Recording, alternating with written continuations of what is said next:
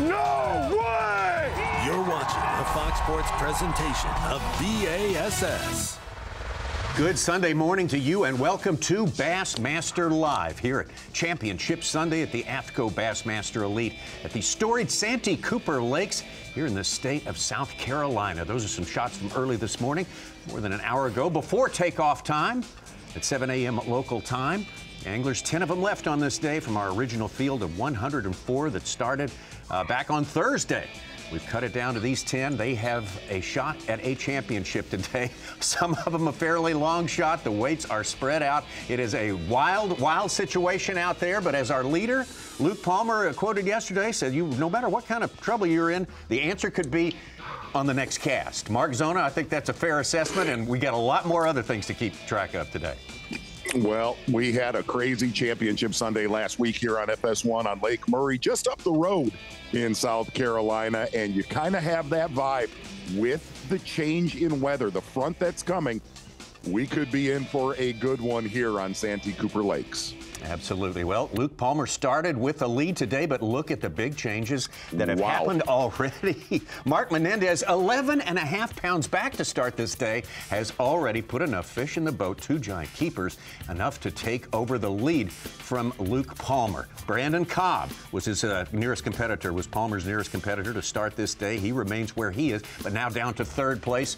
Cook and Palaniuk round out our top 5. Before we got going today, we had a chance to hear from our leader at the time, Luke Palmer. I want to win. I want to bring a trophy back, but what happens, doesn't. Wasn't my time. Wasn't God's timing. Wasn't my timing. My timing would have been 5 years ago, but those hearts or those heartaches and stuff make it even sweeter if it does happen. Hope it happens. Hope it freaking happens. Hey, the last 3 days have been a yo-yo. The first day, 22 pounds, I was on top of the yo-yo. Second day, squeaked in the cut with 9 pounds, I was at the bottom of the yo-yo. And yesterday, I just put the yo-yo on the shelf and went ahead and caught 28. So it's a free day of fishing today. It's a free day of fishing. I can only fall the 10th. It's a top 10. It's what you need. You need these solid finishes to get to that Bassmasters Classic. So today's going to be loose. It's going to be easy. I'm worried about the wind on how I'm fishing and where I'm fishing. I'm fishing unlike anybody in the whole field, and maybe that's why I've been catching big fish out there. So I'm going to try it for a little while. I got a secondary backup place, and if we run for cover, we'll just grind her out and get a few fish in there and come on home. But I'm hoping to get at least an hour, hour and a half out there on my primary, and if that happens and get a couple bites, it could get fun. Mark Menendez, who has been fishing with the Bassmasters for well over 3 decades. Welcome to Bassmaster Live. Welcome to the Bassmaster Studio, sponsored by Marathon. I'm Tommy Sanders here with Ronnie Moore and Mike Suchan. Of course, you heard from Mark Zona. And Z, we will start with you early this morning. There's going to be a lot of things to keep up with, and part of the answer, my friend, might have something to do with the wind. I would definitely say so, and really the story of this morning is what Mark Menendez has already done. The reason I say that, Tommy, he is fishing out on the main river channel and on Santee Cooper Lakes. We talked about this a lot yesterday. There are certain magic trees on this body of water, and yesterday with them pulling water, there was a lot of water movement. It basically sucked a lot of giant bass out to those key trees that Menendez is focusing on. The one thing to be said is it has been a lot lighter winds that were predicted this morning. He needs to get his work done very quickly for what is coming weather-wise later today. Yeah, big wins on tap today, and Ronnie Moore, knowing all of that, we think about Mark Menendez. We talk about volatility at top of the leaderboard every week, but Mark Menendez moved 30 spots to make it into a spot where he started today, so anything can happen. Yeah, he jumps out to a big bag on day 1 in our top 6, drops down to the mid-30s, and then rises all the way back up into 4th place. Most of our top 10, 6 of them, in fact, did not get a limit every single day of competition. At Santee Cooper, that's hard to do and still make the top 10. That's how tough it's been. So the fact that 6 of these guys have had big bags without limits gives hope that magic could happen today. They make up a big gap. We also have 8 Bassmaster champions in our field today. 7 of them are elite titles. 1 of them is an Opens winner. The guy on top is one of the 3 or one of the 2 that does not have a Bassmaster win. We will see if Luke Palmer can close the deal out today. They have all the weapons. They're ready to do battle. Such, we had had a monster tournament last week just up the road here in South Carolina, Lake Murray, but a big difference between that one and what we have on tap today. Up front here, the bigger fish, the bigger bags. 8.5 was the big one here. The bigger fish, the bigger bags. We're live. We're live, guys. It's Championship Sunday. Limits. On day 2, there was 100 over at Murray. Oh, boy. Zay, we need 17 pounds to beat your prediction. Okay, Suits, we can't hear you. We're having a little problem. We're gonna, before we leave the studio, we're going to get an over-under. Of course, the over and under is what we finished with. The winning weight today, Mark Zona.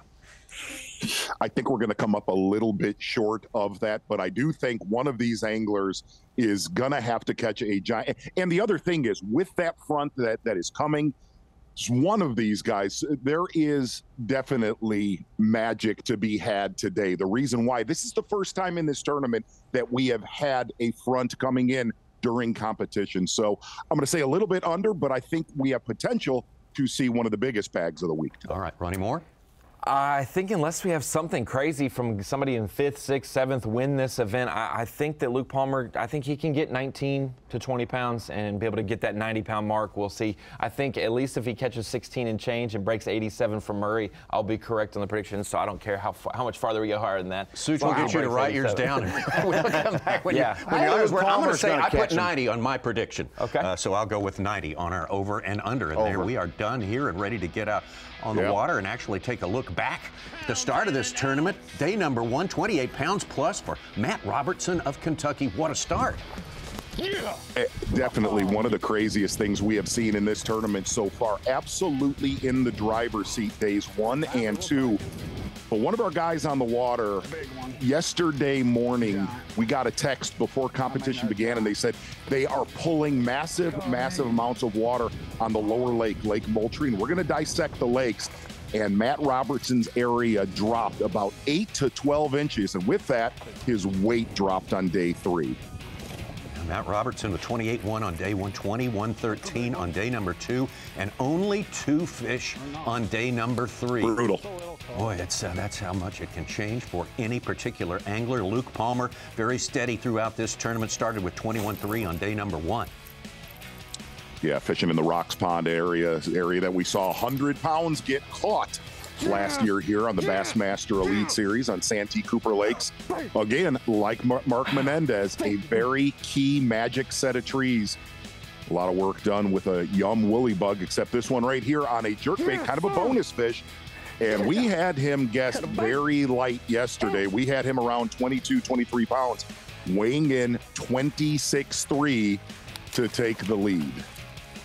Luke Palmer, even at the end of the day yesterday, was saying, I'm not sure. I may have fish left. I may not have some fish left. But most of our guys are saying that. We just have to wait and fish what's in front of you, hour to hour, minute to minute on this Championship Sunday. 26-3 on that final day, though, to take a 3.5-pound lead on top of the leaderboard ahead of Brandon Cobb. And those two, 5 pounds clear of the rest of the field to start this day. Exactly. Strong day for Luke Palmer, looking for his first Bassmaster Elite Series victory. And we're going to really break down Santee Cooper Lakes today. It's a absolute big bass bonanza whenever you come to these two lakes. And here's the difference. Looking at Santee Cooper Lakes, and you're going to hear us talk about this, the upper lake, Lake Marion, probably the most attention we're going to see today. And then you have the lower lake, Lake Moultrie, which was a big player days 1 and 2, not so much on semifinal Saturday, but it is a monstrous playing field with a lot of hazards. About 110,000 acres on Lake Marion and about 60 to 70,000 Lake Moultrie. That is your Humminbird Unlock the Lake. What a fishery. Certainly a bucket list place for anyone who's into big bass. Any bass fan in the world would love to spend some time here at the Santee Cooper Lakes. We talked about what has gone down already early on today. Big changes on the leaderboard. Let's get out to Mark Menendez, who's engineered a lot of that. This was moments ago.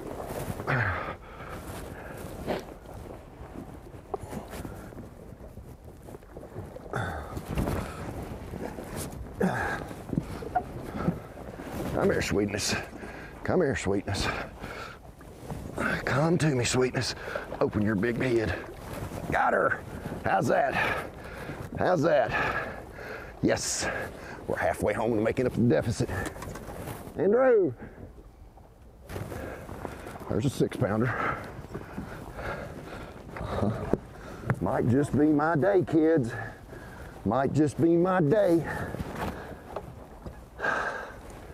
Yes, sir. Yes, sir. Yes, sir. Good one right there for Mark Menendez earlier. Yep. Strike King cutter worm for Menendez and a Mega Bass Kanata IU jerkbait for Brandon Polinick.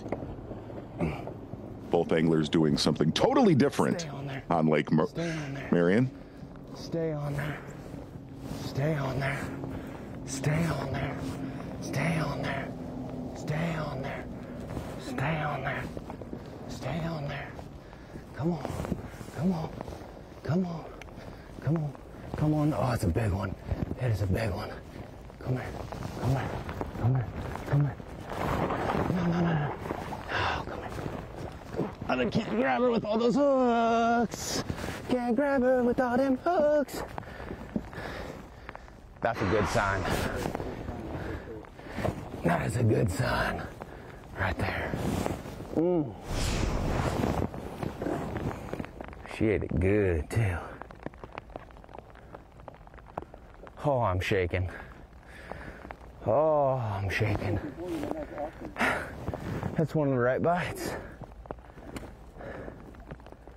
I blind casted that one. Oh gosh, she was not coming off. She ate it head first like that. Like the opportunity today. Polinick starting 13 pounds back, but everyone knows don't leave him out of the conversation here. Don't dare do that. Back to Menendez. Oh, this is also earlier.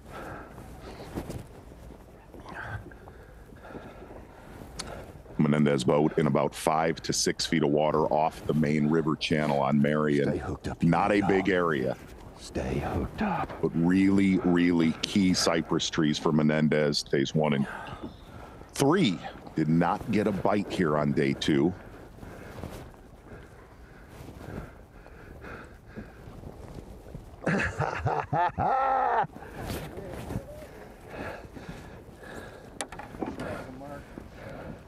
Look at that big-headed devil. We getting ready to see some magic, maybe. There's more on that tree. There's a 6.5. How about that? Number 2. We got a deuce.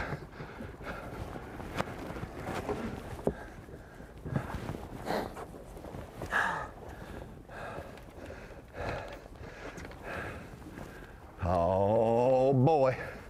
Oh boy. Get us a cricket. There's more than one fish on that tree.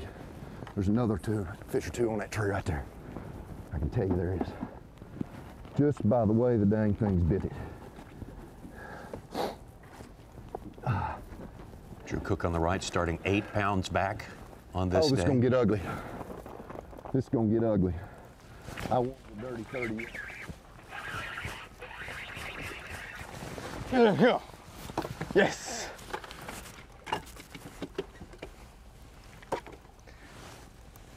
Dude, I hope you could see that. Whenever I was working it by that one piece of grass right there, like the grass shook, and I even tilted my head. I was like, dang, that kind of felt, you know, like maybe a fish was coming after it. And he followed it for so long.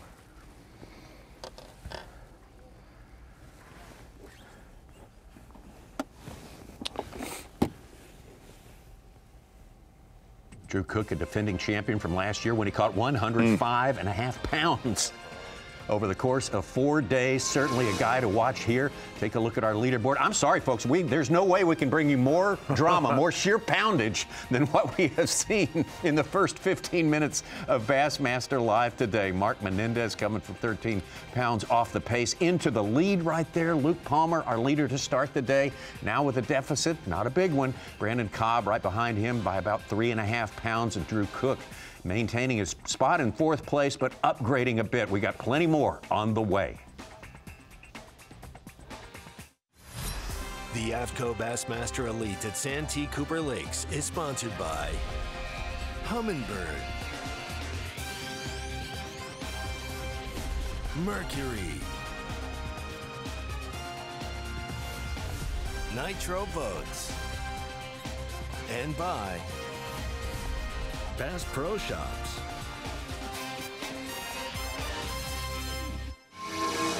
Elite Series rookie from Colgate, Oklahoma, Luke Palmer. I mean, you work for that your whole life to get to that level. I never really almost dreamed that I'd be there, and here I am. A win it would solidify it. It would kind of like, you're here, you can do this, you know what I mean? Because I still don't feel like I'm doing it. I still feel like I'm about to go to work at the hardware store tomorrow. Yes, sir. I'm Luke Palmer. I am a Bassmaster. Yeah, had a baby. Tonight, the first night that Luke Palmer has ever slept on a lead in his 5 years, or almost full years, of working out here as a Bassmaster Elite Series member. Well, he's had a big lead at this one, and not on just any day, the lead before Championship Sunday, knowing what can happen out there. He said it himself, the next flip can change your reality big time. Let's get out to Steve Kennedy. Steve Kennedy, who just made it last man in the field in 10th place. He was a ways back. I will just say he was a ways back to start. Definitely a ways back, a little bit slow yesterday for Steve Kennedy, but definitely getting some big bites, throwing a swim bait on the I-95 bridge, concentrating on the shad spawn early. So a lot of this cloud cover could help Steve Kennedy here on Championship Sunday. Finally got another bite there.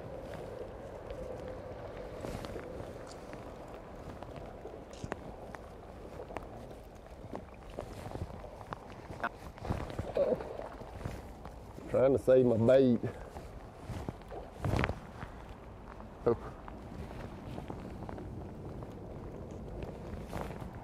I would have boat flipped him, but it's actually bigger than I thought he was. I mean, pushing 3.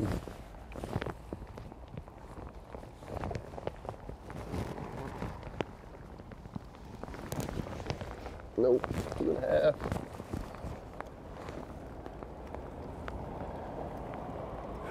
They're biting. Look how that pre-spawn just moved up. How many times we've been by there? We caught one the first time, the first day, and 4 days later, another one set up under there.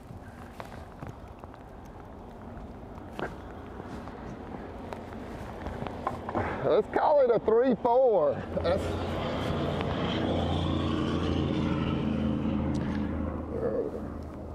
Solid keeper right there for Steve Kennedy. You heard him make the comment. He's trying to take care of that swim bait. He's kind of been super gluing it together every single day. He doesn't have many of those mag draft style swim baits, so kind of babying his lure right now while babying that bass. But again, this cloud cover should help Kennedy out. When that sun popped out yesterday, that bite was over.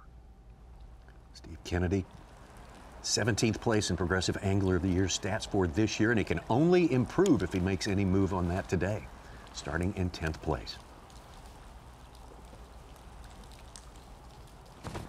I got him.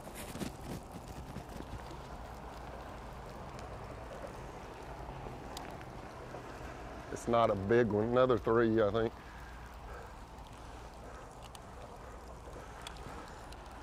Told you today was the eat day. How many times have I thrown at that vine and said, there ought to be one there? Come on, baby. That exact cast that he just made to hook this fish. So I'm catching a big one there on day 2.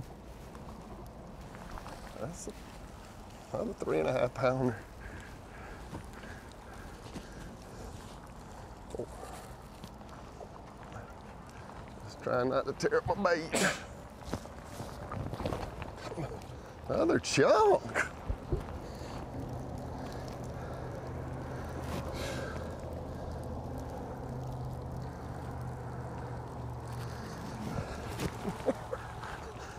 Anyway, it's gonna be a fun day. I don't see us going for a boat ride. It's another one, let's call it a 3-4.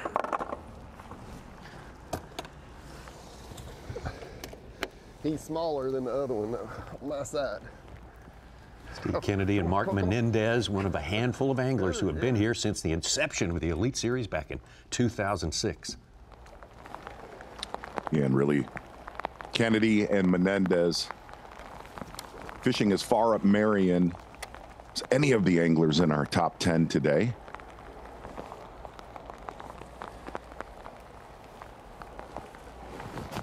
See just how shallow he's been throwing that swim bait.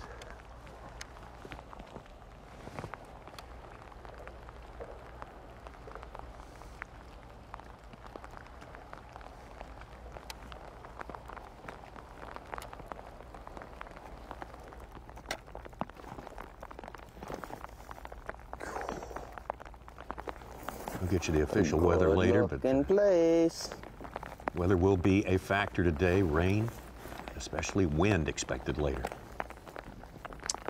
Yeah, there's some pretty nasty storms predicted around noon to 1 o'clock. And with those storms, very heavy winds. Stay on there. Stay on. Stay on there. Stay on there. Stay on there. You're not very big. You're coming in the boat. Oh, there we go. Whew. Come here. Hey. Number two. There's our smallest. This is Brandon Polnick's third Elite Series event at Santee Cooper.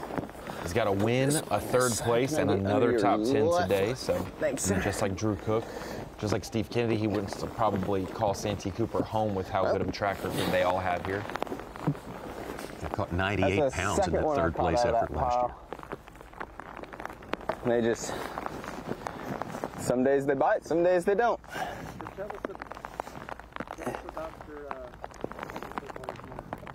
The catch this morning?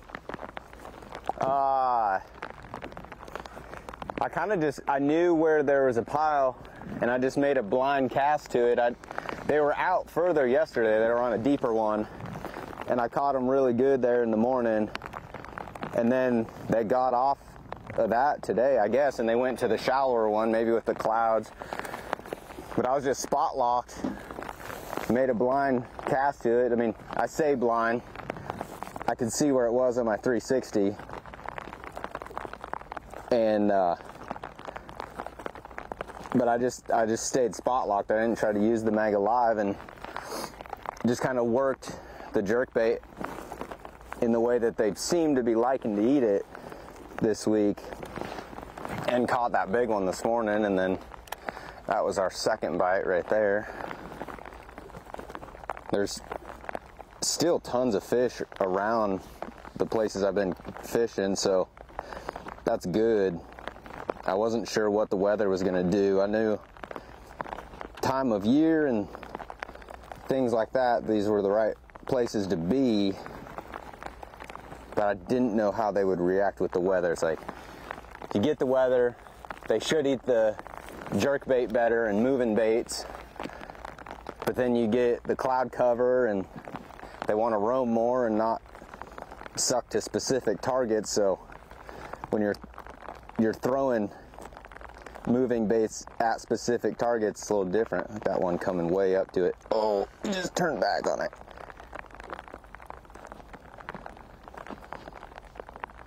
Ooh, you gonna come out? Come on, come on. Let's dance. Let's dance. Oh, gosh, get it. You see Polnick has that Mega Bass jerkbait weighted a little bit, so it's... See, every once in a while you just get one that will just trigger, and then it's just a matter of getting them to actually commit all the way.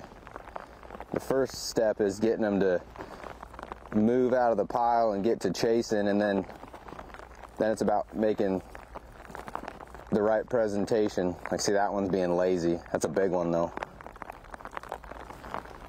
Then it's about making that right presentation to get them to actually trigger. And you'll see them on Mega Live. Like, they'll be following, and then you'll see that flip, that switch flip.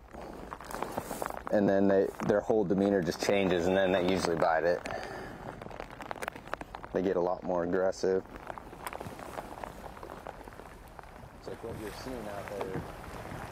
Further is kind of the edge of a real bushy pile. It's got full of leaves and everything.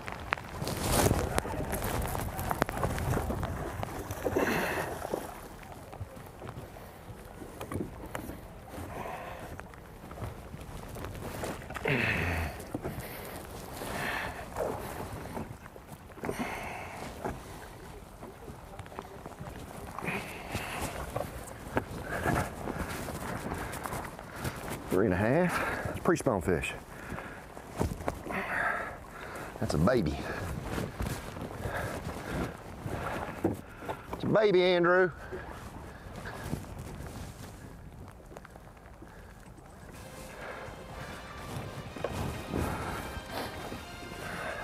Menendez, having caught and actually by a couple of ounces exceeded our day 1, day 3 leader, Luke Palmer. Now surges about 3.5 pounds ahead at this point right now.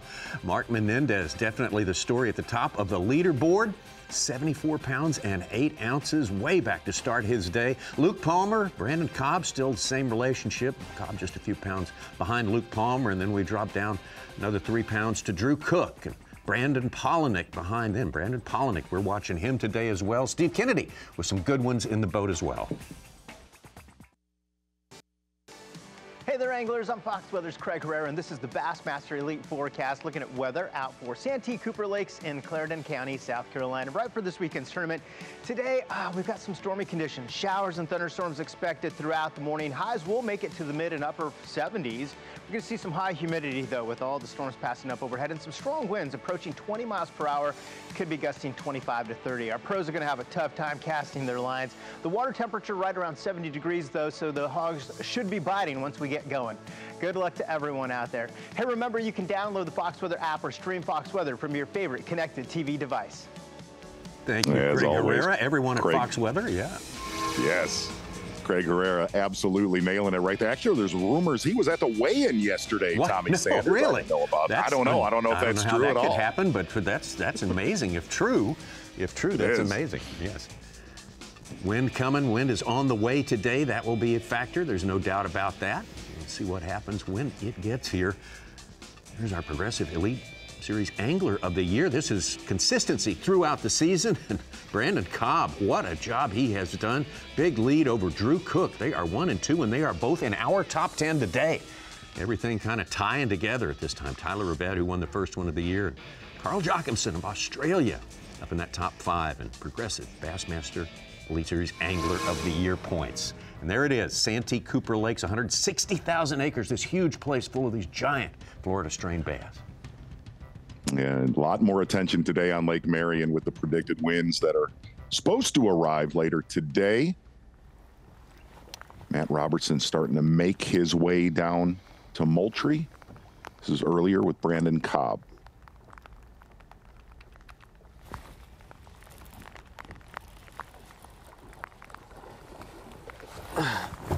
He landed in the boat. That was lucky.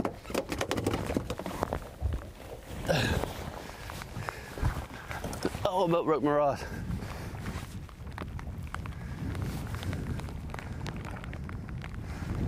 We got one. Took 2 casts on that tree to get him to bite. And I caught a fish on something other than a wacky worm.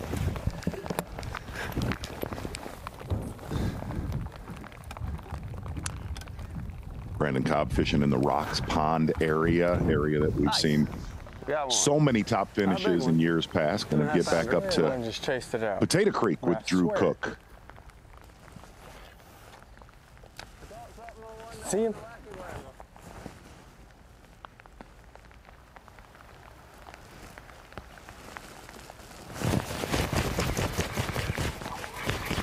Cook, our defending champ, 105 plus last year in 4 days.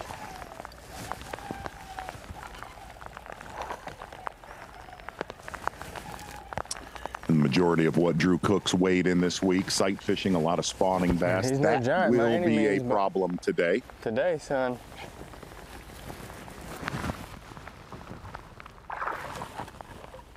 I can't see you. Where you at? Come here, buddy. We strike again. On the old wacky snack. I'm pretty sure there's another one up there too. I don't think this was the same one that we saw wake off.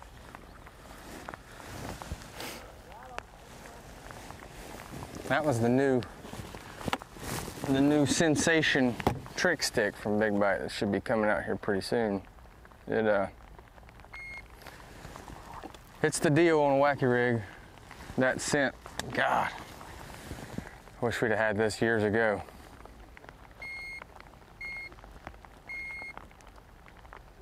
Two and a half.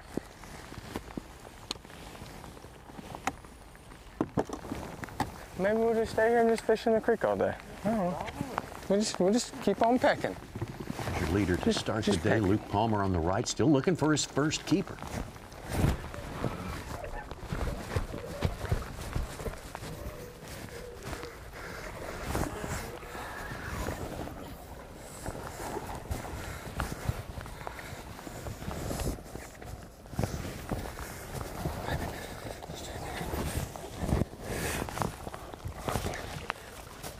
Yes! Yes, sir! Yes! Oh, thank you, Lord! Yes!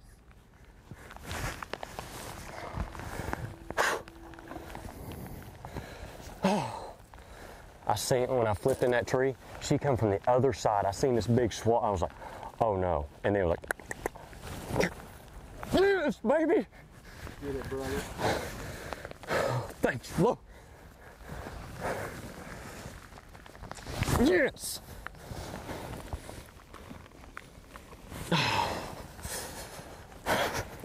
Thank you, Lord.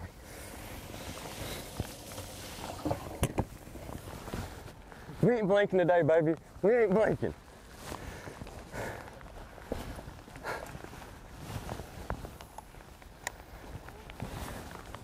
Can I get it? Oh, yeah? Yum woolly bug. Very key isolated cypress trees. And the one benefit, besides obviously being around a lot of big ones, you can see how protected Luke Palmer is. Not in the teeth of the wind out on the main lake like Mark Menendez. So that's the one thing that we said yesterday. He has a big benefit over a lot of the other anglers. He is not going to be in all the elements that we're definitely going to experience here today.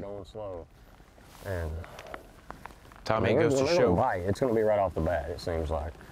I mean, the male normally bites quick, but that was not a male. But seems like they'll bite the first pitch. It's just a matter of hitting enough trees. I got to move.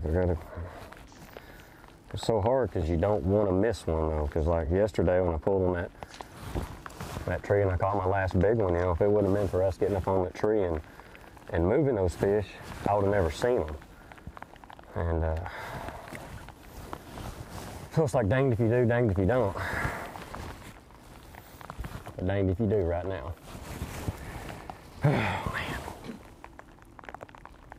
Yeah, I don't care. I can't quit shaking. All right, you don't. Oh, man.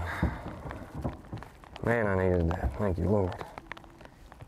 Goes to show you how tough it's been, Tommy, that the leader has caught him better every day. He's 71 pounds after 3 days, and he catches his first keeper on the final day and says, I didn't blank today, because that is a lot of our leaders have gone out fearing that they don't know what the next day holds for them. Anything is on the table here. That's for Menendez sure. held the lead for about an hour. This is when Palmer took the lead from Robertson yesterday, about the exact same time. Close to 6, I think, ain't she?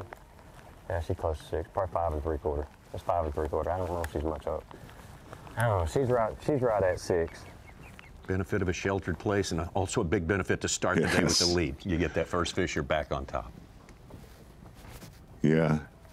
It is good when that first fish is 6 pounds. Yeah, real good.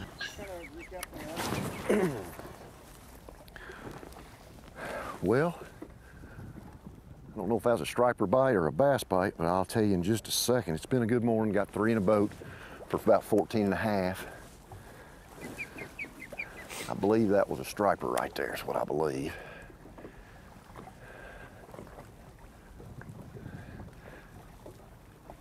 And I've got two good ones in a 3.5, two that'll weigh 11 in a 3.5, and it's just slow going. I mean, this is just real tedious fishing. You don't get a lot of bites, but when you get a bite, it's a good one. And there's always some excitement. There's a big catfish mixed in. I had a big striper on him, and I reel my worm up, and he gets it, and it comes off. So I immediately knew it wasn't a bass. But the Goliaths live out here, the megalodons. This is where they're coming to from spawning. Most of them are post-spawn fish. They're real lethargic. They don't want to chase. I found them with a crankbait, caught one or two doing that, and that's what's ultimately been my downfall. Second day I came out here and I didn't get a bite. Fished right over the top of them. But just plucking along, just old man style, just fishing slow, and got a big flipping stick in my hand, 20-pound Seagar, 5/0 Gamakatsu straight shank hook, 5/16 ounce tour grade, and the business end of it is a 7-inch June bug cutter worm, and that's been it. It's pretty basic. It is an awful lot of fun to get out here and do this, and the most awesome part about it, it's just fishing. There's no technology involved. I've got my active target turned off. I found that when I scan these trees, it spooks these fish. I don't know why. It's odd. So I've just elected to turn it off, leave the Lowrance turned off, and just fish old school, and it's been very successful this week. So I don't know, maybe I don't know enough about technology, but it's been how I've been able to get bit. Well, it's something we have not heard much of this year, Tommy Sanders. That's the opposing viewpoint there. Mark Menendez, his quotable quote from yesterday at the weigh-in says, "We make this stuff too complicated sometimes.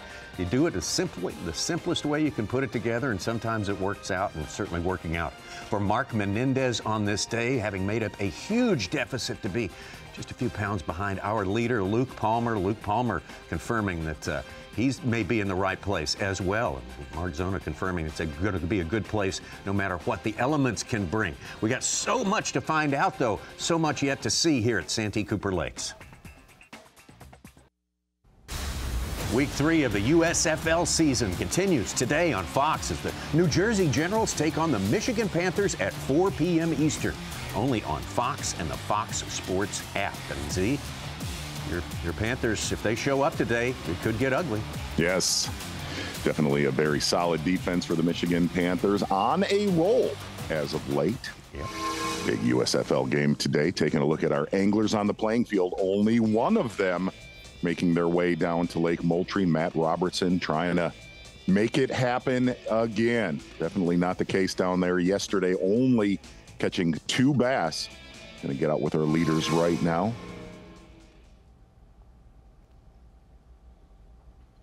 Tommy, you'll find this interesting. Mark Menendez catching that huge bag yesterday, making the comment after the weigh-in with the predicted wins. He said, I am not even going to go out there on Championship Sunday. I'm going to tuck somewhere calm, and lighter winds at takeoff this morning. Mark Menendez running straight to those citrus trees. Oh. And got a good reward for it as well. Got about 15.5 pounds of bass, and just a couple of pounds behind our leader now, Luke Palmer. Yeah, and Menendez really the only angler utilizing that main river channel. He said it didn't receive much pressure, a lot more pressure in the area called the Stump Hole. Nobody making it to Championship Sunday out of there.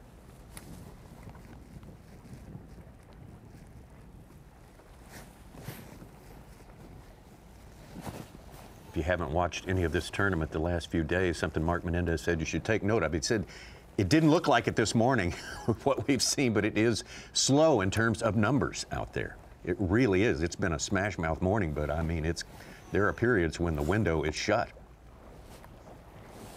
No, and you could definitely tell that every time we've been here. Unlike Lake Murray last week, this is definitely not a quantity gig. The quality definitely lives here, but it's not like you're going to catch 20 or 30 bass a day. But when you do, obviously, they have been the right ones this tournament.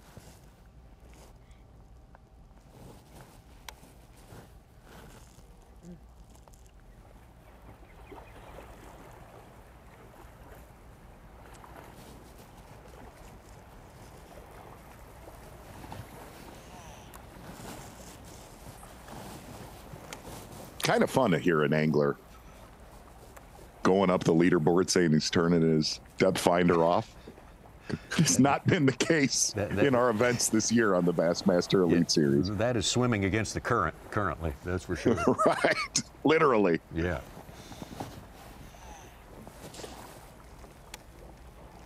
Very shallow on average, these Santee Cooper lakes. That also, the water color going to be susceptible to the wind also. Yes. You can tell looking at Mark Menendez a lot more off color than where Luke Palmer is. And Luke Palmer said biggest key for his cypress trees that he's dominated with this week has been 2 to 4 feet of water and clean around the tree. We're going to go out here for a second. We'll be right back.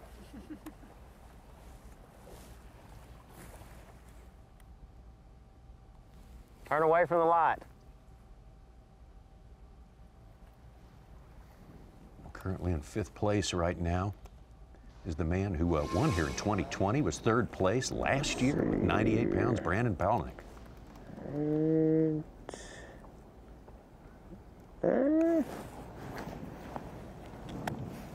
Come on. Position our boat.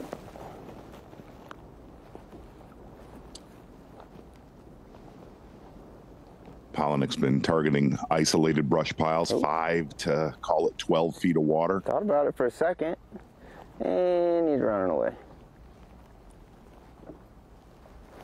And great big ones roaming around. They're just not locked on. Not locked on the goods.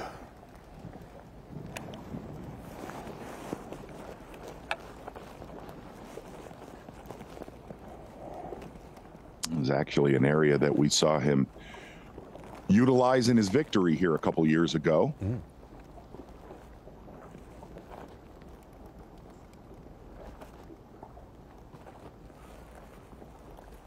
A little bit ago, Brandon did us the favor breaking it down, what he's using today on his Bass Pro Shops Top Lures segment.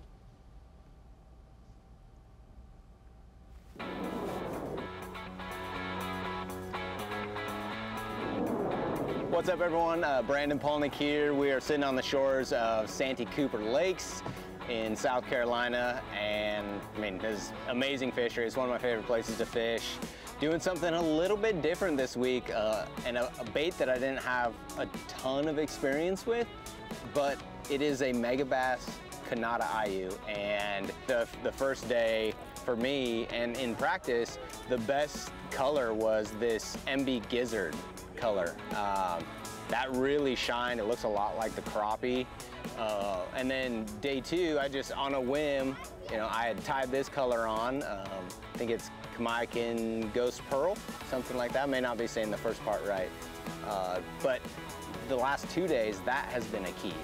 And I've really been able to tell a difference just in a color change with the same exact bait and how those fish react. So we'll see which one wants to play out tomorrow on day 4. That's a good sign. That is a good sign right there.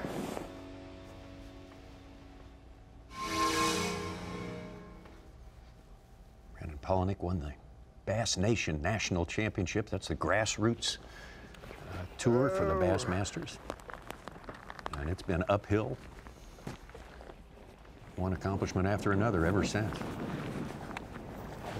2 Angler of the Years. He's won multiple Elite Series events. He won a Bassmaster Open. He's won every level that he can except for the Bassmaster Classic, which would be not the trifecta, but it would be like the quadfecta or the Cinco-fecta. I don't know what five would be, but yeah.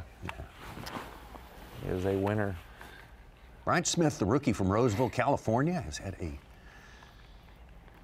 up and down experience here, but he has managed to keep it together enough to be in our top 10 today, currently in 9th place.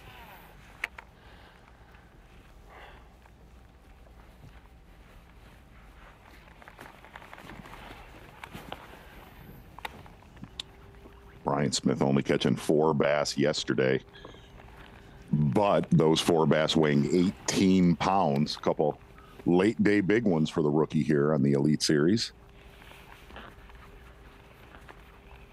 Had a big tournament last week up the road at Lake Murray. Said that kind of showed him he belongs here, compete with these guys. Bryant Smith and David Gaston both have 299 AOY points. Bryant Smith could move up a spot and take over the Rookie of the Year It's fun to lead. catch them on this as opposed to skipping a wacky rig all day. Much prefer this. Now, these rookies come out here so ready to go in this day and age. That's why we keep our eyes on that race all season long. Very, very important, always hotly contested. Right now, let's take a look at our Dakota Lithium Bassmaster Rookie of the Year watch. Puts David Gaston on top, tied with Bryant Smith. Those two right at the top of that leaderboard. Will Davis Jr. of Alabama, Cooper Gallant of Canada, and Joey Cifuentes, the winner of our second event of the year. Down in Georgia, Lake Seminole in 5th place. Koya Fujita had a great tournament last week at Lake Murray. Not so great this time around. Logan Latuso, Cold Sands, and all of the rest. We'll be back.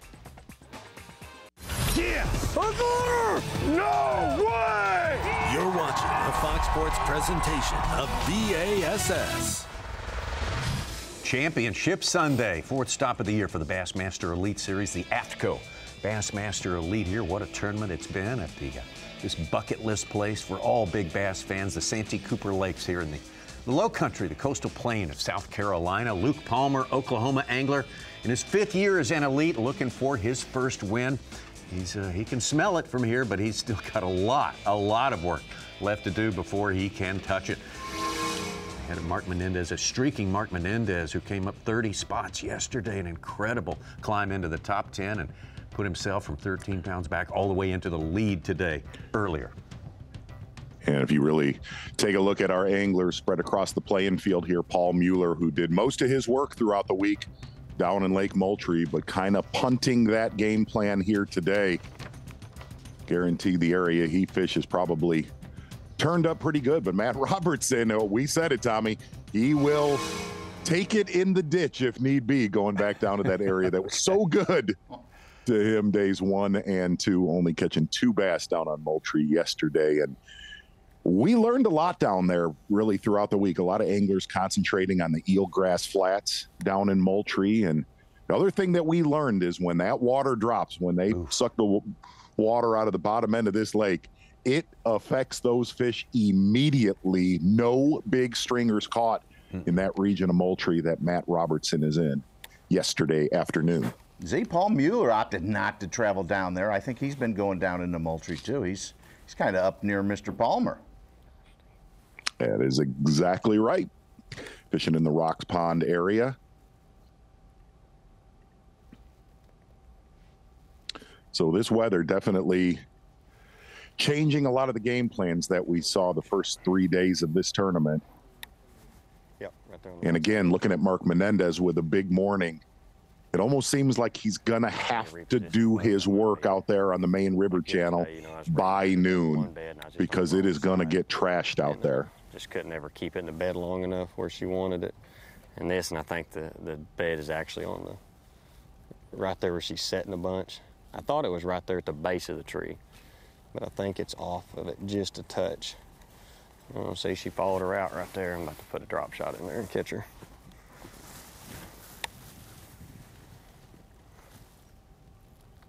Looking at the future cast on the weather, they're going to have rainless till about noon. Another storm is supposed to hit a little after noon.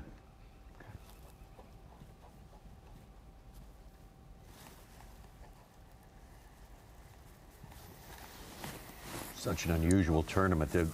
I can't think of the last time we had. Yeah, see my bait, it fell down right there with behind the top end so big. That one come right over to it. As we take a look at our TH Marine Weather Watch, we'll hit that real quick with a high of 76 today, low 48 tonight. But the main thing is that lake wind advisory, as Mark Zona has advised us, about noon. That really becomes a factor. But this tournament with these high weights at the top and these big moves, we've got 3 participants in our top 10 who have had days below 10 pounds.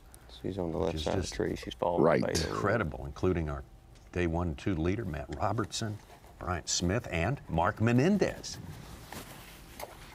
That's really kind of why it's so impressive with Luke Palmer and Brandon Cobb. Top of your leaderboard coming into Championship Sunday, having 20-pound stringers every single day, because it was not a given. Catching 5 bass was not easy in this tournament. No time is it easy. Come on, honey, eat it. There's 2 or 3 there. I'll be here for 9 hours.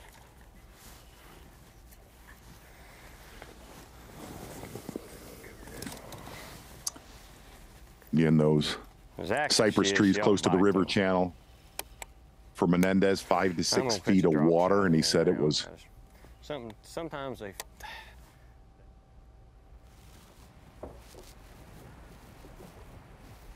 River Fishing 101 for Menendez. Absolutely give you a chance to win. Said a lot of those fish that he caught yesterday, Tommy, were on the down current side of those cypress trees.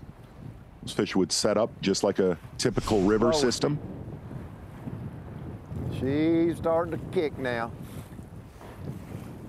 It's going to cut my options down. These fish right here, these give me a chance.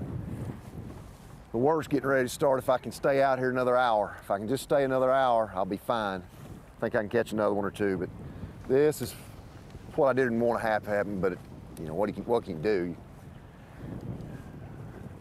Weatherman, you know, he decides to get it right on the final day of the tournament. Chamber of Commerce Day, Clarendon County Chamber of Commerce Day, 6 days in a row. So it's not a bad option. But we've got options. Misspoke earlier. Said go catch a couple here in a minute.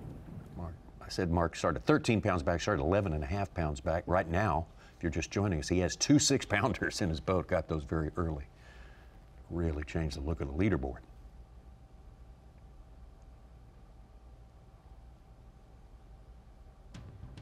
Let's get out to Drew Cook.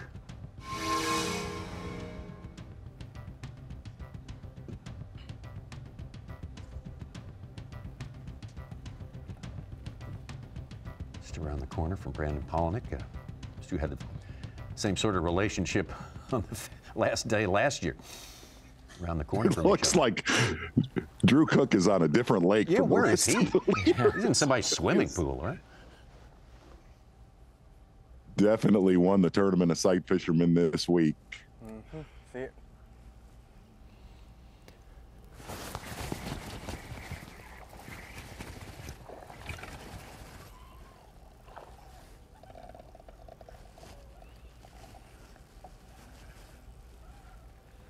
Told you I seen it.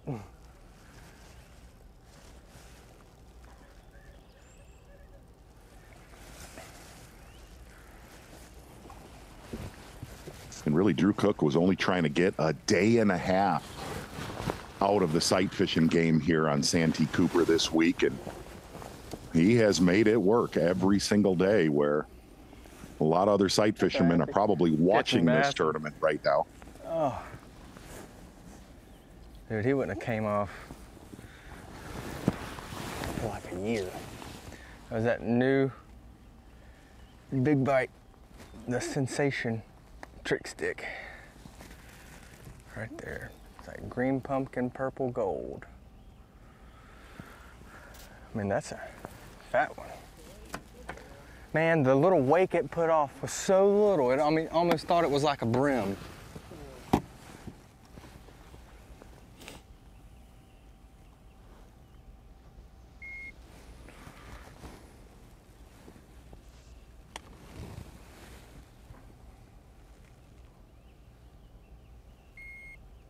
Pounder. There we go. 3-pounder. How about that? A 3-pounder.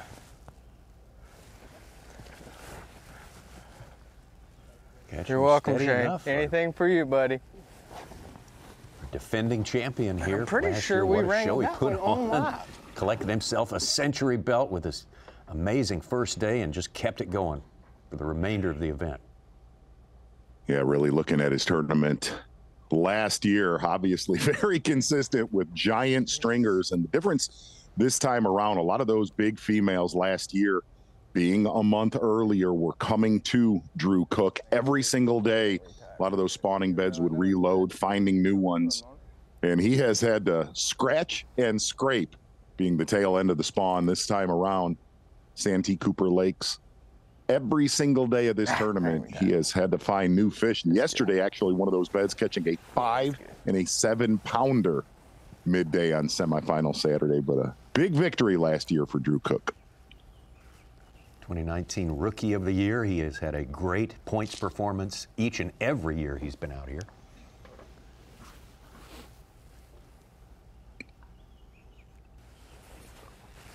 We'll make sure it rains again real quick.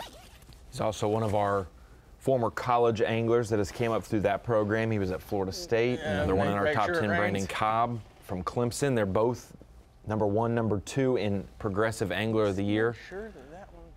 It's proven to be a good training ground, and kind of had those rumblings that he was going to be a good one to watch when every single college event he would come in with probably the big bass of the tournament. Him and his teammate Cody Spears always seem to have a kicker in their bag every day. Uh-oh. Dude, that was a giant.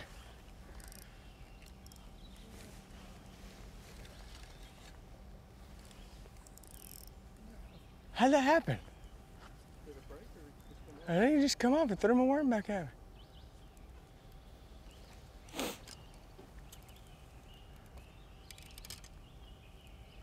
Holy cow.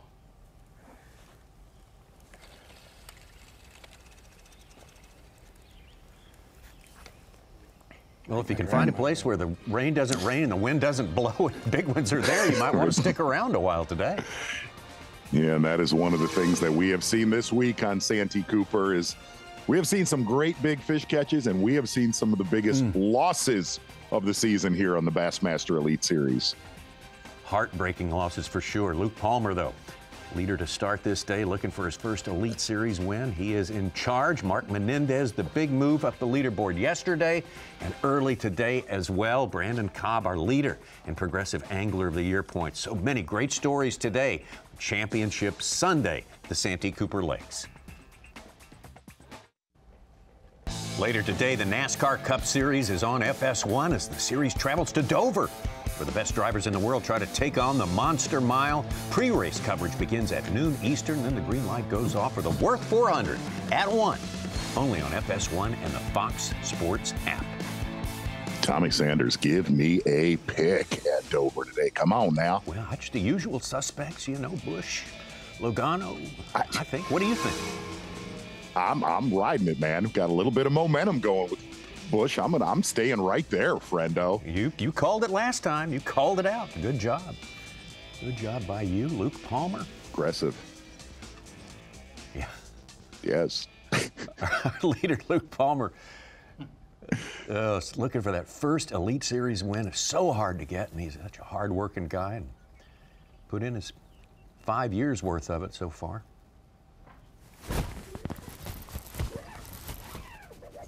Did you see his rod bounce on that bite right there? That is good stuff. Yes. Whew. I'm working on him, son.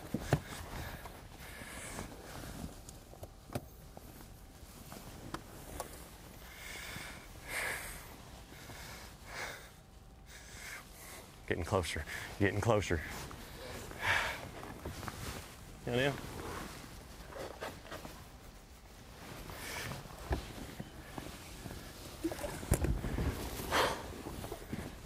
Man, I didn't stick her hard, and that scared me. I mean, my normal, it's more like a...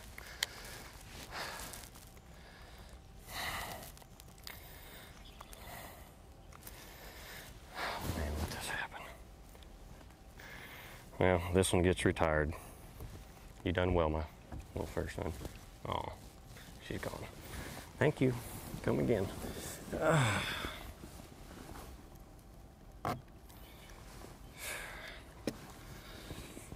Man, I've talked about this setup several times. Second fish for Palmer. Where the striper bite comes from, I kind of figured out where the bass bite comes from.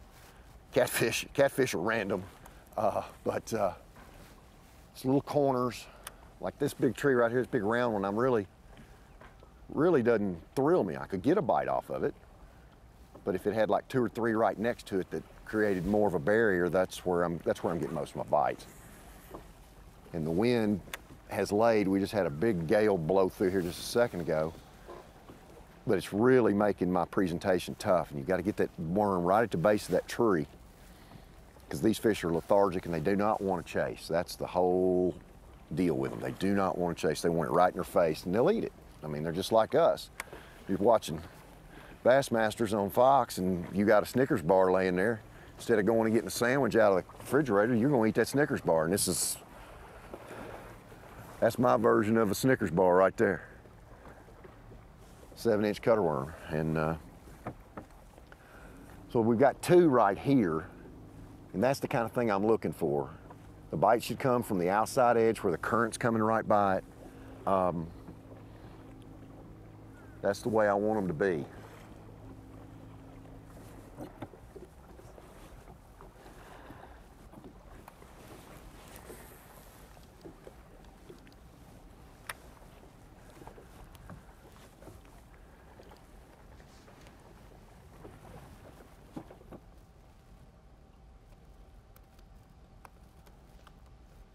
Mark Menendez, in over 30 years, has been in every situation you can be in, and oh, what a time he's having this week.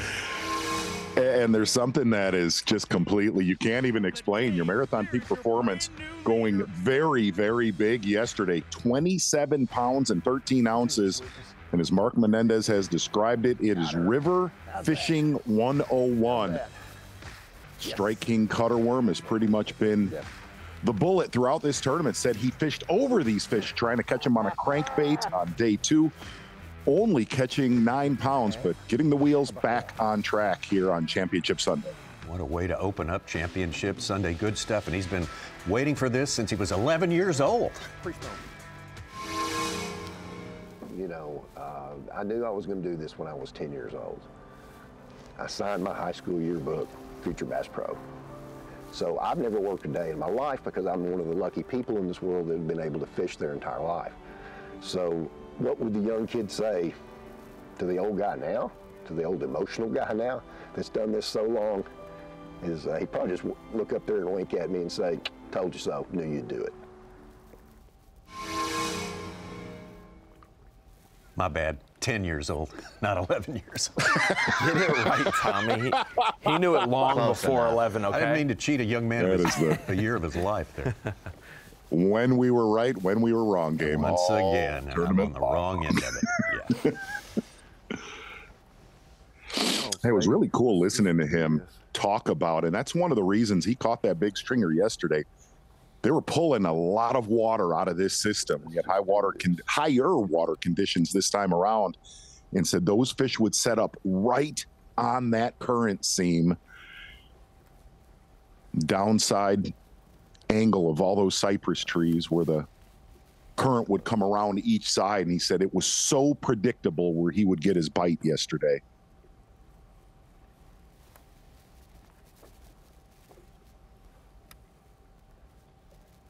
Just steady as she goes, bite an hour. Like you said, Tommy Menendez has been here for a long time and been through it all. He's been through spouts of viral meningitis and wondering if his career was in doubt. He's been a Bassmaster champion, multi-time, 3-time winner, TV show host as well.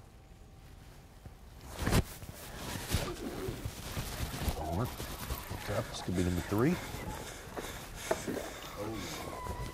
Ooh, yeah. Stay big, baby. This is big.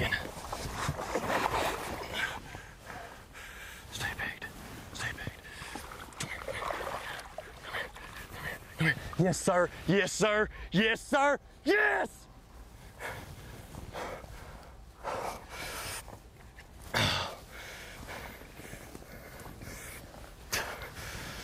Yeah! Yes, man. Look at that toad. Look at that toad.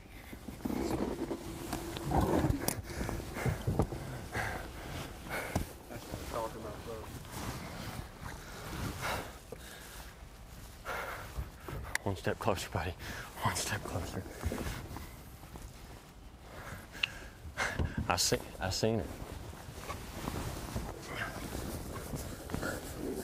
Whenever I was shaking it, I was like,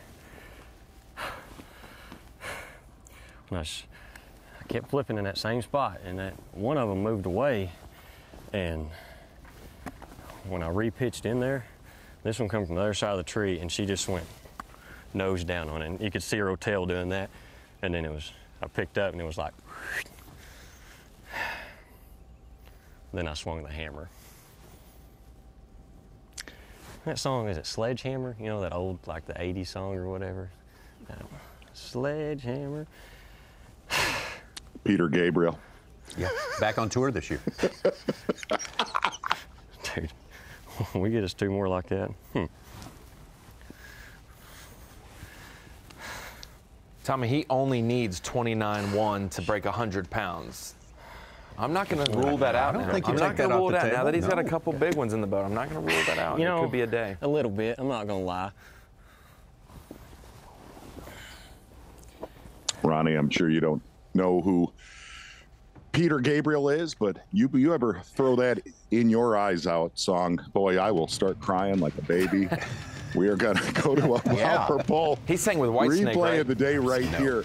And the scary thing with Luke Palmer, guys, so many anglers trying to finesse fish those trees. Not the case for your Oklahoma angler looking for his first Bassmaster Elite Series victory. Really one bullet. We did see a jerkbait catch yesterday, but a yum woolly bug using his forward-facing sonar, using all the technology he can handle, not finessing these fish in any way. And every single day of this tournament, Luke Palmer's weights have gone up. 2 big ones in his live well early today. Power Pole replay of the day. Luke Palmer getting it done.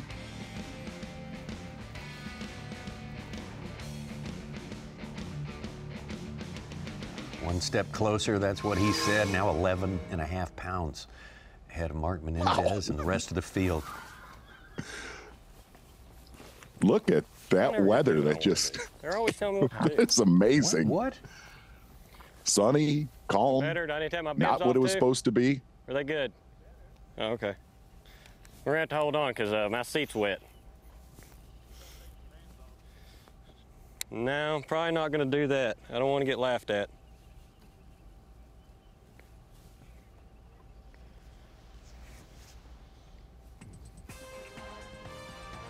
Tommy, you mentioned it. He's up over 10-pound lead right now. Double digit, yeah. Only 12 times in Elite Series history has someone won by 10 pounds or more. We thought it was going to happen with Joey Cifuentes earlier this year. It did not. It may happen today with Luke Palmer. He could be number 13. Boy, if he stays on the track he's on now, you can count on that happening. Look at that, 85 pounds already. Still in the first quarter of fishing. We're just about wrap up the first quarter of our fishing day here, and Luke Palmer looking good for his first Elite Series trophy. But we know what lives here. We know what 1 cast, 2 casts, 3 in a row can do out here. Menendez, Cook, Cobb, and Palaniuk round out our top 5 at Santee Cooper Lakes. The AFTCO Bassmaster Elite at Santee Cooper Lakes is sponsored by Ranger Boats, Yamaha, Toyota, and by Dakota Lithium.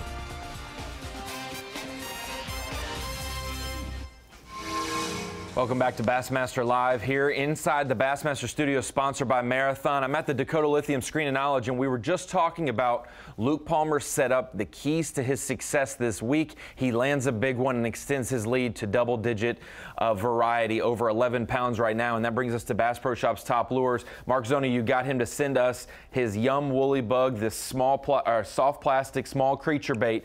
But one of the big keys that you mentioned, that he mentioned, he's got the same thing basically rigged rigged up on 2 or 3 rods on his front deck because he has a variety of weight sizes from 1/4 to 5/16 ounce. Those different weight varieties have been key for him on those trees, seeing how those fish are reacting on forward-facing sonar, knowing, hey, it's falling too fast. Hey, I want it to fall slower. Maybe I want it to be heavier, so when I shake it, it doesn't move in position, but it shakes in front of their face.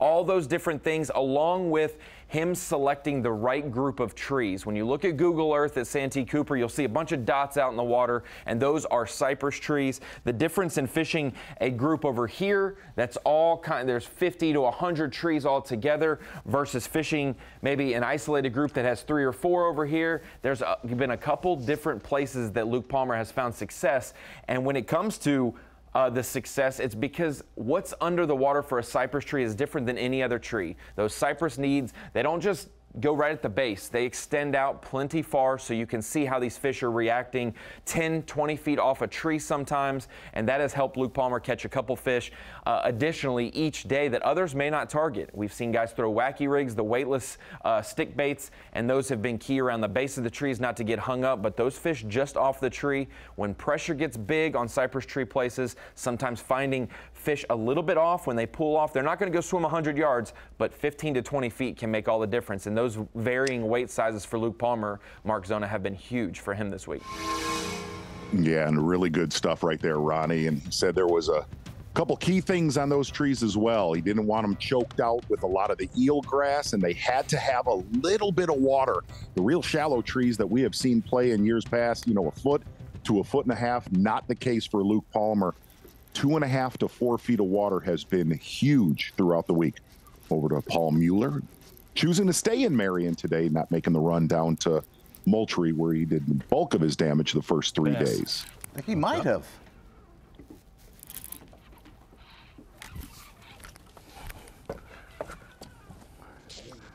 Think so. Oh, yeah.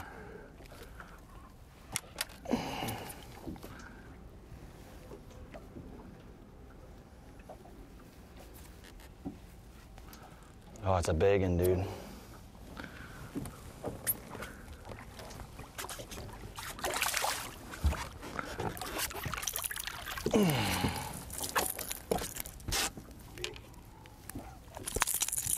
Hit it right at the boat. Okay. Suits, you are exactly right. Looking at our GPS, Paul Mueller did pull the plug on Marion and run down to Moultrie. You saw that. I didn't even really set. I'm like, he just kind of grabbed it like that. Well, that's one way to start Championship Sunday. We'll put that one. I'm not gonna have to call that one at all. Number 1. We need 4 more like that. And that may be a pretty good day. So let's see what happens. Man, I'm glad I came down here.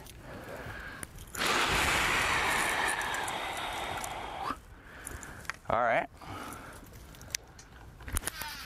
If they'll bite this thing, dude, that would be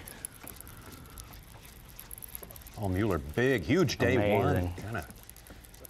Kind of struggled. Oh, yeah. After that, days 2 and 3, so nah, again. Something bumped it, though.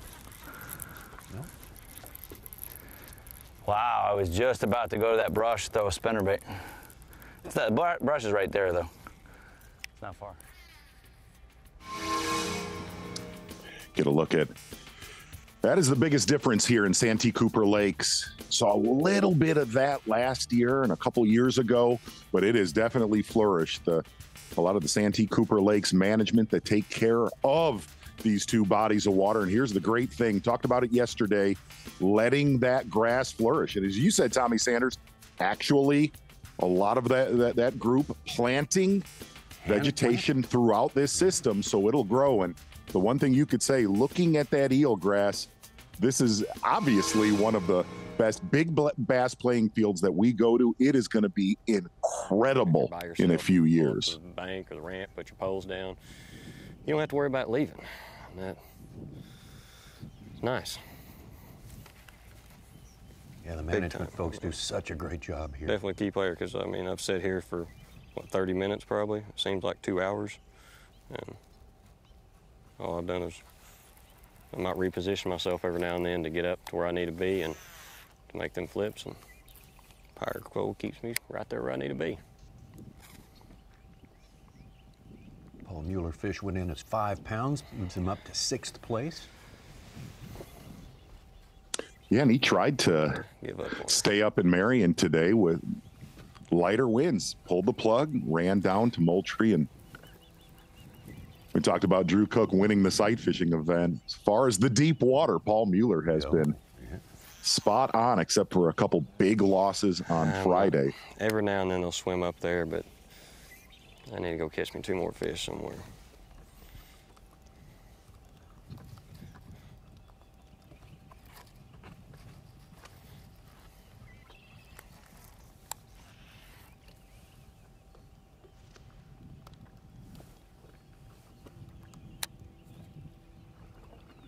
Luke Palmer couldn't be sitting in a better spot with 3 fish and almost 15 pounds.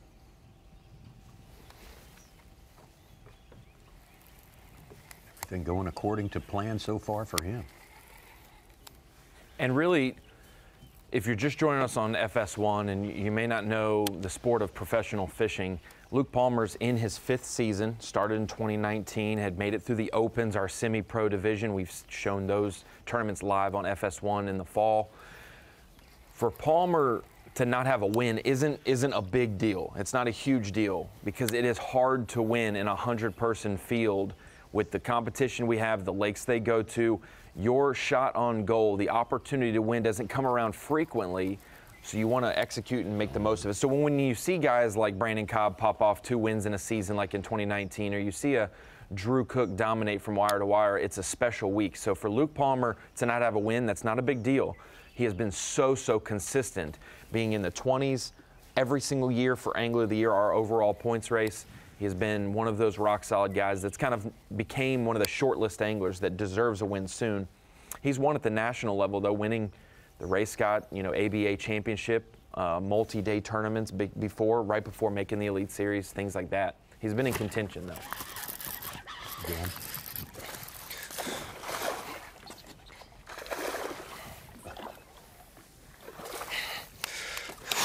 That's a good one there, boy. That is another good one right there. Not a growl. Finally set back in there. There we go. Getting closer, baby, getting closer. He may just get that win today, Mark. There's some meat in that live well, boys. Need Luke Palmer to slow down a little bit, cuz. Yeah.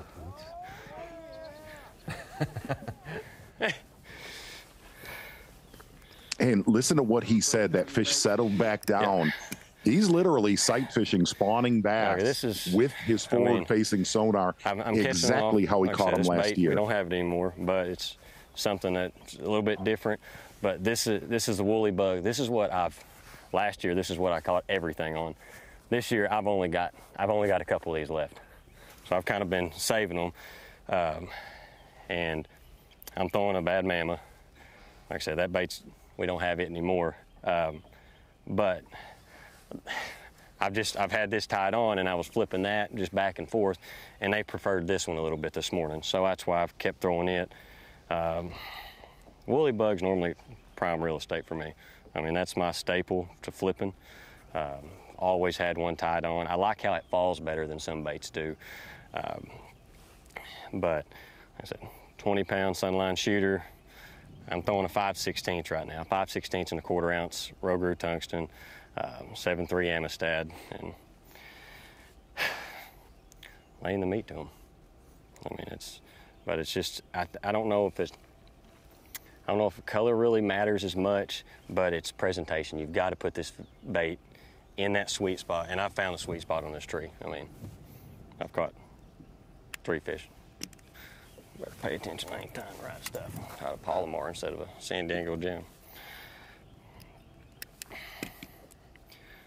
But as far as tying knots, I used to always just go straight Palomar knot on everything, and I quit doing that.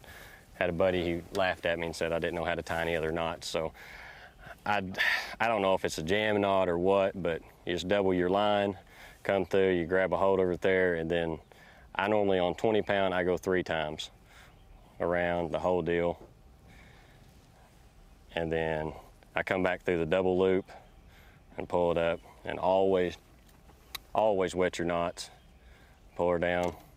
And I don't pull mine extremely tight because 20 pound test, and I mean, I'm no weight bodybuilder by no means, but when that knot's pulled down, it's cinched pretty tight, that's good enough. Don't just keep pulling on it, because then you can damage your knot, I mean, in your line too, because, I mean, 20 pounds, 20 pounds. So you can only do so much when you start pulling on them. Plan is working out today for sure for Luke Palmer.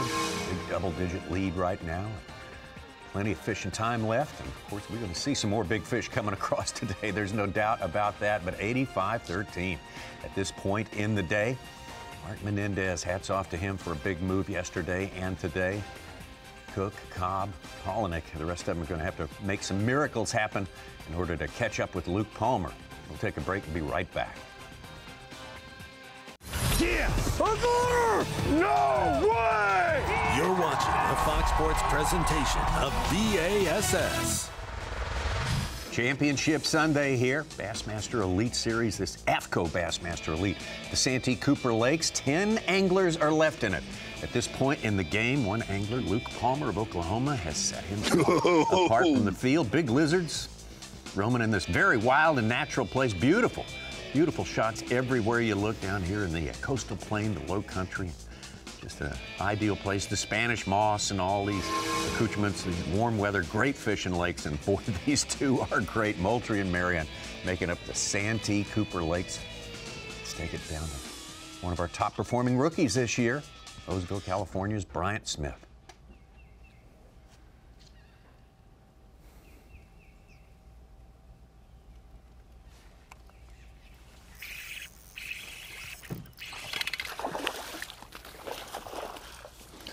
Hey, hey, we caught one. We caught one. Oh, he's gonna be close. Oh, he's gonna be close. Oh, look at that guy. Look at that guy. We caught one. You gotta start somewhere. Judging by the we had one size of the fish we've seen today. 18 pounds, so as long as the next 3 are 5 pounders, we'll be all right. Yeah. So yeah, well, now you're getting greedy. I'm on the 3 to 4 bite program, apparently. I would love to get 5 bites today.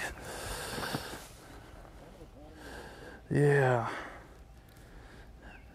I've forgotten how to count since the first day. That was cool. Seeing a size bass like that, Tommy, that fish was probably born an hour ago here on Santee Cooper. Or this morning. Oh, come off. Ooh. Ooh. Boy. It's all right. He'd be the only one that could shake a stick at Luke Palmer if he could land the 3 or 4 bites that he's lost this week. Yeah, he's got about the biggest of his days. 18 pounds swimming around out there that he had on.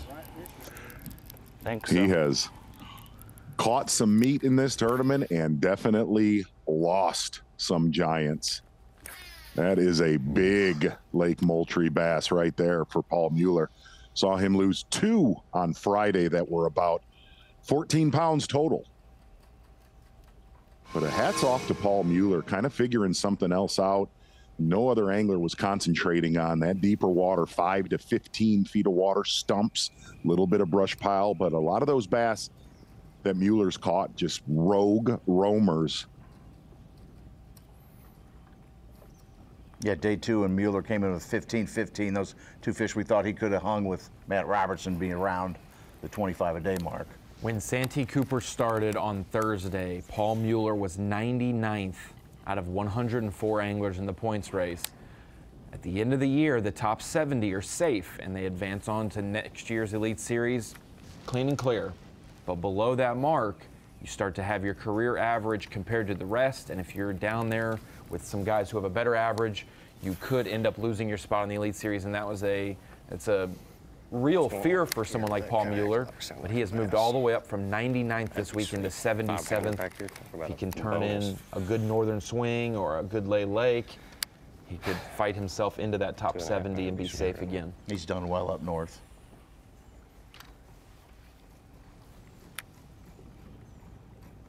What a big milestone for Steve Kennedy. By getting to the top 10, he's going to earn $15,000 this week and pass Davey Hite to number 17th on our all-time money list over the $2 million mark.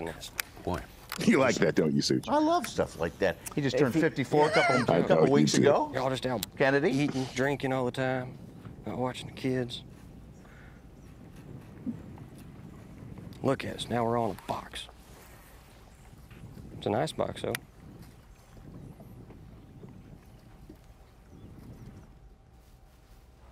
Think of that, Z. He's only the 17th B.A.S.S. angler to earn more than $2 million.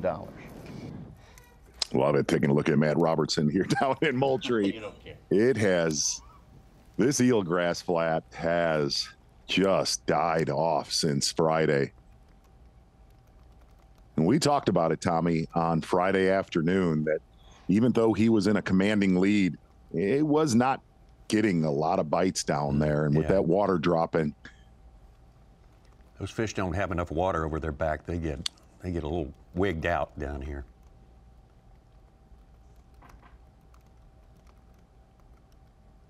Back at it. Trees, trees, and more trees. Got number one. He's not very big, but I'm happy to have him.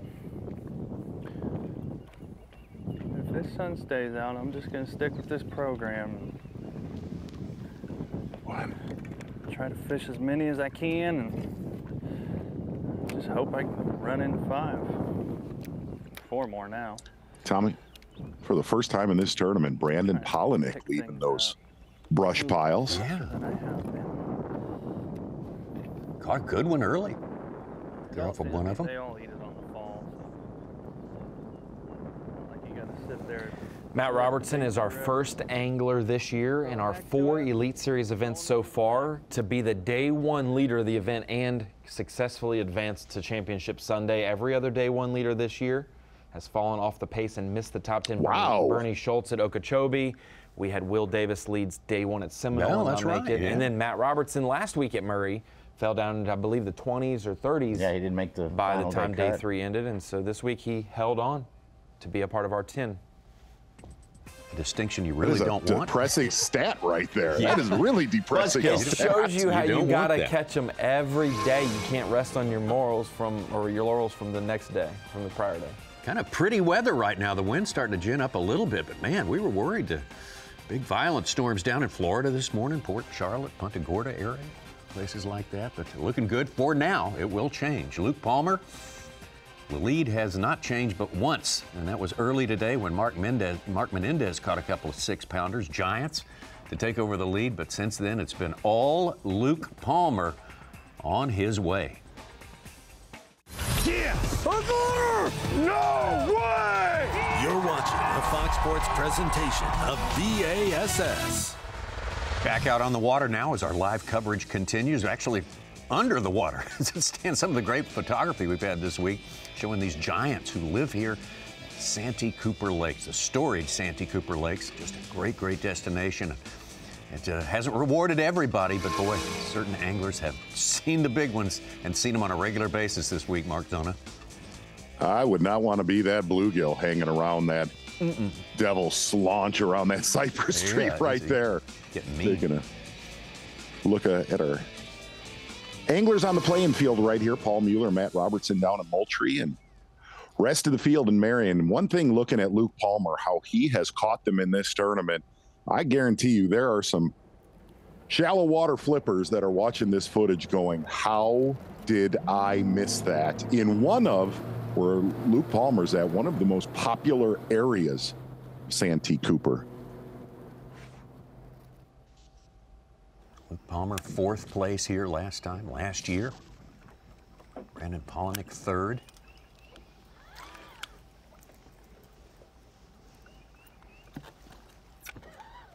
Two guys with good experiences here. Brandon won in 2020 here in October. You know, you hear a lot of folks that maybe haven't been to Santee Cooper Lakes, and it's incredible how many 5 to 8 pound fish are in here. Luke Palmer hooked up yet again. Yes! Would be his limit fish. Baby.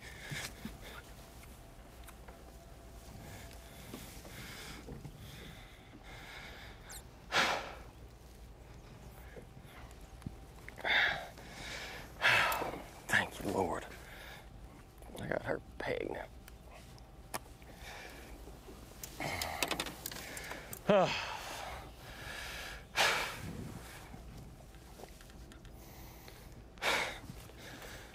Man, that right there helps.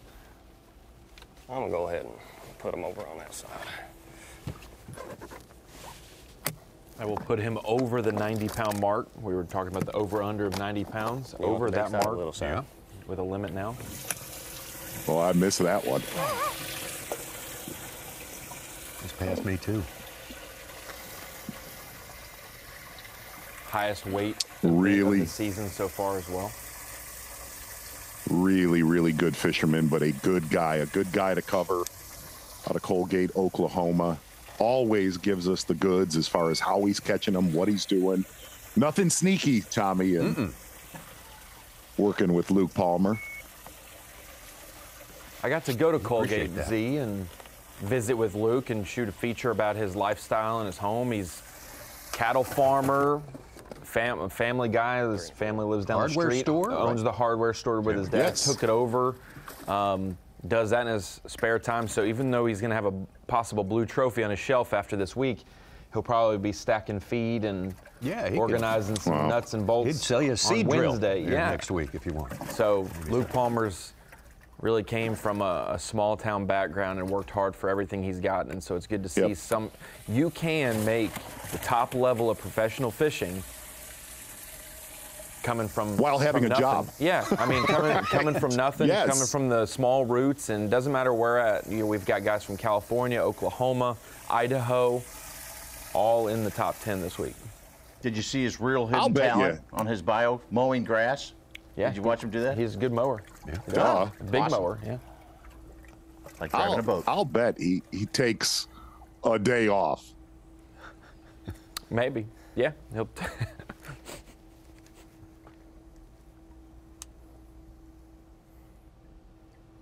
Well, he has a good stringer again, catching over 26 yesterday when so many anglers in that area of the lake struggled. Your VMC on point is that dude right there, Luke Palmer, looking for that first blue trophy on the Bassmaster Elite Series. Taking a look at his day and really listening to little things that he has said throughout this tournament. Remember last year when we covered him, he said, look, I am seeing spawners on my forward-facing sonar, and I am able to pinpoint exactly where they're at on these key cypress trees. And after the day one weigh-in, I said, Luke, what's going on? He said the exact same thing as last year. Yum woolly bug, 3/16 ounce weight, a 1/4 ounce weight, and a 5/16. He said the key to that 5/16 ounce weight is keeping that bait in the bed longer, where that 3/16 or 1/4 will kind of glide out. Absolute perfection for the Oklahoma angler. VMC on point. Luke Palmer from Oklahoma. We're getting close, guys. We're getting real close, baby.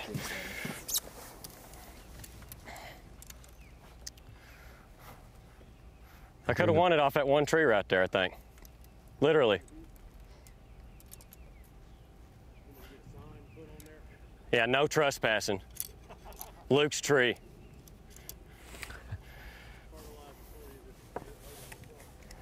Photographer Kyle I Jesse bet it'll get fertilized real hard. rolled up and saw I bet this whole area is going to get 33-pound fertilized. bag from Luke Palmer last year, and the magic that he did with the 9-pounder.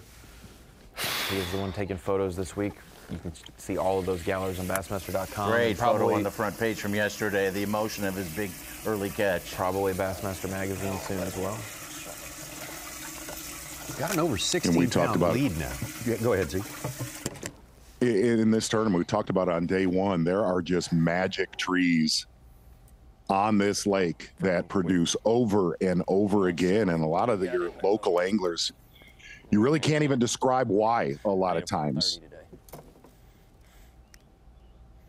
And we are seeing that happen here today, As I guarantee you, someone's where those other trees around him could be in the exact same depth, but they use that specific tree. It could be me, it could be Cobb, could be Cook, could be Menendez, anybody. But right now, they're gonna have to catch their butt to catch me now. Which that's the only thing scary about a lake like this is it can happen. Someone would drop 35 on the scales here.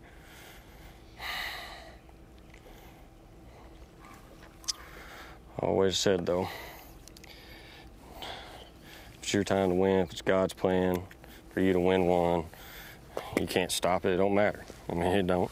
I mean, and I might not win this one. But I'm gonna give them a hell of a showing. I mean, all you can do is fish till the last second, catch everything you can, and you let the cards fall where they fall. I mean, because I have no control over that. All you can do is fish as hard as you can. Like I said, if it's your time, it's your time.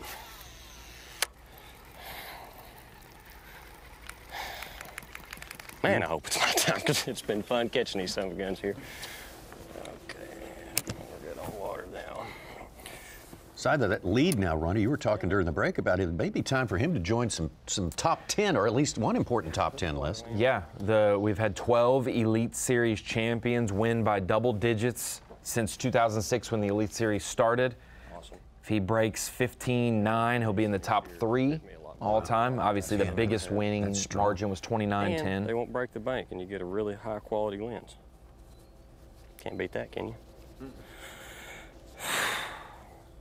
I mean, Luke Palmer is just hanging out right now. Yeah, he's not in any hurry at all.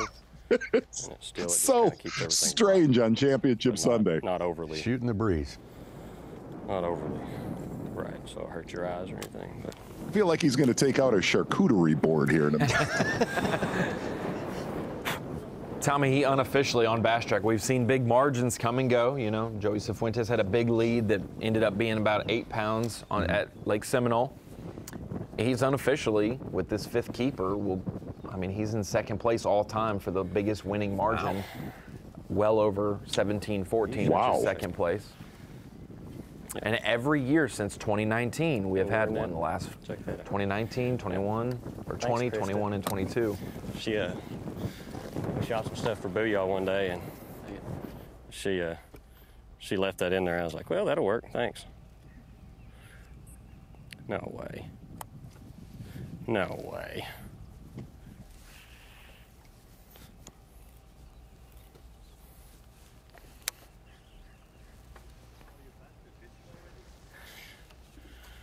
Yeah, I ain't cleaned house yet. There's still one left. Huh. Oh.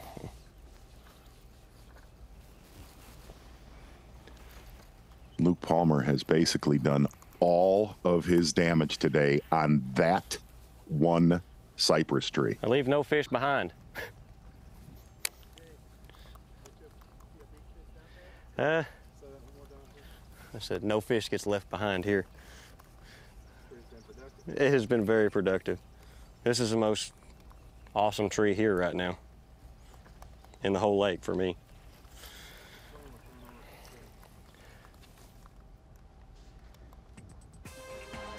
Last fish just came in for Luke Palmer, 22-14 on the day. His lead is even bigger, almost 20 pounds. Unbelievable stuff out there. Nobody even close. Mark Menendez, 15 pounds, 6 ounces today, but he had so far to go. He started so far back. Luke Palmer just absolutely going into the stratosphere here. Looking, as Ronnie said, to get way up there on an important top 10 list.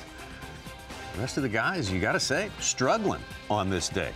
Palmer and Menendez are the ones with the big fish, and everyone else still looking.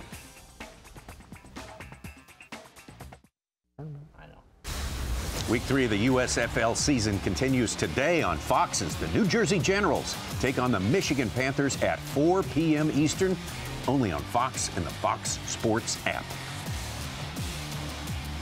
USFL up and going now, full speed. take it out on the lake. Get down to Lake Moultrie. A couple anglers down there. Day 1 and 2 leader Matt Robertson, and this man right here, 2-time Elite Series champion, Paul Mueller. And you could tell he's going for it today. He did not do a lot of winding throughout the first 3 days of this tournament, mostly done with a drop shot and an eco rig.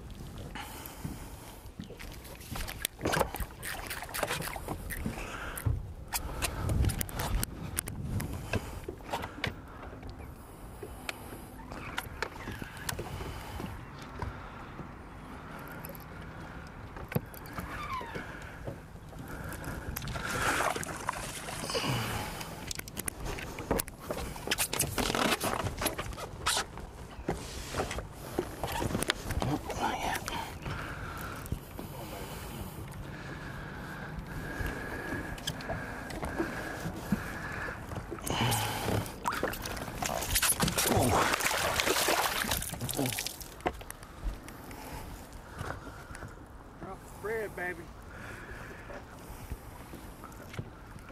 That's a good one, dude.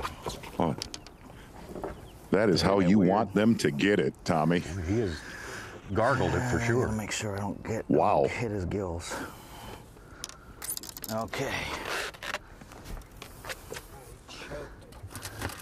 So he bumped it? All right, so some of those other... I thought he was going to put him back for a second there. I thought the same thing. Good one right there for Paul Mueller, who definitely looks for things off the wall. Well, he has found that in this tournament. We've seen that in years past with Paul Mueller. The other one's still Go from a guy dominating on a cypress tree in 2 feet of water to Paul Mueller fishing down in Moultrie. Deep cranking and a little bit of finesse fishing earlier this week.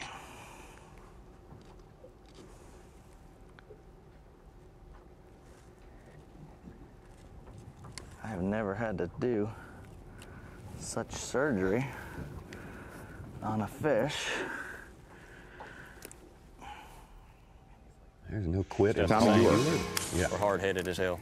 Throwing the right color when they get the bait that good. Back to when you go Luke Palmer live. You get on doing something you like to do, and you block everything else out, and that's what you're like, this is what I'm going to do it with, and if I don't, I'm going to go home.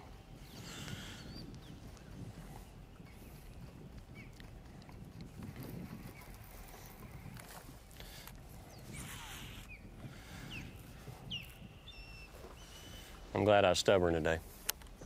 Very glad I was stubborn. But I think we overstayed our welcome here. We're gonna have to go find us another tree. Sago, you want an 8, don't you? What? You want an 8, don't you? 8-pounder?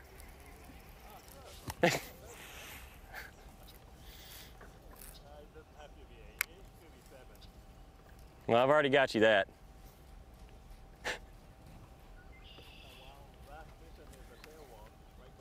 Was it? Awesome.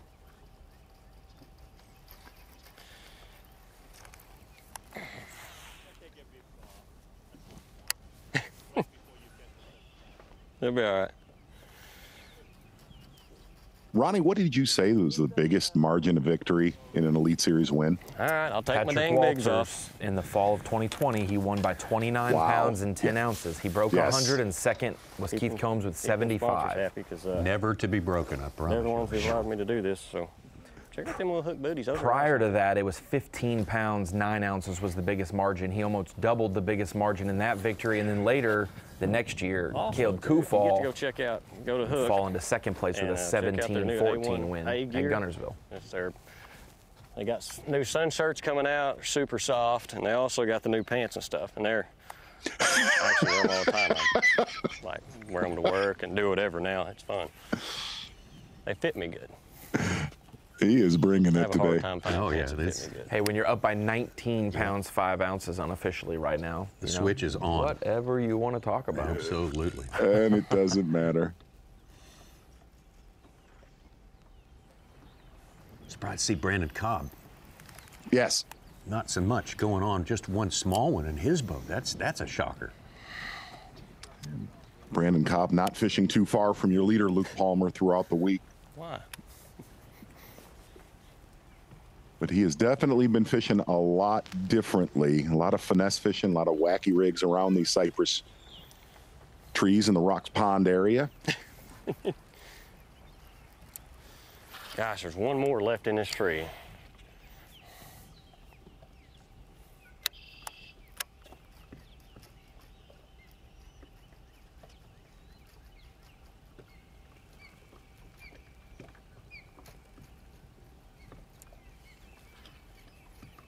It'll be time to take them off right now. I'm gonna go over that other side.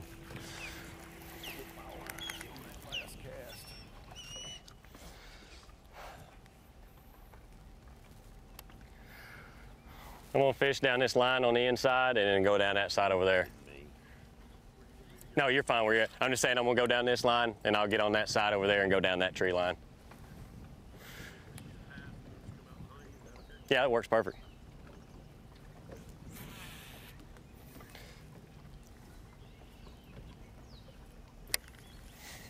Mark Menendez having a great season, and your lower lefty is unofficially second, but he's also 27th in the points race. He would love to, at this point in the season, be able to make it to Grand Lake for the Bassmaster Classic next year.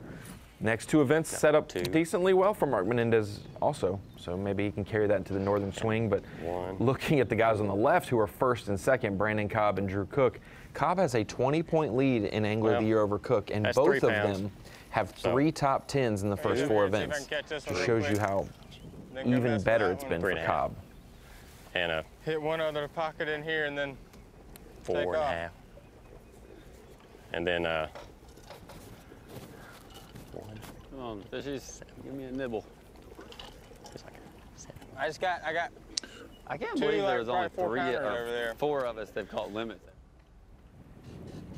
Well, you thought something crazy might happen here on Championship Sunday with the start that Mark Menendez got off to. Something special like we got to see last week here on FS1 on Lake Murray with Drew Benton. But boy, still at it. Luke Palmer has put the brakes on I that. haven't thrown spinnerbait much this week. It's a perfect day for it. Just got it by, wind it by one tree is all you got to do. Still at it. We're just gonna fish up through here, and then I may make a quick run, go catch a couple, and then come back. Just go ahead and fill out 5, 'cause this is getting tough out here. Go swim a jig for a little while, or do something. I should be able to catch a couple up there.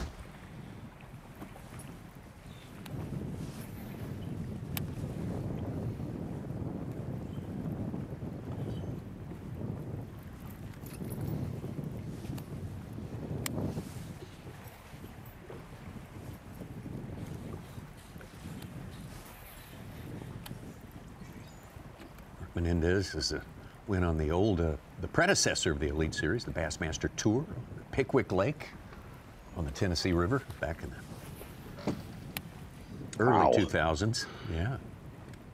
Smallmouth. Just trying to break up the monotony, do something a little different.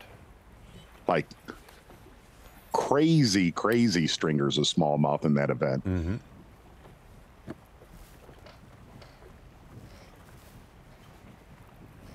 I believe it's still.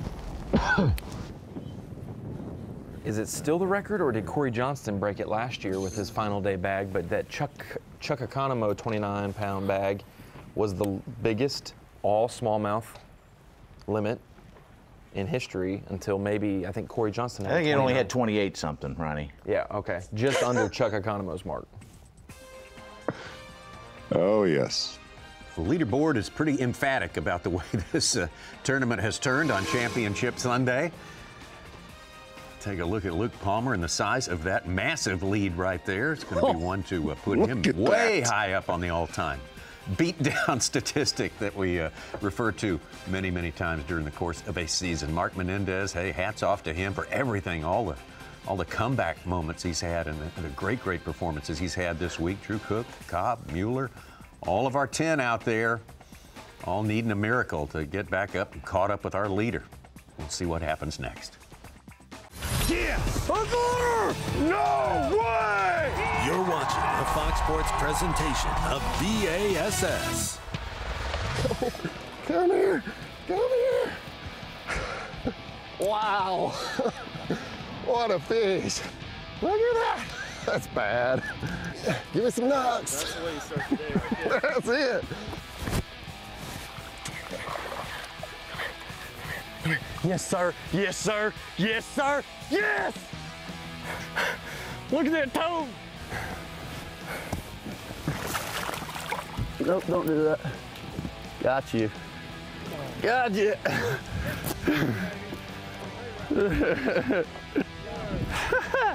Yeah, dude. Yes!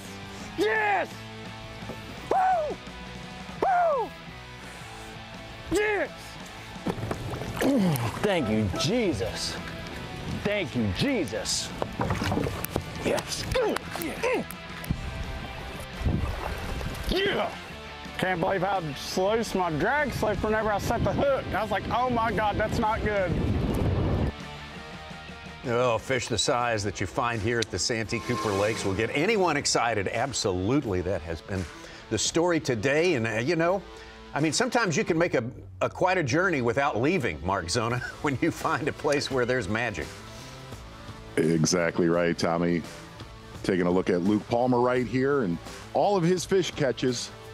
Mercury move of the day, getting it done in a big way and really just kind of bunkering in to one area on the south side of Lake Marion, an area that got a lot of pressure. But seeing Luke Palmer fishing these cypress trees a much different way. And as he said, biggest key is they had to have a little bit of depth on them. And man, in a tournament that was so inconsistent, Luke Palmer very consistent throughout this entire week, not getting a lot of bites, but over 20 pounds unofficially every single day. Mercury move of the day, Luke Palmer from Oklahoma. What a textbook job he has done of it today. As you say, bunkering in, not moving much, but it's getting there. And it's not like this area, Tommy, this is an area that we've covered in every single Elite Series tournament. It's not like it's a hidden secret where he's at. You know, when that happens, it doesn't take long to get to 20. And I ain't caught a single fish doing that. I only had 2 bites or 3 bites doing this in practice. One of them was a 7, but I ain't caught a fish off that tree all week. It's been getting completely demolished by everybody.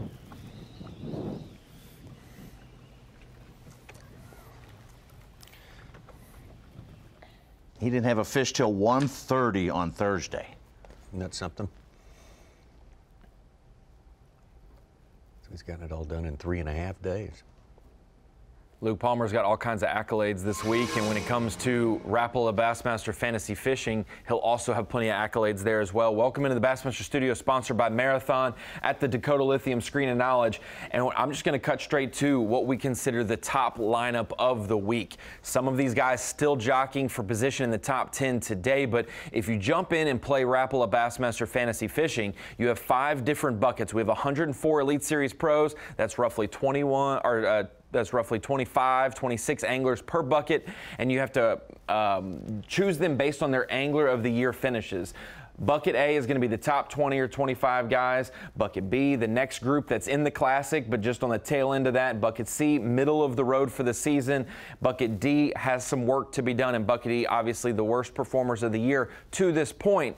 If you have a good event, though, you will jump and move up buckets each week based on your Angler of the Year standings, and this is the top lineup. Brandon Cobb, your Angler of the Year leader. Bucket A, he's the best pick. Luke Palmer, Bucket B, he's going to be in Bucket A for Lay Lake next week, though. He's going to move up. Mark Menendez having a very good season. He's moving into Bucket B for next week, but if you picked him in Bucket C, you knocked it out of the park. Hank Cherry, the only bucket that's not represented in our top 10 is Bucket D this week. He is in the Group D, and he just missed the top 10, finishing 13th place. Hank Cherry, though, started the week in 83rd. So if you picked him on your team and you were disappointed with his 9 pounds on day one, he made up in a big way with 22 and then another 19 and jumped all the way into 13th place. And then Paul Mueller, bucket E, he's going to move up and probably be in bucket D for next week. And then when it comes to Mercury Drain the Lake, one of the big keys, you set your lineup, you pick 8 anglers, you can only pick them one time per season. Once you dedicate them to an event, they're locked in and you can't use them anywhere else. But the key with that is there is a reward at the end of that rainbow, and it is double or triple points. If you pick the winner in the event that they win in, you get double points, except for the Classic. The big World Championship event of the sport, you get triple points. So congratulations to our winners so far this year: Tyler Rivette, Joey Cifuentes, Jeff Gustafson, and Drew Benton. Maybe Luke Palmer adds his name to that. It looks like he's on his way to do that today. If you've picked them, you'll get an extra 350 points, probably to your record. So Luke Palmer's got all kinds of accolades coming to him in both Rapala and Mercury Drain the Lake for fantasy fishing. Luke Palmer, a good pick if you base your picks on past performances. Yeah, easy for me to say. Well, yeah. That's 4th place last year here. Triumph of hindsight right there, yeah. The second best elite finish. He was 3rd at Gunnersville in 2020. This will Mark Menendez hooked up. Big one.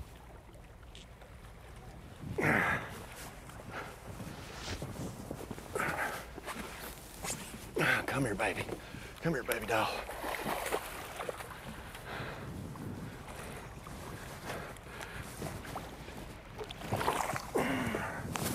How about that? The hook fell out.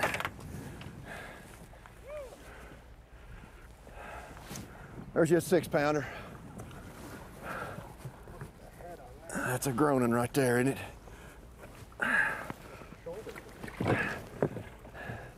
There's your 6.5. Woo! Yep.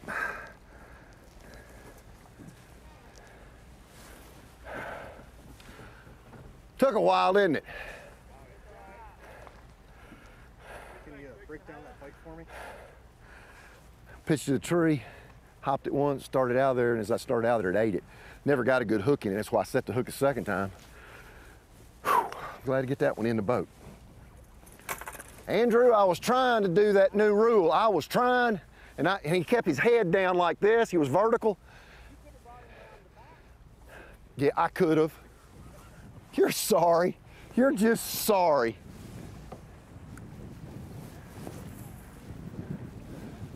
I'm trying to help.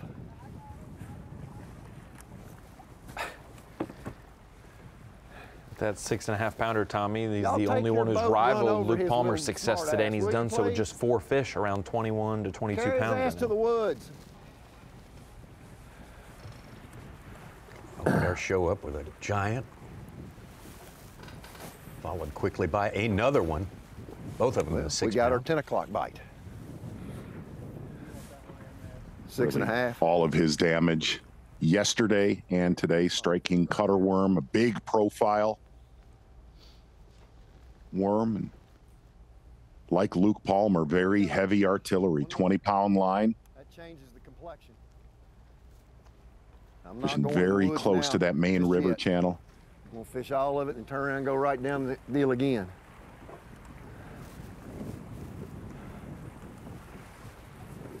I don't even know where I am, but I got that one.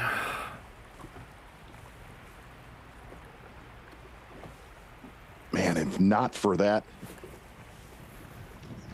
Friday struggle with Mark Menendez, he had potential to, like Luke Palmer, blow this thing away. Just a very, very slow Friday for Menendez.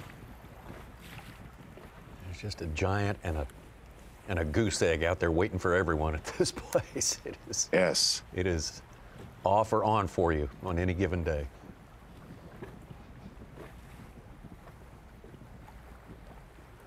All right, settle down and let's get serious. Simmer down, settle down, and shut up. Let's go.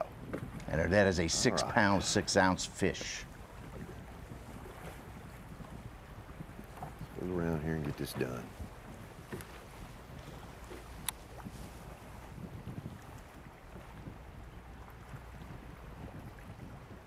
I'm almost 22 pounds on 4 fish. It's a nice average. Weigh 10, 6. That's 19 anyway. With 4. Need one more.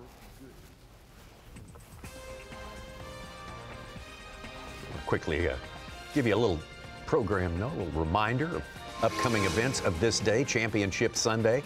The weigh-in will start at the John C. Land Fishing Facility on Santee Cooper Lakes at 3 Eastern Time on the Yeti hot seat. Not particularly sultry today. It's a pretty tolerable seat, Mark Zona, for yes, the Yeti hot seat is frigid cold for the first time ever in the Bassmaster Elite Series. Well, that's the way you want it. If you're the man on top, you want that margin there, and Luke Palmer has done the job. Later today, the NASCAR Cup Series is on FS1 as the series travels to Dover, where the best drivers in the world try to take on the Monster Mile. Pre-race coverage begins at noon Eastern, and the green light goes off for the Worth 400 at 1, only on FS1 and the Fox Sports app.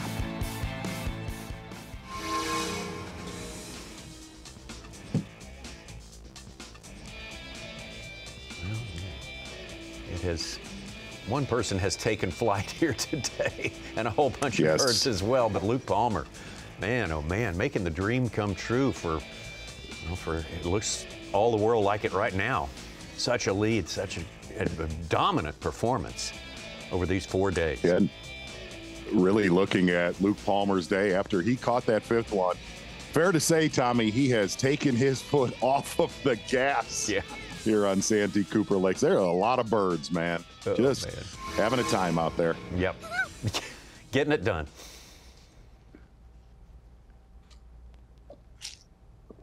Saw Paul Mueller catch a good one a few minutes ago, about 25 minutes ago.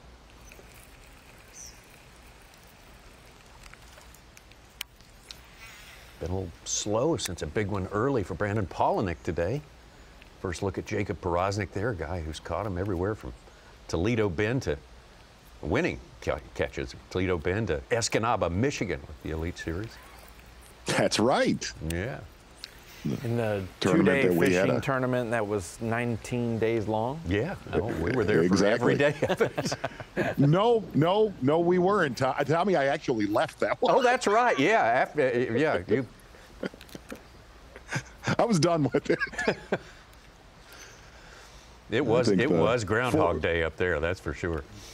Yes, I think the 4th canceled day was when everybody started to spin out. Like Jacob Porosnik, very slow day today. Started off yesterday morning with one really big bite that I spied the day before. One between 6 and 7. Not the case here today for Jacob Porosnik, who really about as much experience in our top 10 fishing Santee Cooper Lakes through the last 2 decades. And one of the best fishermen in our field in the month of April, albeit it's the last day of April, but there are certain anglers, Drew Cook showing up in the top 10, Brandon Cobb, those are not surprises this time of the year. They always seem to do well when there's some kind of spawn going on, whether it's the tail end of the bass spawn or the start of the shad spawns, things like that. You're right, it is the last day of April. Tomorrow's May Day.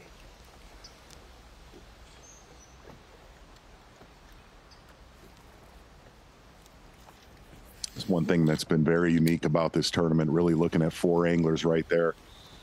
Totally fishing different techniques, different depth zones. Porosnik kind of doing the same thing Luke Palmer is, but just in a much more finesse situation in this tournament. It's been way more diverse than years past here on Santee Cooper, being late in the spawn.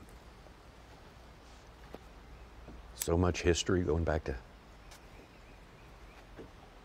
Preston Clark's 115 pounds at that time. Blowing away the record for 4 days of fishing at that time. Tommy, I think that was the last time a Bassmaster tournament was won down in Moultrie, correct? I think you're right, yeah. I think, yeah. Was he? I thought he was around the Brickyard region. Go back in and part of that tournament. No. Or was that some of our other piles, I guess. he was in a swamp, I'm telling you. Long casts to those bedding fish. Such a bad cast. Such a bad cast. Got to give it at least one good one.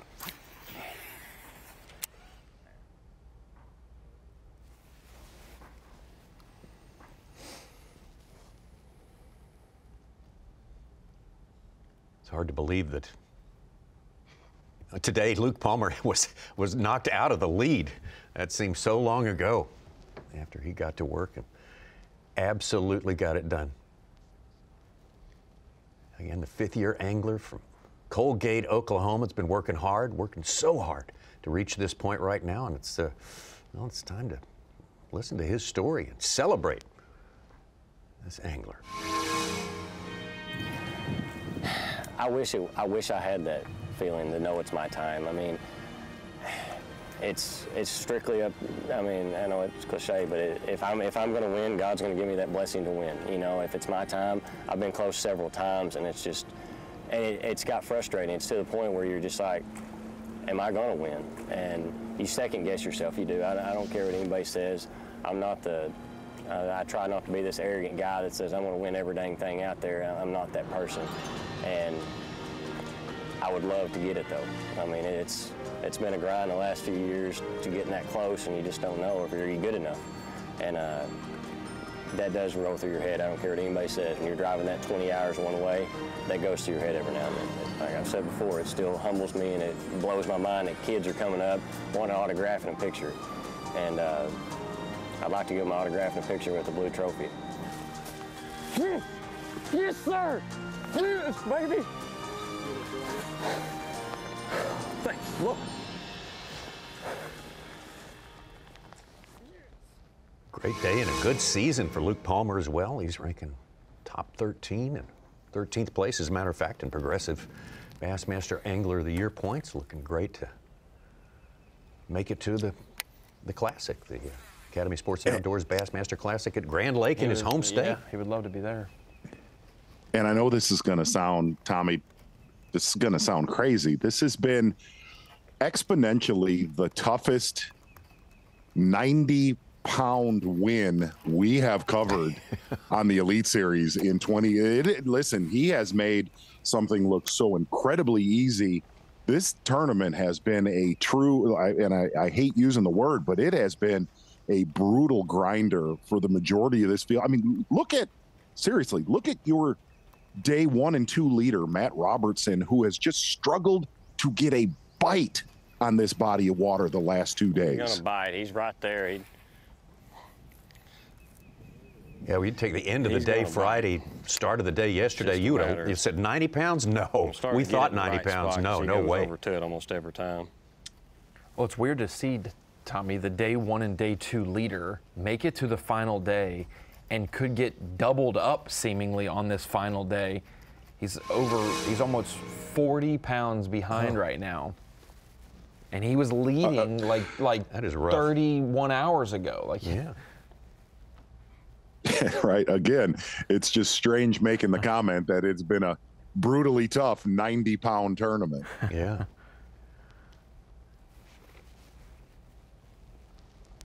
Recently.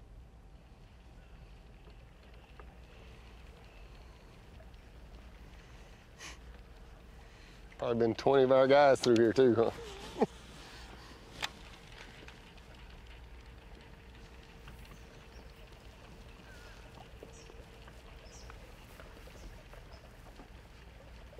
We were talking about legends and guys who have had, great success in the Elite Series, Steve Kennedy being one that we're watching right now. But looking at Mark Menendez, Mike Iaconelli's a legend, and he hadn't made a top 10 since 2017 on the Elite Series. Mark Menendez is the same thing. He hasn't made a top 10 since 2021 at the St. Johns River. And basically, it was an every year thing at the St. Johns. He was going to make a top 10. Sure. He always does well down there. Very similar structure this week, and once again in the top 10. Yeah. This is buzzbait territory. Steve Kennedy actually just around the corner now from Luke Palmer, getting away from his I-95 bridge area.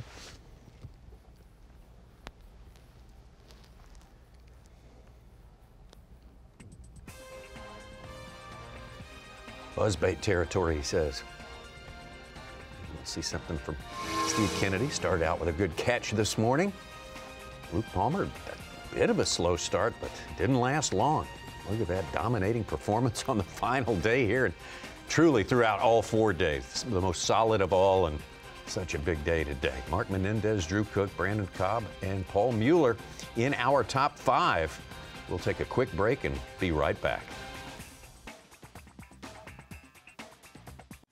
The AFTCO Bassmaster Elite at Santee Cooper Lakes is sponsored by Minn Kota, Power Pole,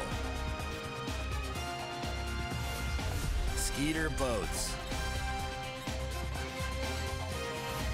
Progressive Insurance, and by Rapala. Just a few minutes of fishing left on our FS1 coverage of the AFTCO Bassmaster Elite at Santee Cooper Lakes Championship Sunday. But I think if you've been with us for a length of time this morning, we're reasonably sure you got to see how it all went down and how we reached the conclusion of this tournament. Luke Palmer, just an unbelievable performance here all 4 days. And I'll tell you what, we can get everybody hooked up with what's going on today, Mark Zona, as we go to our Yamaha midday report. Exactly right, Tommy, and it's pretty much just been a beat down at the top of that leaderboard. A tough Santee Cooper Lakes for really the rest of our anglers in the top 10, except for Drew Cook, your returning champion from Santee Cooper Lakes, and looking at him doing a lot more fishing today. The majority of his week spent in Potato Creek, exactly where he won the Bassmaster Elite Series event last year.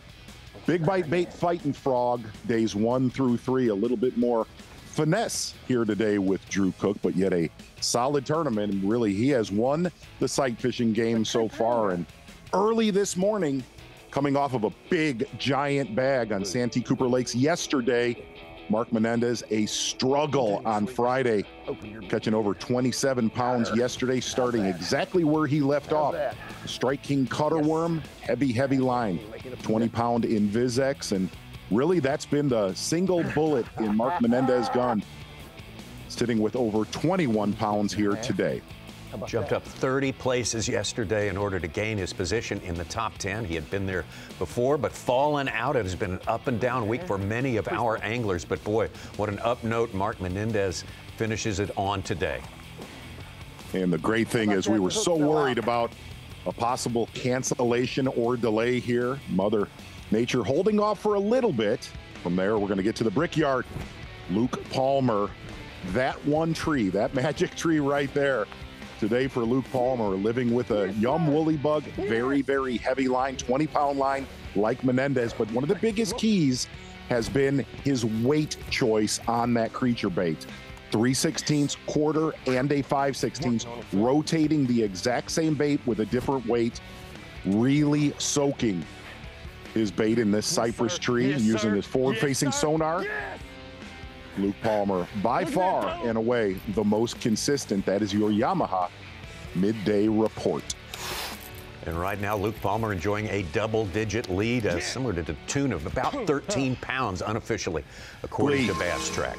That's a monster day. That's a monster week for this angler who, like Drew Cook, started back in 2019. Drew picked up his first win here last year, and looks for all the world like it's going to be Luke Palmer this time around. Let's get out to, well, how about Luke Palmer?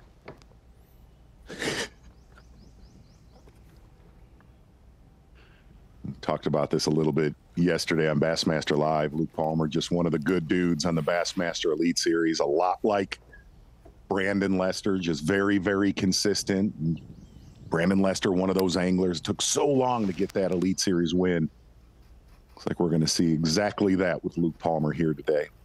I was talking with him and Brian Schmidt, who has won 2 elite events at the Classic, and Palmer was kind of lamenting that he hadn't won yet, and Schmidt said, well, you've been knocking, just keep knocking, man. It's going to come. And look here, 2 events later, you just got to make it across the lake to check in, probably.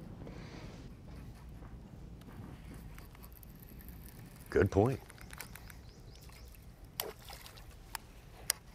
And I know this sounds nuts, but you looked at Luke Palmer's day yesterday, He caught some big ones after the noon hour. He did. He really did. While worrying at the same time that he had depleted his fish for the week. I'm out of fish, man. Yeah. This is going to be terrible. Yeah. False alarm. Yeah, exactly.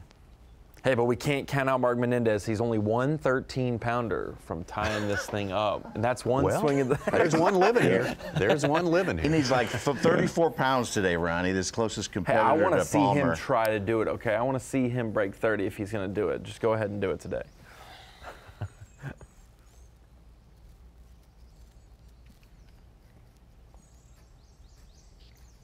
Gives you a great visual of how off-colored water Mark Menendez is concentrating on off the main river channel.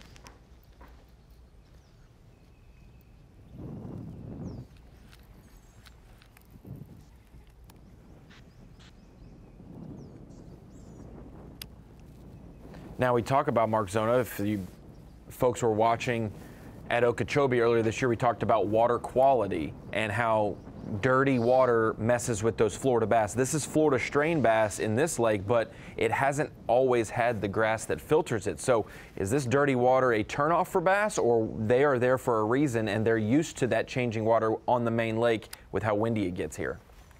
I really think you just have two different kinds of bass on this body of water, especially when you get up, when you get up past that I-95 bridge.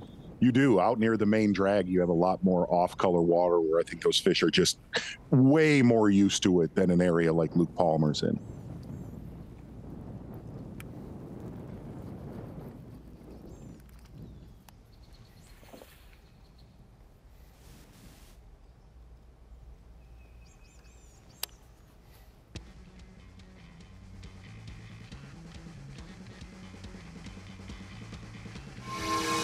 It has been a action-packed 3 hours, especially that first 30 minutes, Mark Zona. Big catches from Kennedy and Cook and of course, Mark Menendez. All before Luke Palmer really got going good. Yeah, but like you said, when he dropped the sledgehammer, this tournament was pretty much over. But a special 2 weeks on the Bassmaster Elite Series in South Carolina, and we knew coming in this tournament it was not going to be a quantity game like we saw in Murray last week, but Santee Cooper is alive and well, with a lot of people saying it is actually going to get much better with all the vegetation. A big hats off to all of the organizations, the Santee Cooper group working on this lake and the DNR, making sure it's in great shape. Good years to come, Santee Cooper Lakes. Absolutely. Also, the Clarendon County Chamber of Commerce, folks at the John C. Land facility, everyone who worked so hard to make this happen. We got the coverage continuing right after we go off in just a second here on Bassmaster.com, and also on Bassmaster.com. You will be able to see the weigh-in this afternoon at 3 p.m. Eastern Time.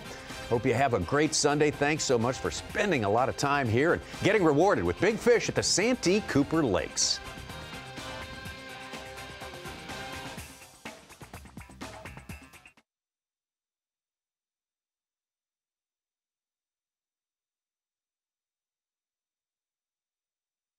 The lake, too, how important the lower end of the lake has been. This is the first time the lower end of the lake has played since 2004, that really played. I mentioned that earlier today. I was like, all the tournaments I've covered here, I know that everybody talks about Moultrie being a big fish factory, and even Roland Martin was talking about all these fantastic stringers at Moultrie, but I can never recall Moultrie ever being a real factor. And it was with Matt and Mueller and a couple other guys that, it just hadn't been in years past. I think Kennedy was down there last year, and it wasn't that much of a factor. It didn't. I think last year in the top 10 here, there was one guy, Pat. I think Pat was the only guy. Slapper? Yeah, Slapper. He was the only guy down See, there. if he went back, he made a check there this year. Yeah. But there was all that big lake down there that didn't have anybody in it. And the eelgrass, I heard Davey talk about, would the eelgrass play a factor before I heard him talking about it at Murray. Right. And it did. It did play a factor. Yeah. There were areas of the lake, I'll be honest with you, that I wrote off. That was another thing that that just. Well, we're going to ask. We're not going to talk about everything I learned because I think we might come back. Yeah. Well, we'll talk about some more things that we learn when we come back. We're going to go to a break here real quick and make our own money, make a check with some sponsors paying for a commercial break. Stay with us on Live Mix. We'll be back in just a few seconds. All right, welcome back to Live Mix. I'm here with Daryl Gleason and Greg Hackney, and got kind of a little bit tightened up in here. I had to keep these two apart. Not really. They love each other just like most of these elite guys. But we were just having the conversation about Patrick Walters. And Patrick Walters didn't make the cut. Right. And, we expected him to, all of us did. But one of the things that Patrick Walters told me yesterday on Live Mix is Brandon Cobb is the luckiest human being to walk on the planet of the earth. And he had no idea that Brandon Cobb was bowstringing his lure and catching the 7-pounder and doing 2 or 3 other things. He went through a whole litany of other lucky things that Brandon Cobb. And the reason I bring all that up is we got Cobb in 4th place. He's got 1 fish for 2 pounds. But we feel like if this isn't Luke Palmer's tournament, Brandon Cobb is the guy to do that, and he's going to have to start getting real lucky. Yeah, and he's fished crazy all year, like, catching a 7-pounder off a tree like that's unreal. He does it every year. He does. He's just highly talented, and then things quite favorably go his way. So he's the one that, to me, that can catch up to him, but it just feels like the Luke Palmer show today, man. I watched a little bit of the coverage earlier, and he's incredibly comfortable how he's fishing. His pace is really good. He's in a good area. It appeared most of the fish he's got came off of one tree. You never say never in this game, especially somewhere like Santee Cooper, but it sure feels like it's his. But Cobb will be the one to run him down at this point. Yeah, I would think so, too, and that's the reason Brandon Cobb was leading angler of the year coming into this tournament. Everything's got to go right. Still leading. Right. And but he's also a guy, you can call it luck, but he makes his own luck. He does. Like he's in the right place at the right time for right things to happen because his decision making is really good. Right. If you look at guys' prime of their career, you would think he is coming into his prime. And he's fishing like that right now, and we're going to places that suit his style of fishing. Right now we're in South Carolina, which just suits him all together. But if you look at the tournaments on out, the next couple, they're all places that will be in his wheelhouse. So he'll be hard to overcome the next. You typically, the guy who wins Angler of the Year will win an event. So will it be this one, or will it be the next one, or the one after? But I expect to see that out of him. Here's another guy right here, Drew Cook. I expect for him to make another run at Angler of the Year anytime. He's second as we speak. Right.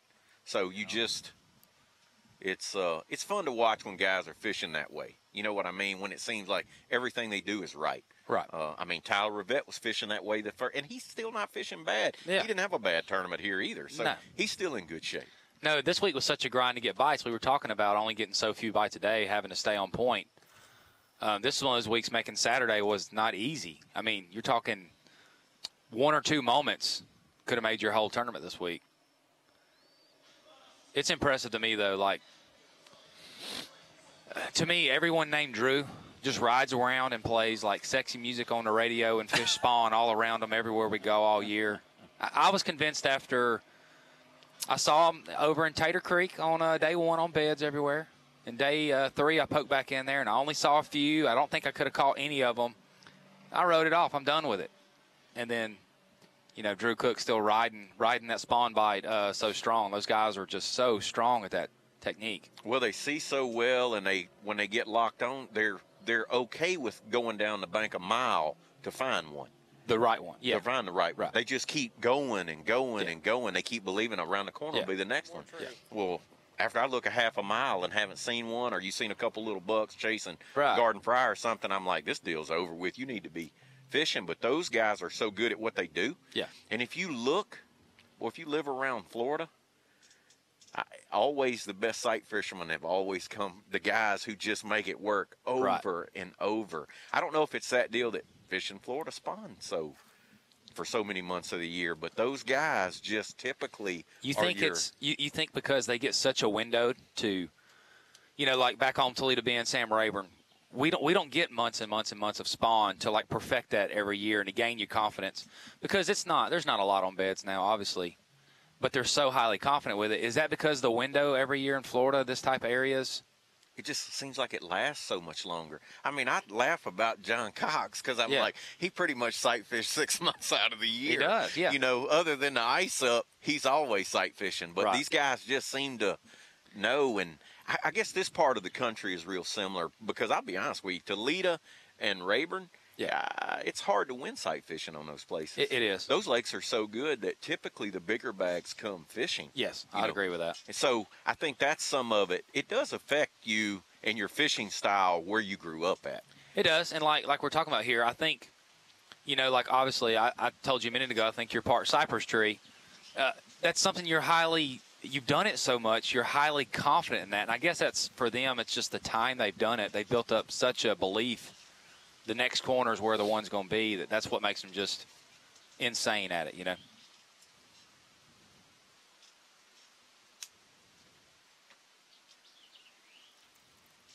Well, you have to appreciate when a guy does not waver from his deal. Yeah. You know what I mean? That's his deal. He knows his deal. He knows his thing. So, like, take Drew here. He's good. He's very, very well-rounded. He can catch a fish any kind of way. But it seems like when it's in his wheelhouse, like he really excels, at that. Don't you think some of that, Greg, is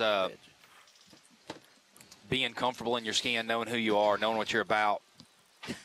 And you have to really know that a week like this week when practice was so tough on all the guys. You really got to dig down into your soul of who you are, how you fish, how you do your game, and roll with it. I'll be honest with you. The cool thing is now watching it, I see guys that are at a very young age that are already like he fishes like a seasoned veteran, and he really hasn't been fishing that long. Correct. And you see that more these days than it kind of goes back to watching live, and there's so much more knowledge out there for a guy at a younger age. Because I used to joke, if when a Bassmaster tournament was won, I would read about it a month later, read about the pattern, and then go to the lake and try to figure out how to do it. Well, now I can watch a guy skip cypress trees with a wacky worm tomorrow. Oh, I could be out there this evening with him. You can go practice. Yeah. No, there's a lot to that. So that the advancements in fishing, our average age of our angler is so much better now than it's ever been at a quicker. Used to you'd see a guy realistically 40 to 45 was prime. Yeah. When a guy would get on his, you would see that. It would take him that long to mature. But these guys now, they just mature so much quicker. So much easier. Yeah, so much easier. It's a lot earlier. The learning curve is so much faster. Obviously, we have high school fishing, college fishing, but I even look back when I was coming up around Toledo Bend and Rayburn. We had the BFLs, had a few team tournaments, but now there's so much more for those guys to be fishing. And I think that's what it's all about. By the time he's 30 years old, dude, he's fished as many tournaments as I have when I was 35. Exactly. And obviously it's not just that he's fishing, it's that he is taking it in as he's doing it and growing. And it's frightening how good they are so young. Well, the other thing you'll still notice, though, that even though they absorb all this information, it really what it does is just make them better at what they do. If that makes sense. I agree. Yeah. It's not like that now he can go anywhere and catch a fish, but then it just makes him that much better at what he likes to do. Right. Well, also generationally. You have to remember. Our winner's weighing another one. Another one. Imagine that. It's a 3 and it won't call. But if you think about the generation, like my generation, those guys that were fishing tournaments in the late 70s and 80s, there wasn't a lot to aspire to, dude. You fished a tournament for fun. Yeah. You weren't sitting there, and there wasn't a lot of information except for Bassmaster magazine to sit back and study and that kind of thing. But I mean, tournaments were just something. Hey, I like to fish. I'm going to go do this. I'm going to have some fun. And it wasn't like I want to be Larry Nixon and George Cochran because they're just. It didn't seem that appealing as it does now. I don't know. Well, I mean, yeah, I wanted to. I know, but you're weird. You're as weird as they get. Well, Hackney and the guys, that's the ones when I got out of college. Like, I didn't get to do the college fishing. Look, no. But you guys, like when the Elite Series started, mid-2000s, that was the ones that got – that's whenever I was starting to try to learn how to fish lakes and all that. That was the guys I aspired to be after. I guess I'm still living a childhood dream. Yeah. Well, you always had you were a very talented young angler, and you grew up in a area and an era where that area was at the top of its game. And it embraced bass fishing. You know that. Right. So when the Bassmaster Classic came to Pine Bluff, Arkansas in 1984, it completely changed the dynamics of that part of the country. Right. So when I was growing up as a kid, the state of Arkansas would produce, there would be more guys in the Bassmaster Classic from Arkansas than Texas. And what made that such a big deal was that there were so many more professional fishermen from Texas. Right. But Arkansas would produce, I mean, Ron Sheffield, Larry Nixon, George Cochran, Mark Davis. I mean, it was Bobby just Murray, who's who of bass fishing. Yeah. You know. Yeah. And so, and then the Classic came there in '84, and at that time, Sportsman Haven was selling more javelin boats than any other javelin dealer in the country. I mean, everybody's house you drove by had a bass boat when I was growing up. Right. You know, I'm like, you didn't do anything else but bass. What you fish. did, yeah. And we fished a lot of tournaments. You know, it was a tournament every weekend. You know, I mean, it was. Yeah, and I think there's more Bassmaster Classic trophies in Arkansas than any other state. That's interesting. I wonder. Yeah. And the cool thing about growing up in Arkansas was that we had this fishing, but we had like Ouachita deep grass. Greer's Ferry, I won bull my shows. first red man on Greer's Ferry. Right. You could see the bottom 20. I caught them in Peter Creek. You could see the bottom 25 foot deep. And see, that's how I talk about Alabama. There's spots in Alabama you can live, and within 3 hours of it, you can do everything. Right. That's the way and it that's was the same in way. there. You know, we had Millwood, big flat shallow, which is really This a is lot a lot like place. this. Right. Yeah. See a lot of Millwood here, and then you see a lot of Marisac and other places on the lower Arkansas River and some of this. And We have some of this diversity in my world, but it's just hard to not be on Toledo Bend and Sam Rayburn when you're coming up. Every weekend you're fishing a big tournament. Well, if you look like back in the day, all those guys went to Toledo and started guiding. Yes. Really to learn more about bass fishing. 100%. You see a lot of our guys now move to Gunnersville for that same reason. Yeah. The fishing's good. You can drop shot. It's diverse, and yeah, you can learn. You can learn any kind of technique. Yeah, that group that guided down there, that's the group locally I've always looked like. Fishing against Larry now, man, that's pretty dang cool. Yeah. Like I get to be around Tommy Martin all the time back All the home. time. That's pretty special, That's dude. pretty special. What were they? The Hemp Hill group. The Hemp Hill gang. Yeah. I don't know how. I think bass fishing kept them all out of prison. Them were some bad boys, man. All of them some bad boys. But it's cool to, now to be kind of representing that little part of the world. Because it's, y'all see how big the crowds here are this week. We had a Bassmaster Open at Toledo Bend the other day, and the crowd for an Open was huge. People just You might love already it. be politicking to get us an Elite Series back on over around site. If I had that kind of power, dude, we'd already be there. All right, I like sleeping in my own bed on tournament weeks. And Toledo is fishing really good now. It is really, really good. And it's a big place. Spread everybody out. It's always been a cool tournament lake to me because you can win north-south, deep, shallow. A bunch of techniques. You look back at y'all's tournaments through the years there, the top 10 is always pretty diverse. As is this lake. That's what's cool about your older lakes with these big bass in them to me. Like it lets the anglers kind of pick their poison and run with it, Now, is Mark up north fishing? I have no idea. Swamp area? I have no idea. It looks like he's out on the lake. It kind of does right here. I tried to watch some of the coverage this morning, and it looked like he was above the bridge based on the map. But if he is, he's not all the way up there. Not in it. I've never even went up there and looked at that. That's hard to get around. It's hard to get around, I've heard, and like you try to find your strengths and weaknesses and all this, and being shallow is already just driving me crazy. But going somewhere with that much cover and that much stuff to break down, it's hard for me to. Really, the problem here is navigation. This is a hard lake to cover a lot of water in. It is. Because navigation here is treacherous. Right. It's about like Toledo Bend. Yeah. You got one boat lane. You got to stay in. If the wind blows, you still got to run that boat lane. Yeah. We run the right boats, though. You can handle it. That's it. But, I felt like it the other day on the second day of practice coming back across. I was behind an angler running across, and I had someone behind me, and we were, having to trough them kind of sideways, and it was pretty rough.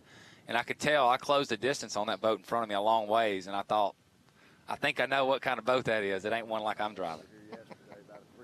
It was rough, man. Not being able to run how you want to run. Yeah, well, that's the deal here. You can't just – it's like going to Toledo. You got to stay in the trail. You got to stay in the trail. So sometimes you got the waves coming from the side. It's a little rough. Steve, looking at the weights, what went wrong for Mark Menendez on day 2? Cause I think he lost them. He did. Just kind of like what we just saw. He had the bites. Because he is next to Palmer probably. He has been the guy that's been just hammering them, and then day 2 it didn't. That goes what we were talking about a while ago, though. Like, you're getting so few bites. Right. 2-3 missed opportunities a day could change everything. Right. Well, let's look at Palmer there for a second. Because remember, Gussie was here. These two right here are actually 7-pounders. Yeah. So you add 2.5 pounds to that. And he just threw back. He said, the 3 is not a 3. So let's add another half. So we got 2.5 pounds that we're going to add to this 94, and we're at basically 96. He is really attaining. I mean, he is really close to a century belt. If you add, and he's still thinking he needs one more. Well, that's if he had another 5-pounder. That's the way you got to think. Yeah, I know it. 100%. But I mean, I hope he does it. And I would like to see him. It would be. I'd get be the century belt. My tail off to try to get that century belt. But he doesn't have 93 pounds, is what it is. I'm saying 94 pounds. He's got 97. So Bass Track's not right. Are you saying people sandbag? Dude, I cannot believe you would even think that. I mean, sometimes those little bad things happen. And with you, they happen every day. I didn't realize well, they won't let me look at Bass Track till it's over, so I didn't know it was wrong till we got in. Y'all can't do I always keep mine pretty close, as close as I can, because I'm scared of my wife mostly. But you guys don't do math. 3-pounders are not 3-pounders in y'all's odds. That's a 4.5 almost every time. So even up here, I know it. Tournament day is done. Hey, Greg, what you got, man? Or what you got, Luke? Whoever. Oh, I got 16. I automatically know it's 19. 18, 19. Well, I like to be pleasantly surprised. Yeah, I get it. I didn't know they were that good. Yeah, I get it. I try to I try to shower my mind a little. Like I like to say I got 13 when I got 14. I'm wiping. And I don't weigh my fish. Now that I don't. They get beamed on the cull. Yeah. But I don't weigh them. So I'm a I beamer. never really know. I started weighing them a little this week just to kind of get it in my head a little bit, but still, I'm a beamer. I like to look at them on the beamer.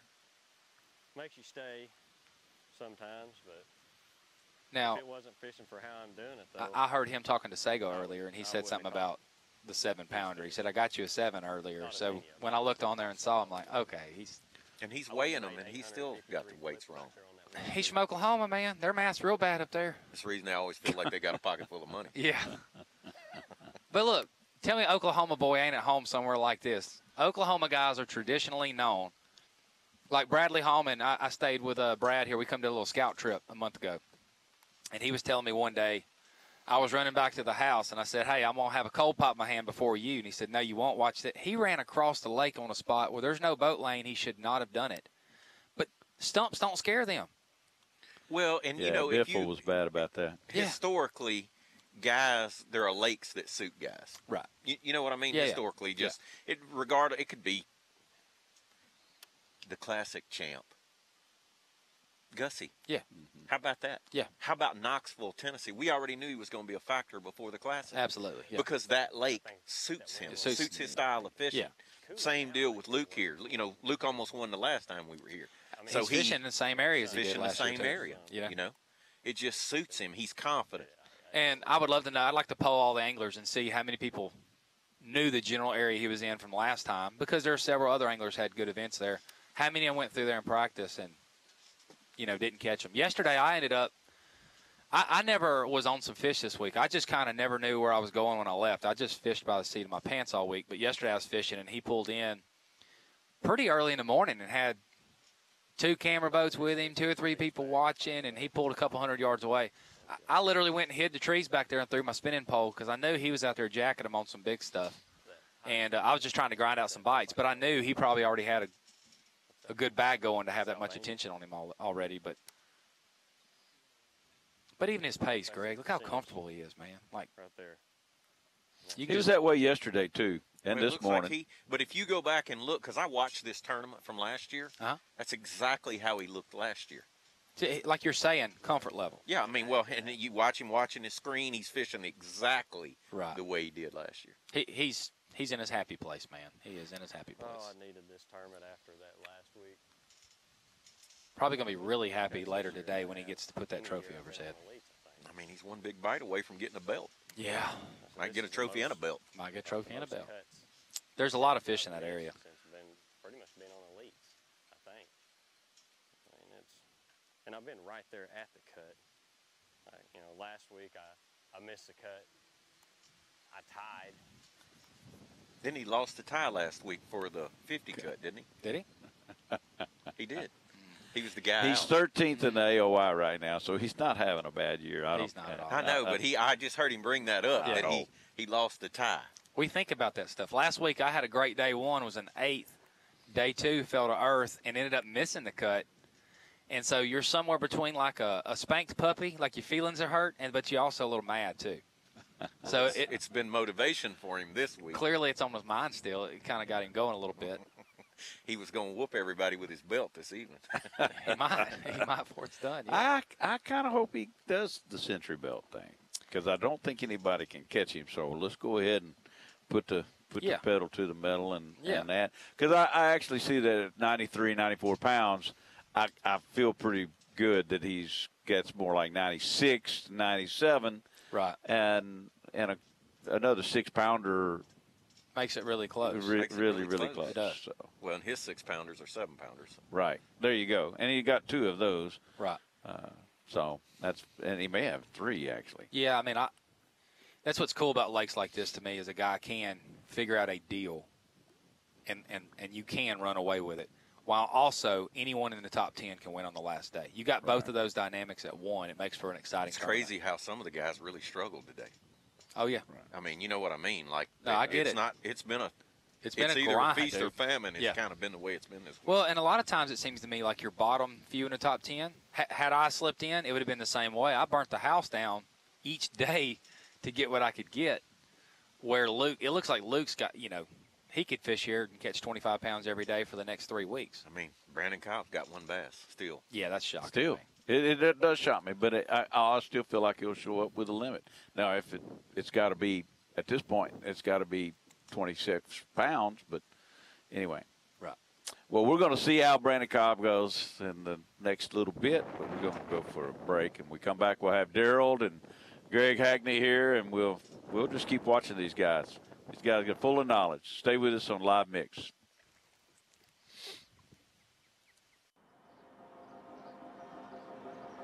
One of the most amazing things about this classic is the fishing freaks that showed up here in Knoxville, Tennessee. Look at that crowd. It is for the fans. Blast off, there's all the media, the fans, family. You're in that moment.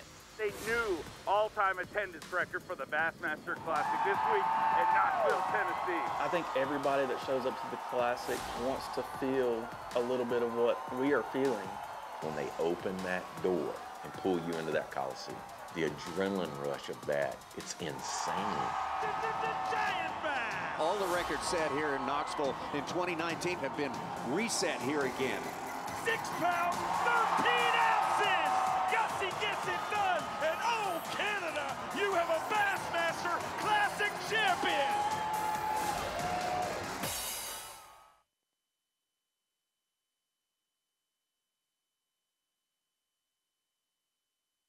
Mix, Daryl Gleason, Greg Hackney, having all sorts of great conversations. And really, we've kind of determined that the only guy that can catch Luke Palmer is Brandon Cobb. But sometimes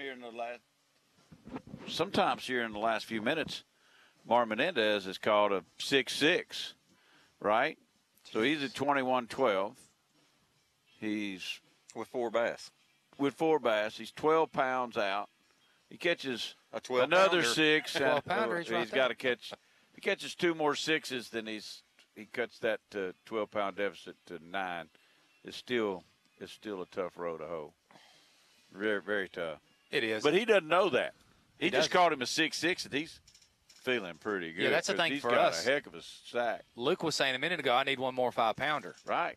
Because they don't get to see what we see. No, they don't. And I'll be honest with you, I'm glad because it makes a guy fish to the end. It does. And these guys that still down the field, you get to see them fish to their potential because they don't know what's going on. Absolutely. So they just keep going hard. Yeah, I mean, there's a few guys having tough days. They're still busting their rear end because they don't know everyone else ain't having a tough day. That's right. Like Gussie at the Classic. Drew Cook, he's 22 pounds, 3 ounces behind Luke Palmer in third. Brandon Cobb is 23-14. So basically he's going to have to catch a 27, 28-pound sack for Brandon Cobb. Palaniuk is 25-15 behind. Paul Mueller is 27-12 behind. Bryant Smith is 32-4 behind. Kennedy is 35-3. Brosnick is 38-3. And Matt Robertson's 39-9. I'll be honest with you, I'm surprised about Matt Robertson. He's fished, decent last week. He seemed like he came into this tournament very motivated. Right. He had what seemed to be the right deal. He seemed to have a deal found where fish were coming to him. Right. What's he doing this week, Bowman? He was swim baiting early in the swim morning. Baiting and throwing a spook out over eelgrass beds. When he backed it up on day 2 with 21, you just got scared, didn't you? Yeah. Well, but he's up in the felt like it was hatchery his week. area. Okay.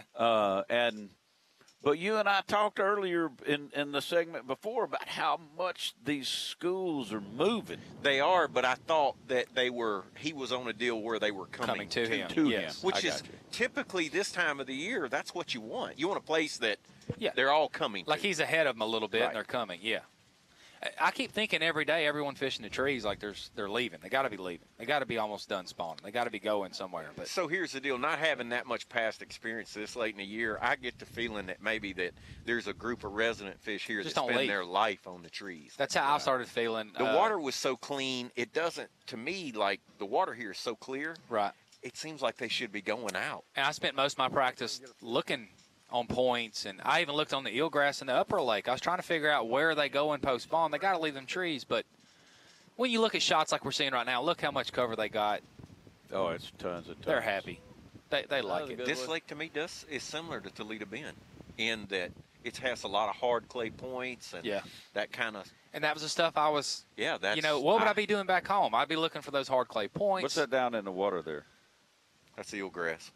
So he's got eelgrass and cypress trees. Yeah, which is kind of a new dimension for here. Right. Anytime I've been here, it's the first grass. There was a lot of that mixed in the cypress trees over, even around where Luke Palmer's fishing.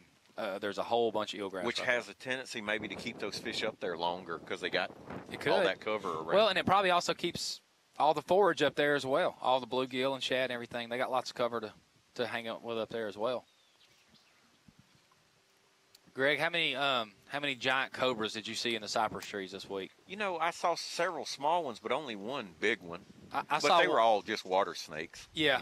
I saw one great big one. I got, which I did a lot this week, hung up with a wacky worm up in there in practice. Got trolling in there kind of hot, and I got about 10 foot away and about eye level I saw. So the only thing that bothers me that lives in those trees are those big red wasps. Yeah. And they're the bad. They're everywhere. Yes, they're. I bumped a limb yesterday with a power pole, or my second day. I bumped it with my power pole, and I kind of heard the limb hit, and I looked back, and I saw him do that, and I troll the motor on high, man. Yeah, it was just cool enough. I think it kept them from being because when it really gets from growing up on a place like this in the hot summertime, they'll put knots on your head faster than you can rub them. Oh my gosh! Yeah, they were. You can't go fast enough. My Marshall on day 2 almost got it. I trolled by one, and he was eye level, and he jumped over in the driver's seat. But they're dormant. They're kind of dormant. Yeah, they're kind of dormant chilling now. Just chilling. Thank God. If we were here in June, dude, there'd have been some great videos. Nests then will be that big around. Right. Yeah, there'd have been some guys bailing out. And bad thing, if you bail out here, you have to lay flat on your back to get under the water because it's so shallow. They could probably still sting you. This is such a beautiful place, though. It is. Really a cool tournament venue, and you can tell a lot of people love this place, with the crowds we're getting. Rural America loves bass fishing. A lot. Look at the small towns that we get. Yeah.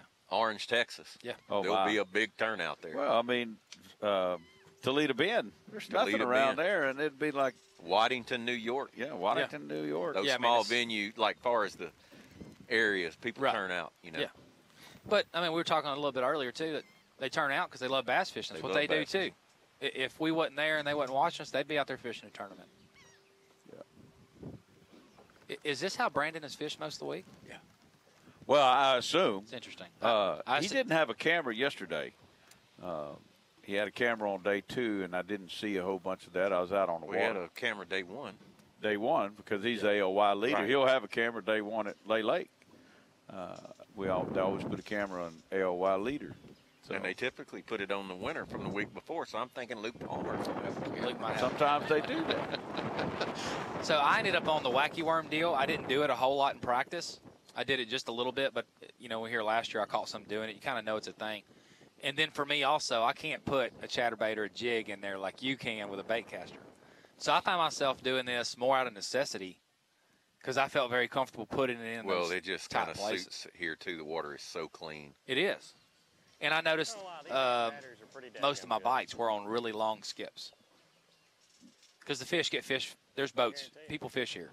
A wacky worm's a cool deal in that it seems like fish never get acclimated to it. Right. There's something about it. Because let me just tell you, a wacky rig stick worm here, they get to see it year round by all the people who live here too. Yeah, Right. It's not a secret, but it does seem to be one of those baits that they just never get acclimated to. So one of the things that Patrick Walter said yesterday is you want to win a tournament, you go somewhere and you put your trolling motor down. If you pick it up once, you're probably not going to win. If you pick it up twice, you ain't getting the check. You know, and he's kind of what Luke has done. And he was referring to fishing here, yeah, Santee. Here. That's not true everywhere we go. Like at Lake There Murray. is a lot of that. But, no, I mean, there's times when, Yeah. I'm going to tell you, you can't win at Lay Lake doing that, I don't think. No, and that's how Murray was. You need to be moving around. Yeah. I'd say yesterday that was what I did. Two. I made a stop yesterday and fished for about an hour and a half, and that's where I did most of my little damage I did to get all the points I could get was I fished. I think sometimes you have a bad practice and you don't have a lot of options. That can be a strength if you let it. It can, because it'll force you to go in an area and stay. And just stay and fish, you know. Now, I've had a lot of bad practices where I still go scramble trying to find the deal and hunt them. And this week I just decided to hunker down where I felt like bass lived and just fish my little tail off. Right.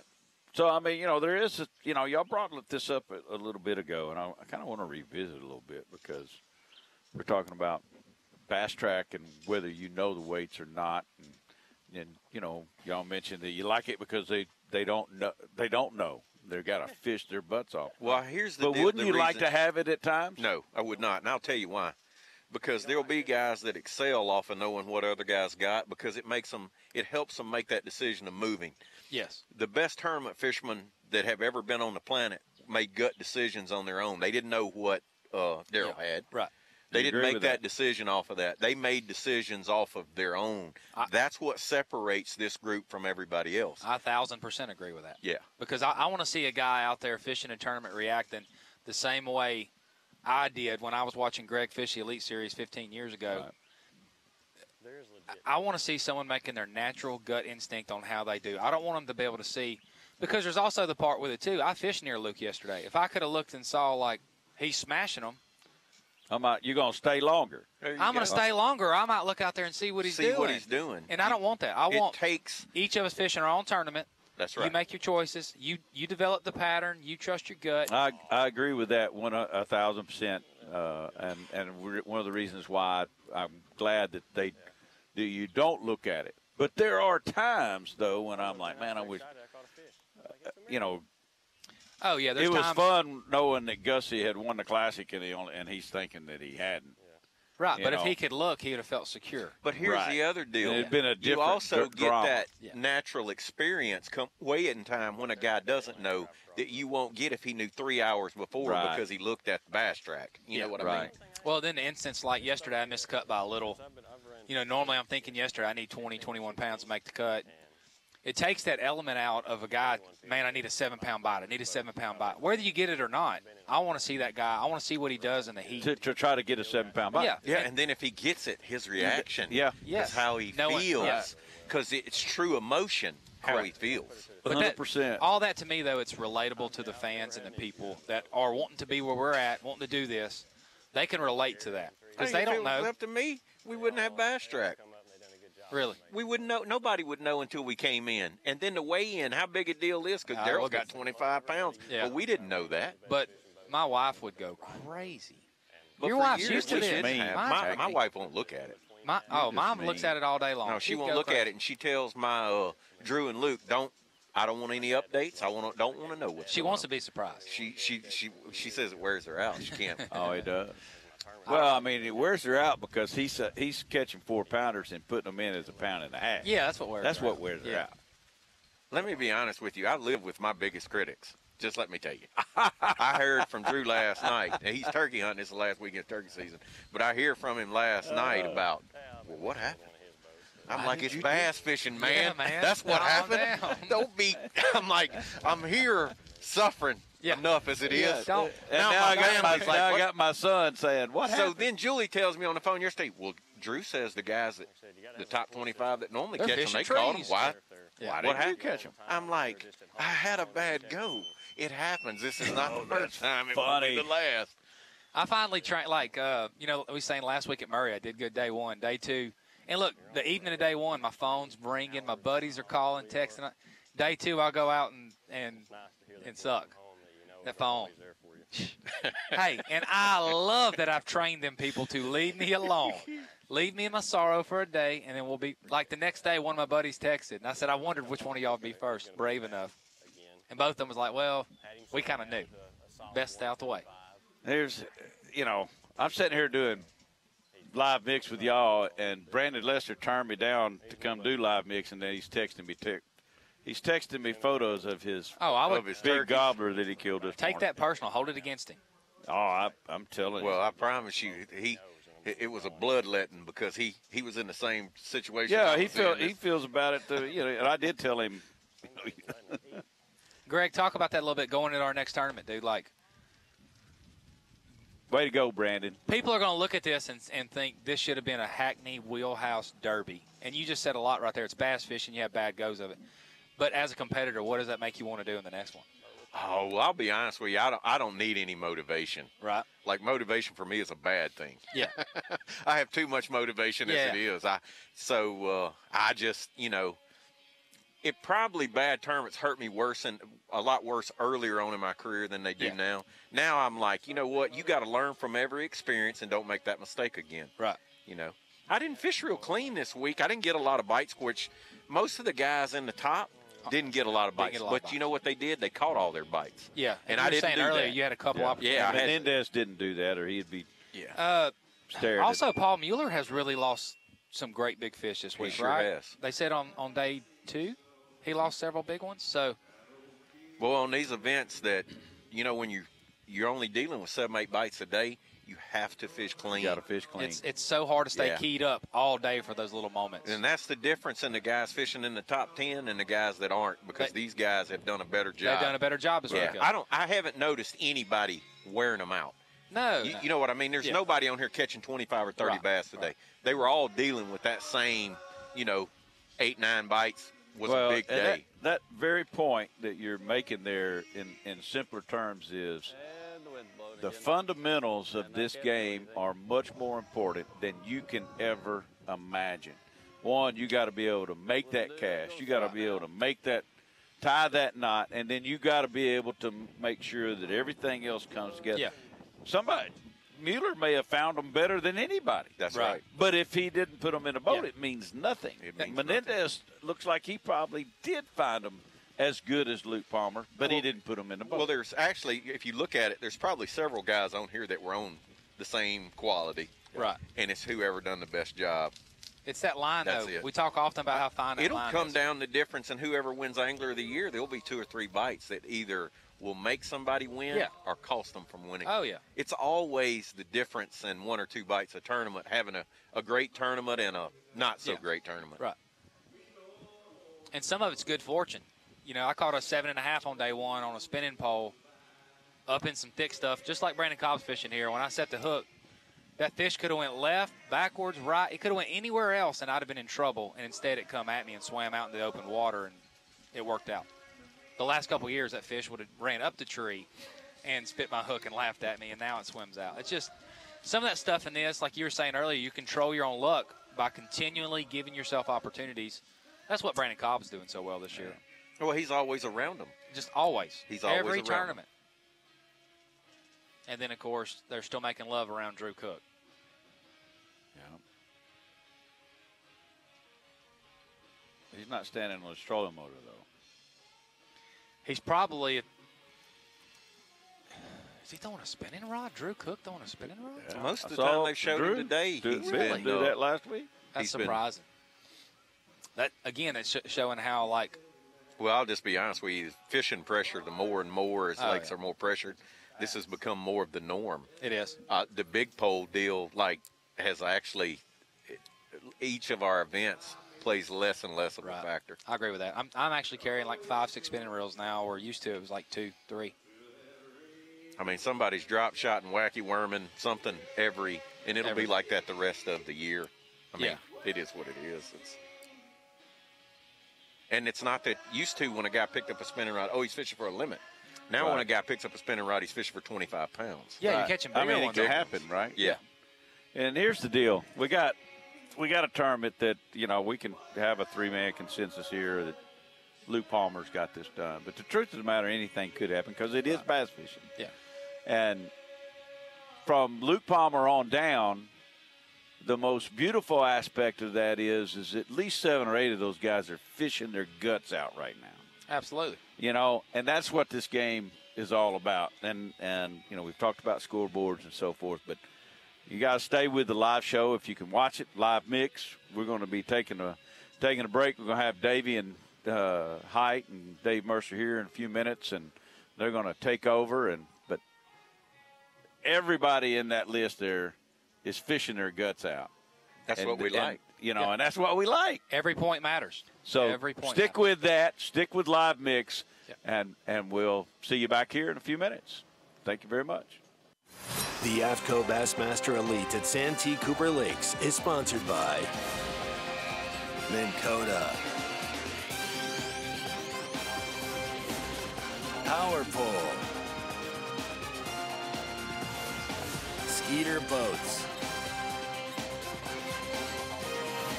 Progressive Insurance, and by Rapalon.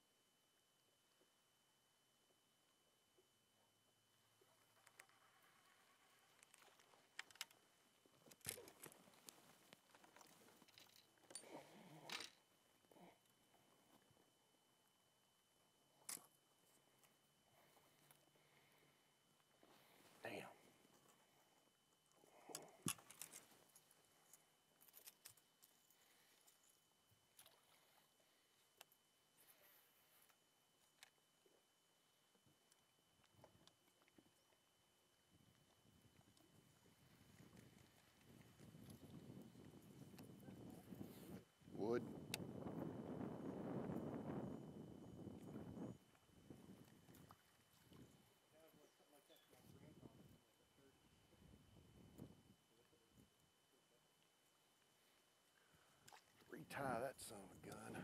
Didn't do a good job tying it.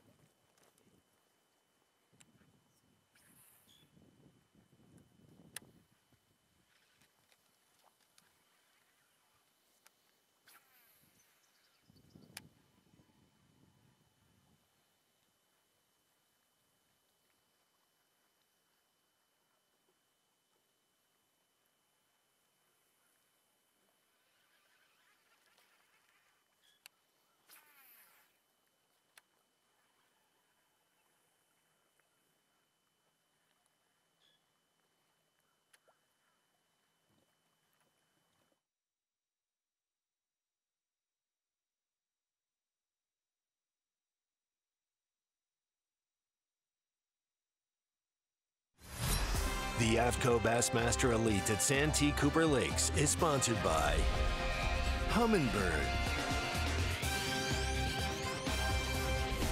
Mercury, Nitro Boats, and by Bass Pro Shops.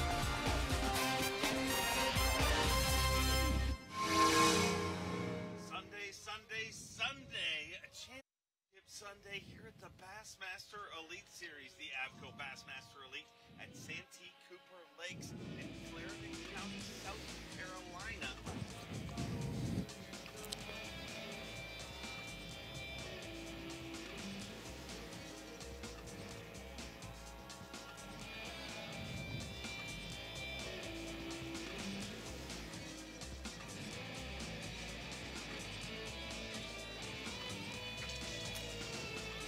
Sunday.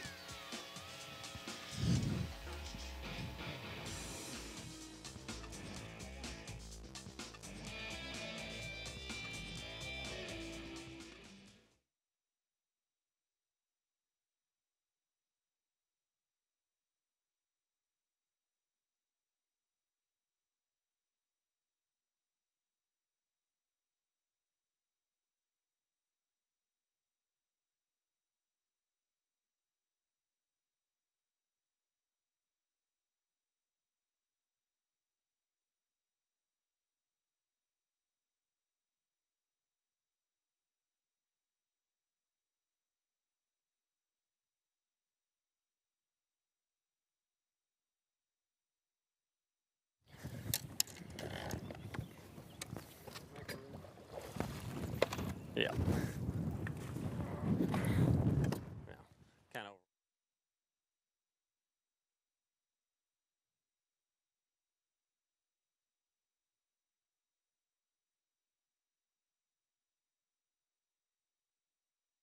Move, boys. Just couldn't stay out there and fish any longer. Try to come in here and get one. Make a go of it. Got 3 or 4 little areas in here I'm gonna look at and hope we get us one.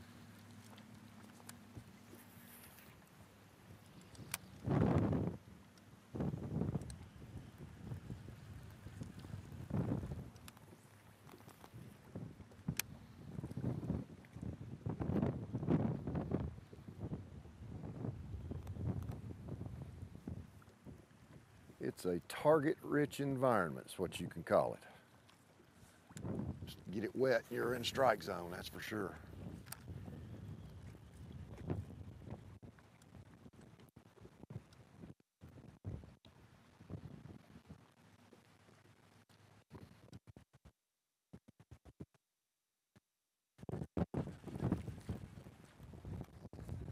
That one's gonna get us. There's rain in that.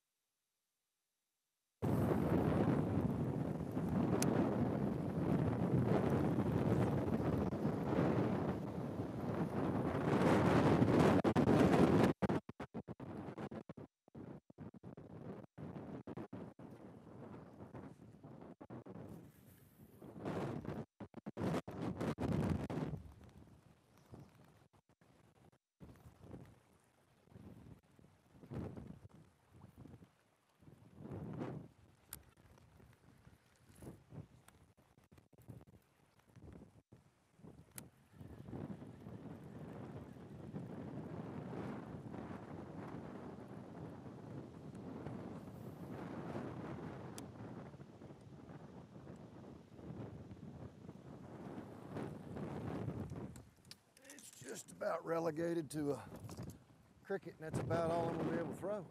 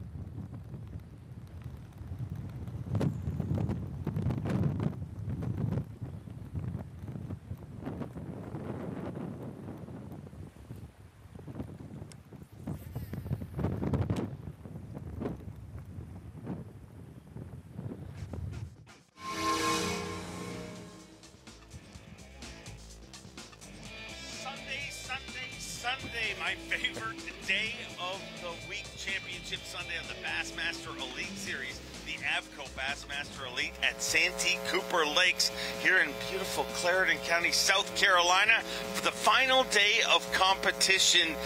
And what seemed like a tournament that Matt Robertson may run away with on after day number 2. Wow, that feels like a long, long time ago. How many changes we've seen, but atop the leaderboard.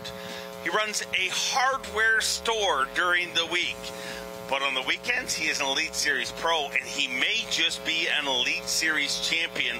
Luke Palmer, a 4-time Bassmaster Classic qualifier, is trying to seal the deal on this, but it's not just Luke Palmer. We have 10 anglers out there battling it up, and let's see what's been going on with our Toyota midday report. Let's start with defending champion Drew Cook. Well, it's really no surprise to see Drew Cook fishing on Championship Sunday, currently unofficially in 4th place. But it is a little bit of a surprise. So many of these fish in Lake Marion and Lake Moultrie have already spawned, but there's certainly a few that will be spawning at least through about mid-May. And if there's a few fish spawning on these Santee Cooper Lakes, Drew Benton, Drew Cook, especially Drew Cook, will figure out how to catch him. And he's having a good tournament here. Catches most of his fish in Potato Creek, sight fishing, a little bit of wacky worm here and there. From an angler that cooked the competition last year to an angler who weighed in the 2nd biggest bag of the tournament yesterday. Yeah, Mark Menendez had a great day the first day, very slow the second day, and then, wow, yesterday did he come back strong. He said, I just fished over those fish the first day, and by saying that, he fished a little too fast. He was cranking these trees in this area around Jacks Creek and just didn't get any bites at all there the second day of the tournament. Yesterday, he slowed down using a 7-inch cutter worm and was able to put those 5 all big fish in his live well, weighed in about 27 pounds yesterday, vaulted himself up into the top 10 once again for Mark Menendez. How about a calm, cool cat from Colgate, Oklahoma that told me this morning, I'm feeling very relaxed, very calm. The only pressure I feel is I really want to get this done for my dad. Oh, that's absolutely incredible to be thinking about his dad here on Championship Sunday. Like Drew Cook, it's really no surprise to see Luke Palmer. But the thing that amazes me is both of these anglers were very open about what they did last year, how they did it, where they did it, and to be quite honest with you, a lot of the field missed out on what Drew Cook did. Now he's currently in about 4th place. Luke Palmer with a commanding lead, fishing the south side of the lake, the lower end of Lake Marion, and just catching him. He had a 33-pound bag the 3rd day last year, but this year I guess a little more consistent. The only angler with definitely over 20 pounds all 4 days. Out on the water live with Luke Palmer and watching him compete, he said it himself. He said, man, 3-4 years ago, this would have been a different Luke Palmer in this position. He said, I've grown as an angler, and you really do feel that with him. He's had a consistent career, but you see anglers make it to Sunday, and the first few times they're kind of just happy to be there. I've had a great event. I can't lose too much, but he's ready to seal the deal on this. Yeah, Luke Palmer has been an incredibly consistent angler. You brought that to my attention just, I guess, about 2 years ago, and I've been paying more attention because so quietly he's in the top 20 angler of the year every single year, and doing that again this year. But we all keep our eyes on Luke Palmer a little bit more, especially when we come here after you caught the 33 pounds last year when we were here. And, man, he's not making it difficult. It's not making it complex. He's pitching and flipping 20-pound tests around these cypress trees using forward-facing sonar, and it just looks easy. Like I said, it's really surprising how more of our field didn't do exactly what Luke Palmer is doing all 4 of these days this week. Well, I said to Luke Palmer, I said, it looks like something you're very familiar and comfortable with.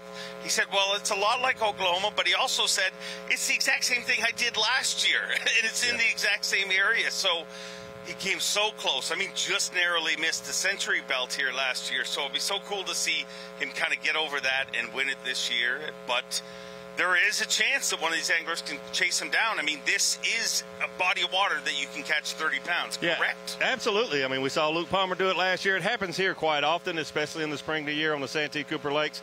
28 to 32, even 33 pounds is weighed in, you know, not every weekend by any means, but it's not unusual to see that. And we could see that. Luke Palmer is close enough to the century belt that he could actually get that today, which would be a little surprising. I thought it'd be in the 90s coming here, and that's probably the way it's going to shake out. But we would love to see one of these anglers crack 100.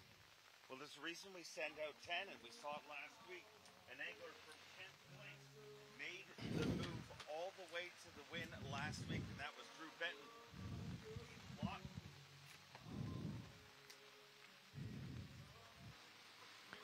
Yeah, a little weather moving in here. You know, Luke Palmer appears that he has a big lead, and unofficially he does, but nothing's official until they bring him to the scales to you, Dave, and Lisa puts them on those scales and makes it official. The wind has picked up just like the forecast said, and now the rain coming in here also. So getting those fish back to the scales will be interesting for these anglers this afternoon.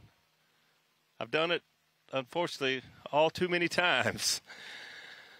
You really have to respect the wind on Lake Marion and Lake Moultrie. You have to pay attention. Mark Menendez is a seasoned veteran, has so much experience. But if you're not familiar with these lakes, you can be back in an area. I think he's in the Jacks Creek area right now. You can be back in those areas and be protected.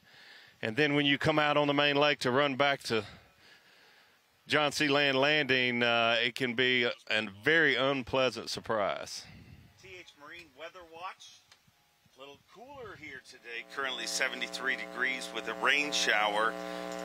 And there has been storms, but we've got really lucky. I mean, if you look at how it's gone for us and what the forecast was, there was a lot of talk about will this event go on today, or will it be shortened? But so far, definitely an amazing call by our tournament department, LT, Lisa Talmadge, and Chris Bowes, and everyone that made that call, because as you've seen, some incredible angling here today, and let's just make sure, hopefully, everybody gets back here safe, because they're going to go through a roller coaster ride on the way back, aren't they, Dave? Yeah, no doubt about it. They certainly will. But you can't always rely on the forecast, but this morning the forecast was the wind is going to really start picking up around 11, and between 11 and 2, the winds are going to be very strong. But these anglers certainly were informed of it, and they're the best in the business, and navigating these lakes is certainly a big part of what they do and have so much experience doing. Like I said, the only thing that kind of concerns me is an angler that's back in an area like Mark Menendez is somewhat protected from the wind, and you don't realize how big the waves build out on Lake Marion, especially the direction that we've got. This is a west-southwest type wind, and that funnels right down the lake all the way towards the dam.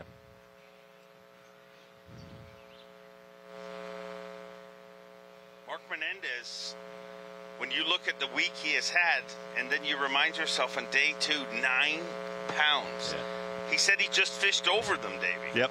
Yeah, it's really amazing, and it's really cool that he went back the third day in an area that he had fished the day before when he only caught 9 pounds. A lot of times you think, well, you shouldn't go there, but he did, and he figured them out. Mark Menendez figured them out for a while yesterday. I thought he had the VMC monster bag of the tournament, but that remains in the solid grasp of our day 1 leader, Matt Robertson, 28 pounds and an ounce. But right now, the angler with the solid grasp right now is Luke Palmer, 93 pounds, 13 ounces. I don't think the hardware store is going to be open quite as early this week. I would think he would take a day off for sure. Well, he should, because he has absolutely, you ready for this, been hammering them at the AFTCO Bassmaster Elite. Yes! No way! Live coverage of the AFTCO Bassmaster Elite at Santee Cooper Lakes is sponsored by Minn Kota.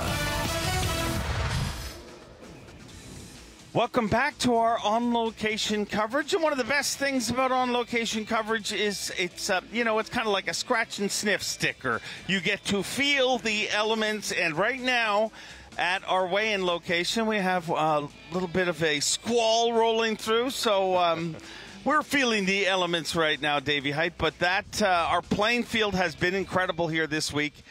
And does this help Luke Palmer, the fact that it's so tough?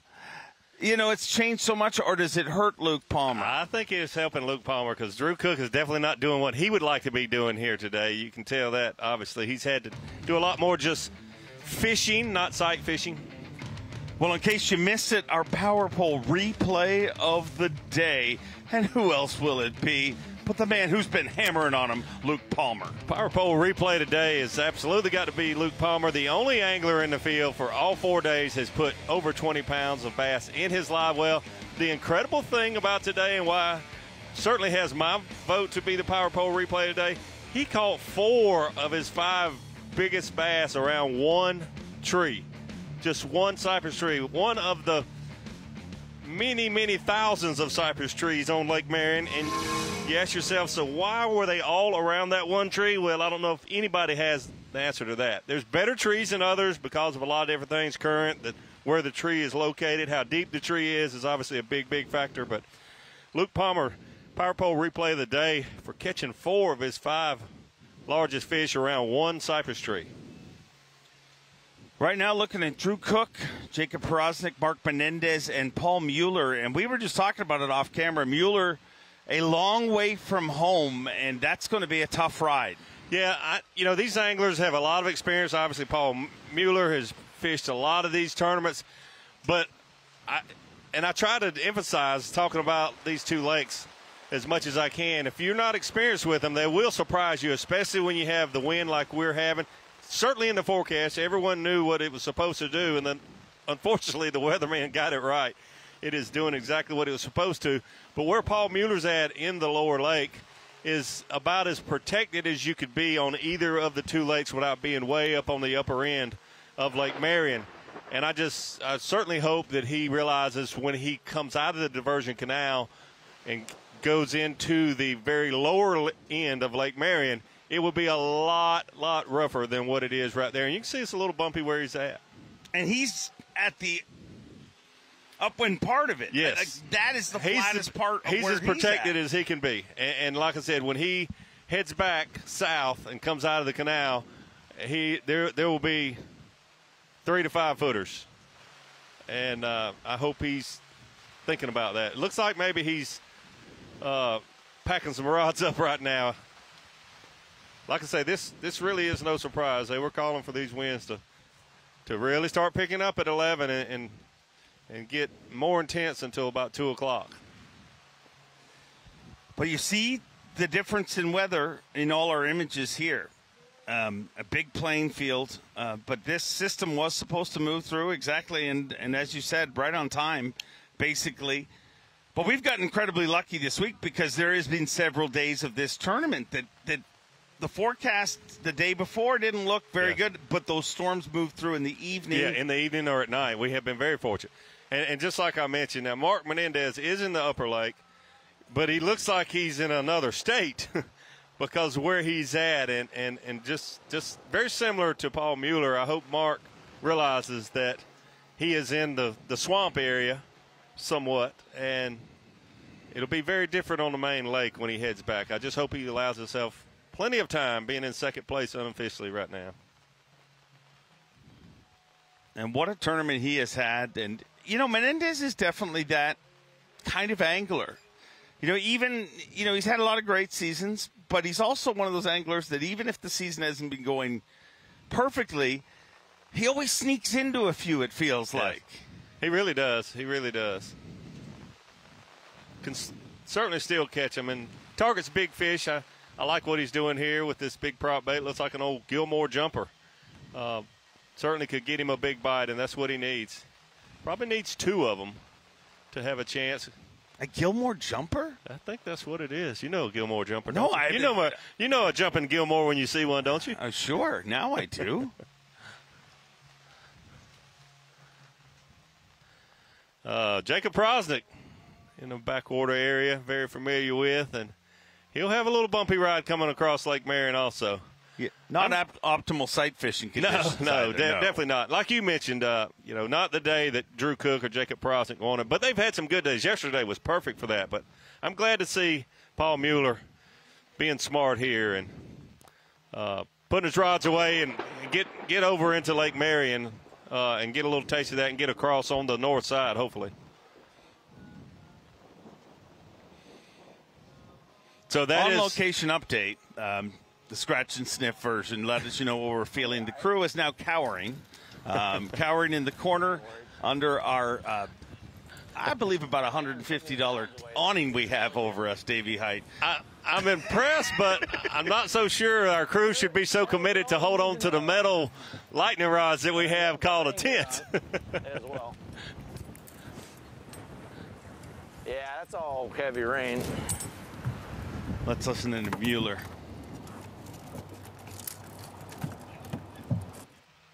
So the sun's shining basically where he's at. Brandon Cobb also. Just shows what a... That's his season. Big, yeah, the sun has been shining on him all season. That's definitely correct. Meanwhile, I don't think Brandon Polnick has left sight of the launch all 4 days. Okay, I'm going to go a little rogue here. I want to throw something at you. Because Polnick is fishing close. I've thought this for years. We need to have – the sport evolves. There's a lot more online. You know what I mean? We're live on FS1, live on Fox, all these different options.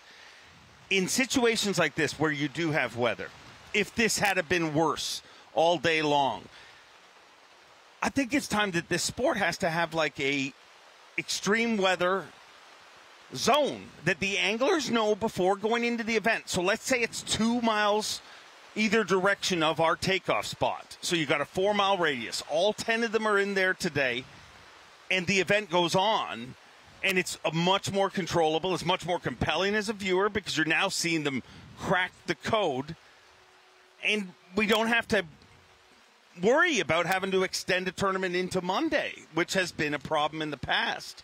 Davey Height, what say you? I think that's a great idea.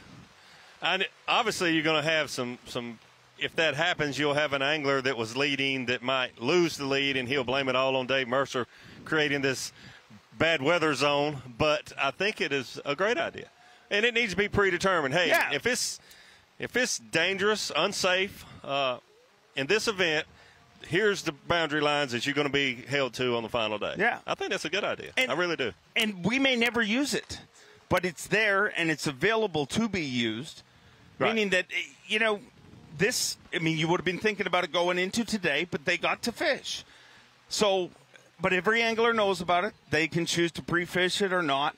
I actually talked to our tournament leader about it this morning, and I said, okay, let's just say this didn't happen the way it did, but if this was in place, he said, I'd be all in. He said, even with the lead, he said, it's fair for everybody, and everybody's safe, and, you know, nothing's extended. Yeah, actually, I haven't heard you talk about that yet, but I I think that's a good idea. Some places would be much easier to do than others. Like right here, you could put a boundary line on the mouth of Talcott Creek out at the main lake, and you have to stay in here. And there's plenty of room for 10 boats to fish the final day. A rivers would be a little more difficult because you'd have to make boundaries. And let's say Palatka, Florida, that river, I don't know if you'd be much safer, in a 2-mile stretch of that river than you would be if they could go. Yeah, true. Okay. It doesn't have to trailer be right down at takeoff. There. Yep. I like the idea. Hey, but it'd be crucial to be predetermined. Of course. This is what it's going to be when you give the information out for the lake. Here's the plan if we have bad weather and it's unsafe.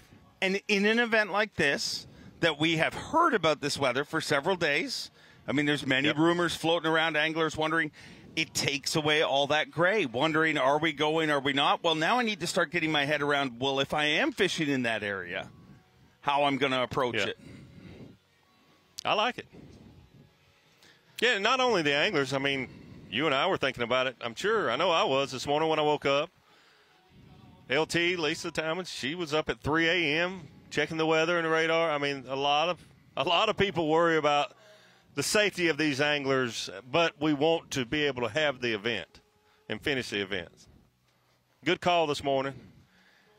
And for once, I think the weather people got it absolutely right, and hopefully all the anglers are planning towards that. I'm really, really glad to see Paul Mueller. Looks like he's packing up and coming back this way, because it would not have been good for him to stay down there until 2 to try to come back for a 3 o'clock weigh-in. I got to be honest, Davey, on another note, I was up at 3:30 in the morning as well, but I was still up celebrating the Toronto Maple Leafs 1A playoff series for the first time in 19 years. Wow. Congratulations. Congratulations. What a way to finish off Willie Nelson's 90th birthday. That was last night at the Hollywood Bowl. Sure he's watching again here today, but congrats to the Leafs and Willie Nelson. That looked like a pretty good spot for one to blow up. So that's what I was going to ask you. Which was more important to you, Willie Nelson's 90th birthday or the Maple Leafs winning? Both things that people didn't expect, really, let's be honest. I can't choose one. I mean, I love Willie Nelson. I truly love Willie Nelson. And a loyal listener to Yes, he loves B.A.S.S Live. So how can we not love Willie Nelson? Down this dock. But, man, it's been a long time coming for the Toronto Maple Leafs. They have... Not 90 years, though. 19. You wait 90 years to be 90 years old. It's only been 19 years for them to win a game. All right, it's all Willie. All Willie all the time till I get home to Canada. Then it'll be all about the Leafs because we got another series ahead of us and big problems ahead. But go, Leafs, go. That is probably the most hockey talk we've ever heard on B.A.S.S Live. Outside of the Johnsons, they get some hockey mentions every once in a while. They were certainly talking about the hockey game when I saw them. I guess they played Friday also? Yeah. Or are they playing every night in the series? Every second night. They played, what day is it? Saturday night. They played, last game they played was Thursday. Thursday night. Yeah. Okay.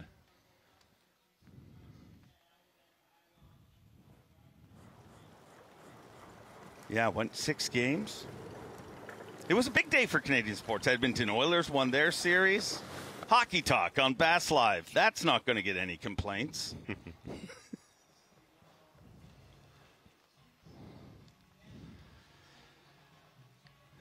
We're not the only ones dealing with the elements, Davey. You know, we're out here on location just like the anglers, feeling it, tasting the weather. But, you know, we're not the only ones. It's not just me and you. It's our entire crew. It's everybody at B.A.S.S. And, yes, even every once in a while, the studio guys get out. There's Ronnie and Suits. That is absolutely Ronnie and Suits. Zoning, not paying attention like normal. They're fighting as usual. Yeah, that's Ronnie and Suits, no doubt about it. Oh, and I dropped my cup. We got a Skeeter Boats big fish alert. What do you mean you can't hear me? Well, Such, if he catches 7-pounders, they weigh more than 2-pounders. What do you mean my mic's not on? My mic's been on all morning. The AFTCO Bassmaster Elite at Santee Cooper Lakes, and if you haven't noticed, the wheels have officially fallen off the bus, and the question is, can anybody chase down Luke Palmer? Davey, can anyone chase him down? Oh, we always try to create drama, but I don't know, Dave. Well, Ronnie and Such probably know, but they're busy. Yes! No way! Live coverage of the AFTCO Bassmaster Elite at Santee Cooper Lakes is sponsored by Minn Kota. Welcome back to our on-location coverage, my favorite day of the week, Championship Sunday. Our field is whittled down to just 10 anglers remain competing here at the AFTCO Bassmaster Elite at Santee Cooper Lakes. And atop the leaderboards, your day 3 leader has done his job today. 93 pounds, 13 ounces right behind him, but not really behind him. 13 pounds and an ounce behind him, basically, is Mark Menendez, who weighed in the second biggest bag of this tournament. We need to see magic happen, Davey. Yeah, we really do. But if you look at that leaderboard, you say Mark Menendez is 13 pounds back. Man, would he love to have day 2 back when he only weighed in 9 pounds. Paul Mueller, we've seen him lose 3 fish on camera, not just fish stories, but we saw him on camera. 3. 6 pounds plus all 3 of them. Gives him 18 more pounds. It'd be a much different tournament. But you always have those stories. But, man, a big fish here this week means so, so much. Out in the water live right now with Drew Cook. While we watch him live, just a special shout out to all our co-workers. Great to be part of this Bass family. It really, really is. Deal with the weather on site here, and like the Energizer Bunny, just keep on keeping on. Back-to-backs. Yeah, and look at, you got Cobb and Cook. I think that's it. Yeah, Cobb and Cook made both. Actually, they both made 3 cuts this year. And Cobb narrowly missed the one, which was at 18th or 20th he finished? Yeah, I think that's right. Just want to fish this one little point over here if I can fish it. And then we'll see what we're going to do. Got confidence in this one little place. Oh, there, it's right there.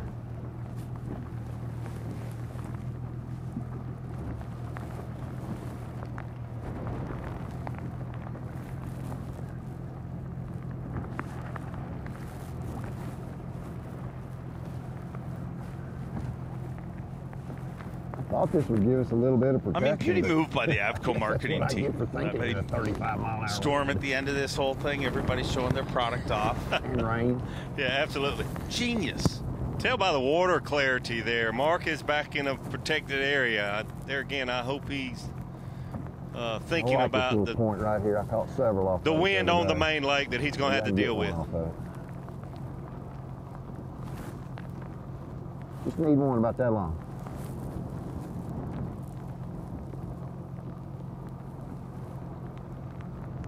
See Mark just have 4 fish. Good fish though. He needs one a little bit longer than about that long. He needs one about 7 pounds, would help a whole lot. Boy, he had a beautiful stringer fish yesterday. No giants, but 5 and 6 pounders. Had one 4-pounder and the others were all 5 and 6 pounders. Just beautiful fish. That is a stout breeze. Asked him what his motivation was to win. He said, I want to get a trophy for my son, Max. He already has one for his daughter. He says, I've been promising him one for a while.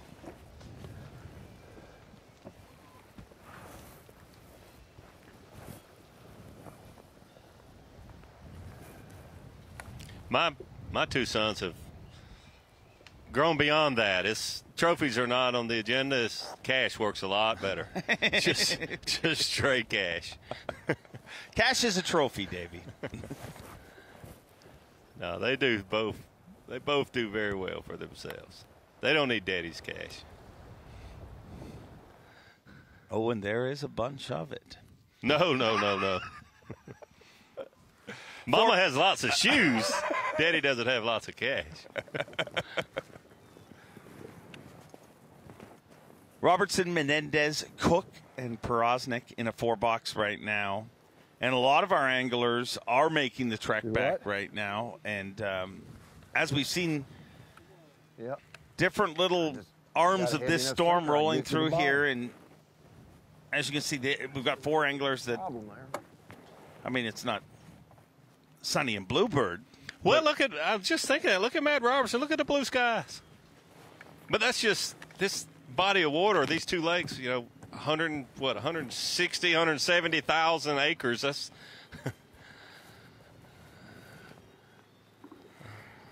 big playing field. Big playing field. Crazy thing is, our top 10, there was only 4 anglers that had a limit every day. That is amazing. That is absolutely amazing. Wild. But pre-tournament, because I keep up with Santee Cooper Lakes and the tournaments and fish here quite a bit, not surprising to me coming in this deal. I said, yeah, it's going to take 90, maybe 100 pounds to win, but it's going to fall off. And you look at the guys. There were some guys that in 2 days only caught, you can count the number on one hand, 5 fish or less in two days. That's incredible. We don't hardly ever see that. Let's keep the folks at the hardware store in Colgate, Oklahoma happy and check in with our leader, Luke Palmer.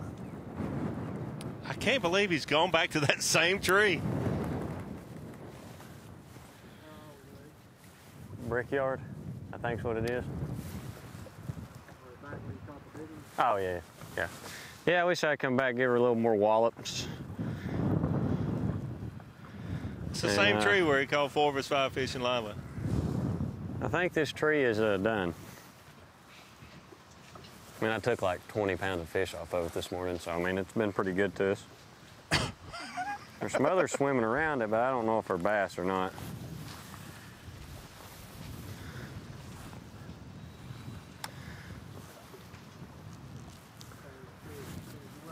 It was So where he's at is not, as a crow fly, is not very far from us here. But he's got to come across Lake Marion, across the safe channel markers, and it'll be interesting ride, even for Luke Palmer. With the dang conditions getting like they are, what 11:30, 12 o'clock, it's got where the wind's just almost unbearable to fish in some parts. Well, you can't fish some of it. I mean, no doubt, it's blowing too much. So, get back in our little hidey hole here and fish around. I don't know if you can see out there, but there's a lot more white water than there is brown water.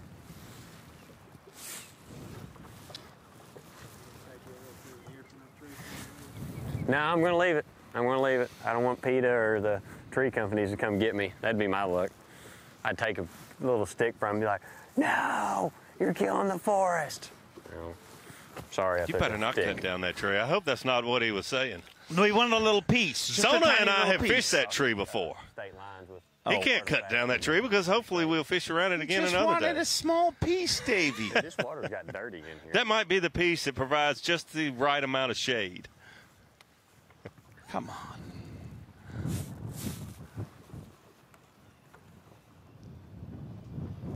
Well, he might not be getting a piece of that tree, but a much more coveted piece of wood that he'll be holding over his head. If all goes right, he gets back here safe, and fireworks does not happen with another angler here today. Get back safe is his biggest challenge right now. I think he'll get back safe. Good boat driver. Certainly he'll allow himself plenty of time. I don't know anyone that won't be happy to see Luke Palmer hold a blue trophy over his head. He, very likable guy. Everybody that I've ever been around that knows Luke Palmer likes Luke Palmer.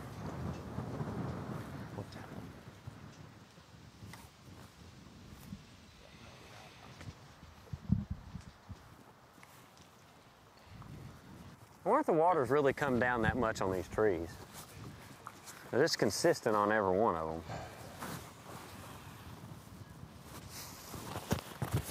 So they were supposed to, the water's been falling. That's what has, in the lower lake, I mean, that's what happened to Matt Robertson's fish.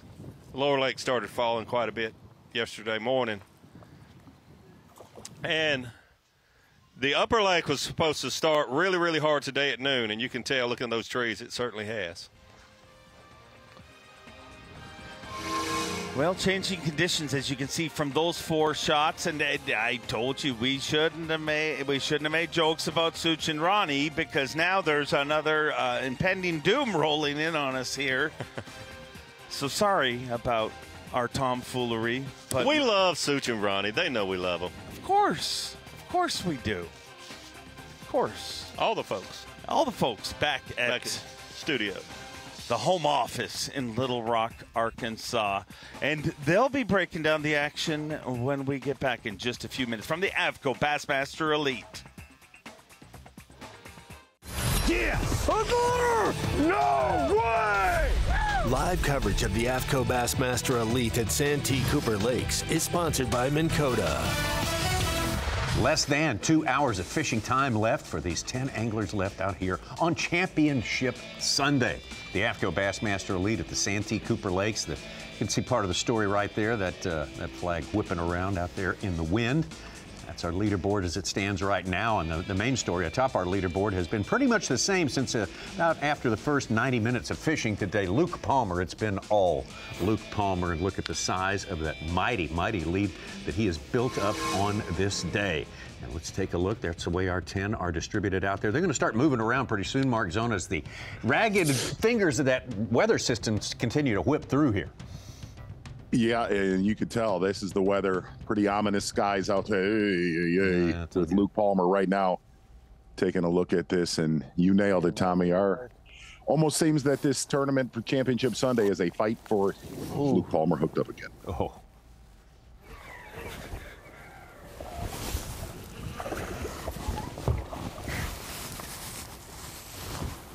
Don't even know if that helps him. Well, guys, good point. That was not going to help us. Felt good, though, when I hit her. Oh, it felt good. I wish it would. No, actually, I'm glad that one don't help. I don't think it will it? Hey. This ain't a really good time to screw up on something like this, Luke. So why don't you just look?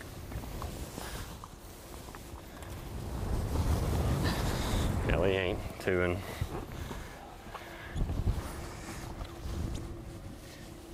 Absolutely not. Not gonna help. Yay. Thanks, buddy. I know he wasn't big, but he felt good. Just kind of getting down on myself. Oh, man. Here it comes. Golly.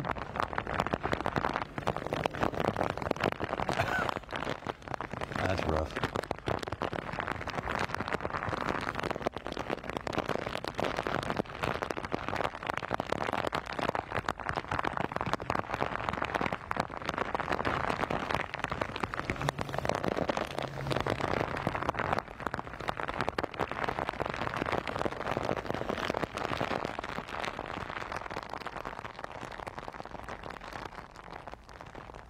Everyone warned that this would be the case, and so it has come to pass.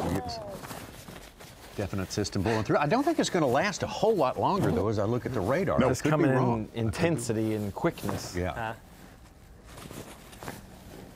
There's nothing worse than fishing in the rain, other than fishing in the rain when you know you're down by 17 pounds coming into the final day. Oh, my gosh. That's the worst. That is a horribly depressing point right there, Ron. Yeah.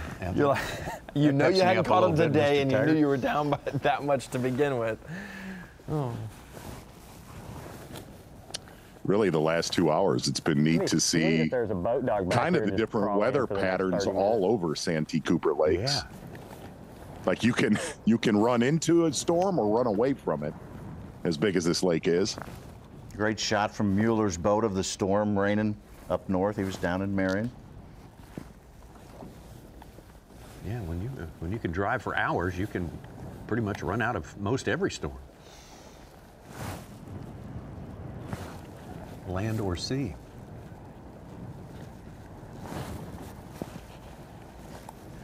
Heard Davey make the comment that,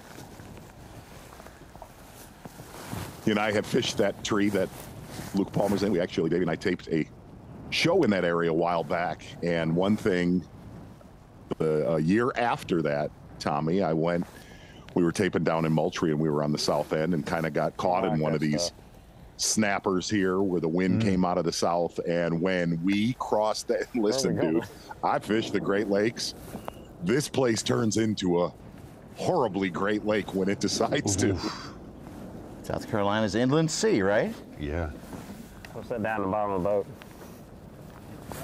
A little snap of lightning there too. That's of concern to Luke Palmer and to all of us. Mess with that. No, that's off the table. Reeled with rain. Started moving his Texas rig to the side instead of straight up and down as soon as he sees that little pop. I don't want to be like Caddyshack when he scores at the end lowest and then.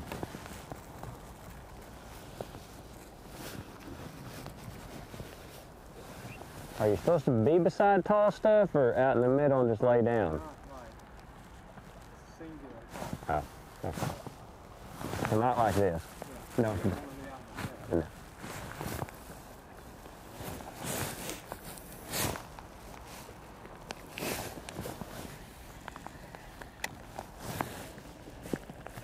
It's gonna set in for a minute, ain't it?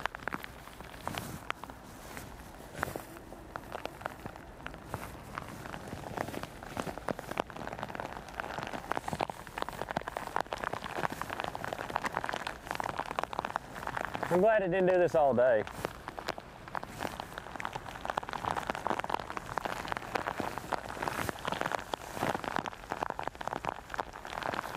Fantastic.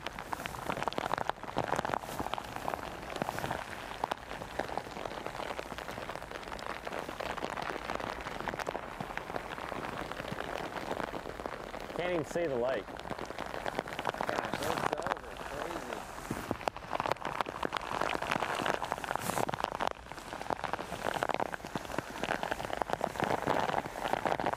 That exact tree you and David fished long ago. Yes. Going back? Yeah, absolutely. I don't know if it's the exact tree we fished. I mean, there's one only like it, in other words, 10,000 cypress trees, but I have definitely read. You know, the interesting thing in that area that Luke Palmer's at is, and we've talked about this at length, it's really what is under the water, because really everything in there looks the same, but there are little, and we've heard Luke Palmer talk about this, it does not look fun in Luke Palmer's boat right now at all. No, that's but there are little drains and little ditches around a lot of those cypress trees in there that gives a little bit more depth, and he said that was one of the biggest keys was, really 2.5 to 4 feet of water throughout this tournament. Just take it. Man, we can't, well, there ain't nowhere to go. Huh? I'd go hide in the trees more. All right. Got to be over with a little bit, don't it?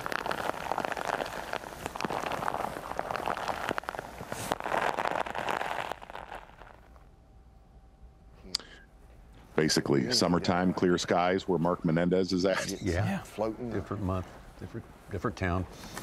Chamber of Commerce weather. That's what I was trying to think of the other day, Tommy, on the pre-show. What did you say? I know. I said nice Chamber community. of Horrors? I said nice community weather, and you said, yeah, the tourism weather. And I said, yeah, that's right. I think. Oh, yeah. Couldn't think of the phrase. Got me some real important ones in here on Friday, right in this little vicinity. They weren't big, they were just cute enough to count. That got me in, caught 9 pounds that day.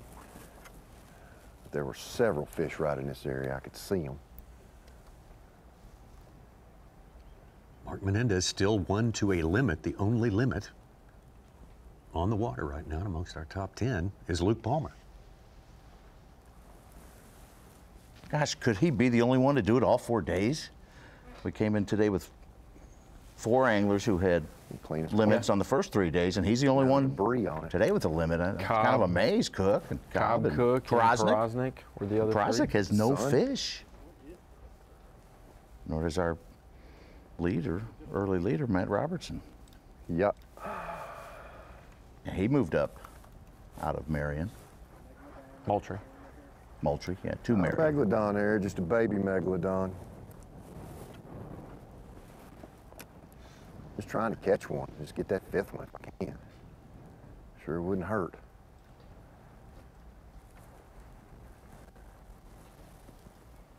Right now, from 4th to 2nd, he's gained $10,000, $35,000 for 2nd place.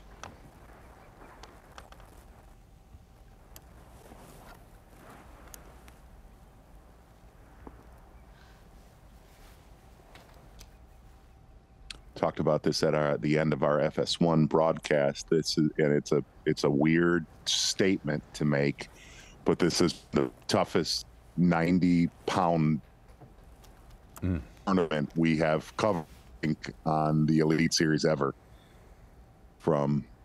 There has been a razor's edge of a enormous day to a disastrous day on Santee Cooper Lakes this time around.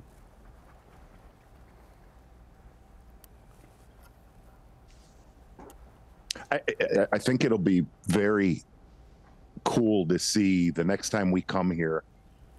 Most places that we go with an abundance of eelgrass, it really, really clears up the water, acts like a total filter.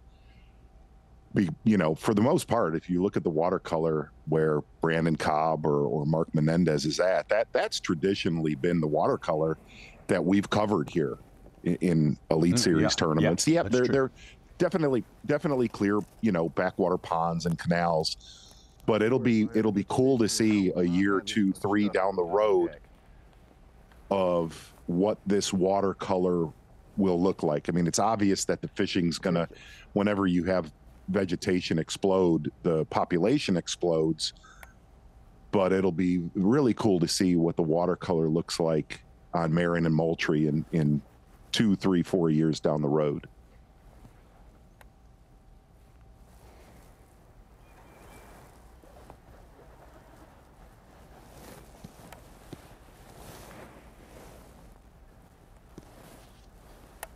Yeah, Drew Cook was assessing that and saying in a couple of years we may come back and catch 125 pounds if it was a pre-spawn event.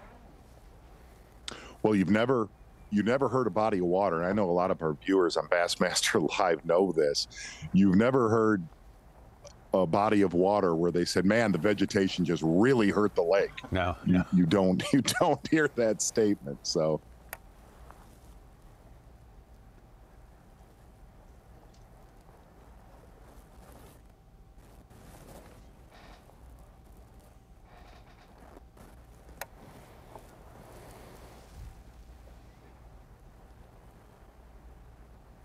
But the one thing, looking at last week on Murray, our classics we've had on Hartwell, Santee Cooper Lakes, they have got some really impressive bodies of water. Mark Menendez fishes on through that cypress grove there. 21 pounds, 12 ounces he has today on his final day, and yet he is 12 pounds and 15 ounces behind our leader, Luke Palmer. That's how different this tournament is from 99% of the other tournaments we fish on the Bassmaster Elite Series. It has been a spectacle, and now the guys are out there, depending on what part of the lake you're on, kind of fighting the weather for the time being. It shouldn't be with us that much longer, though. Keep our fingers crossed about that and be back soon. Bassmaster Elite at Santee Cooper Lakes is sponsored by Ranger Boats, Yamaha, Toyota,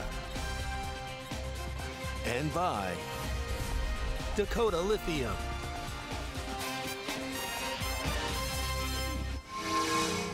Less than an hour and a half to fish for these anglers. Our top 10 out there on Championship Sunday. AFTCO Bassmaster Elite at the Santee Cooper Lakes. Much less than an hour and a half's time when you factor in the time it's going to take them, the extended time to deal with the weather, and getting back to the John C. Land fishing facility there, where the weigh-in will take place starting at 3 p.m. local time. That is Eastern time. Luke Palmer, the man in the lead, and rightfully so. One of 2 anglers only who have gotten 20 pounds each of the first 3 days. And on this day, he's well over the 20-pound mark. Just in absolutely tip-top shape, any way you look at it. Another thing that we learned after the 4 days of competition this week, and it's a really cool element to see what happened. Again, a lot of our folks that have helped us throughout the last couple days. Pretty terrible. I mean, honestly, this wind, I just can't even do what I've been doing, and didn't really have much of a backup plan. These storms were coming through. I decided to get back over here across the lake, back on the side the ramp is. Just doing a little flipping now, just trying to run into a couple. It's been slow though. I had 2 bites all day. I don't know if they're just not biting or I just couldn't effectively fish for them. Which it wasn't that bad in areas. I just think it wasn't really a good day. They just weren't biting for me, at least of what I was doing.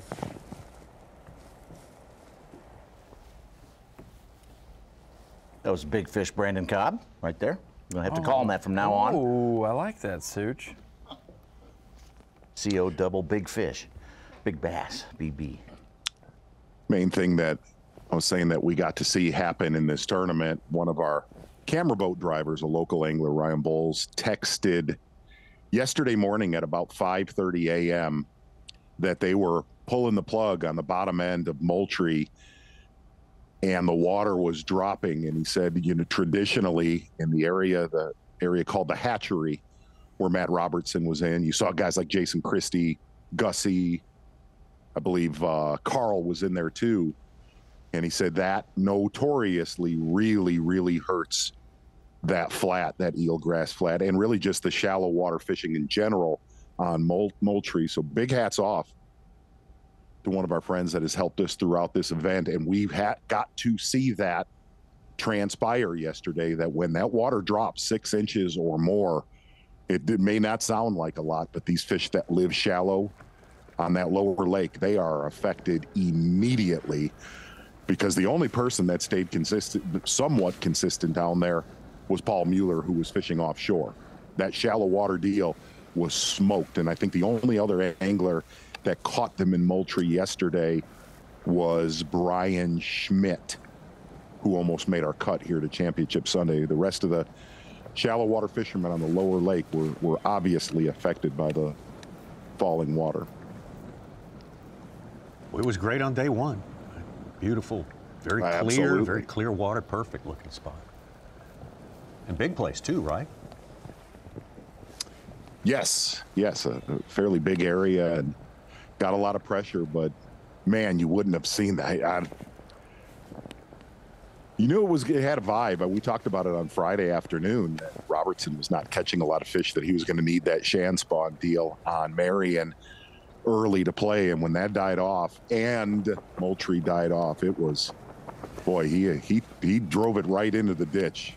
This event, sticking with his game plan.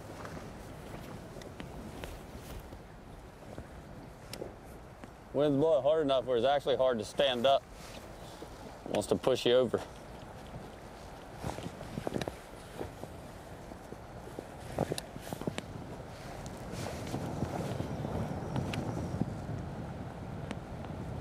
Coming in, had several anglers saying this would be a top-heavy event. It surely has. When you look at the limits, 72 on day one. The average fish was about 3 1/4. Went down 54 limits out of 104 on day two. Weight went down about 3 pounds, 2 ounces. Only 27 limits on day 3. And the average fish was 3.2. So you're looking about 3.2. Luke Palmer's averaged 4 pounds, 12 ounces on his fish. 1.5 pounds more than everybody else. We're dealing with one limit today, Such, so. That's one. Haven't counted we it. know. Oh, we know. We know that, yeah. They have, with that front that just passed, they have gone to not biting is what is going on right now.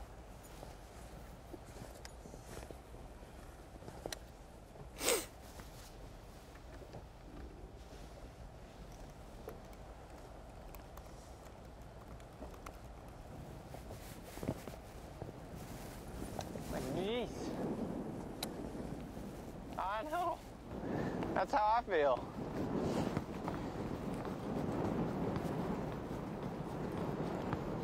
Like, what happened the rest of the time?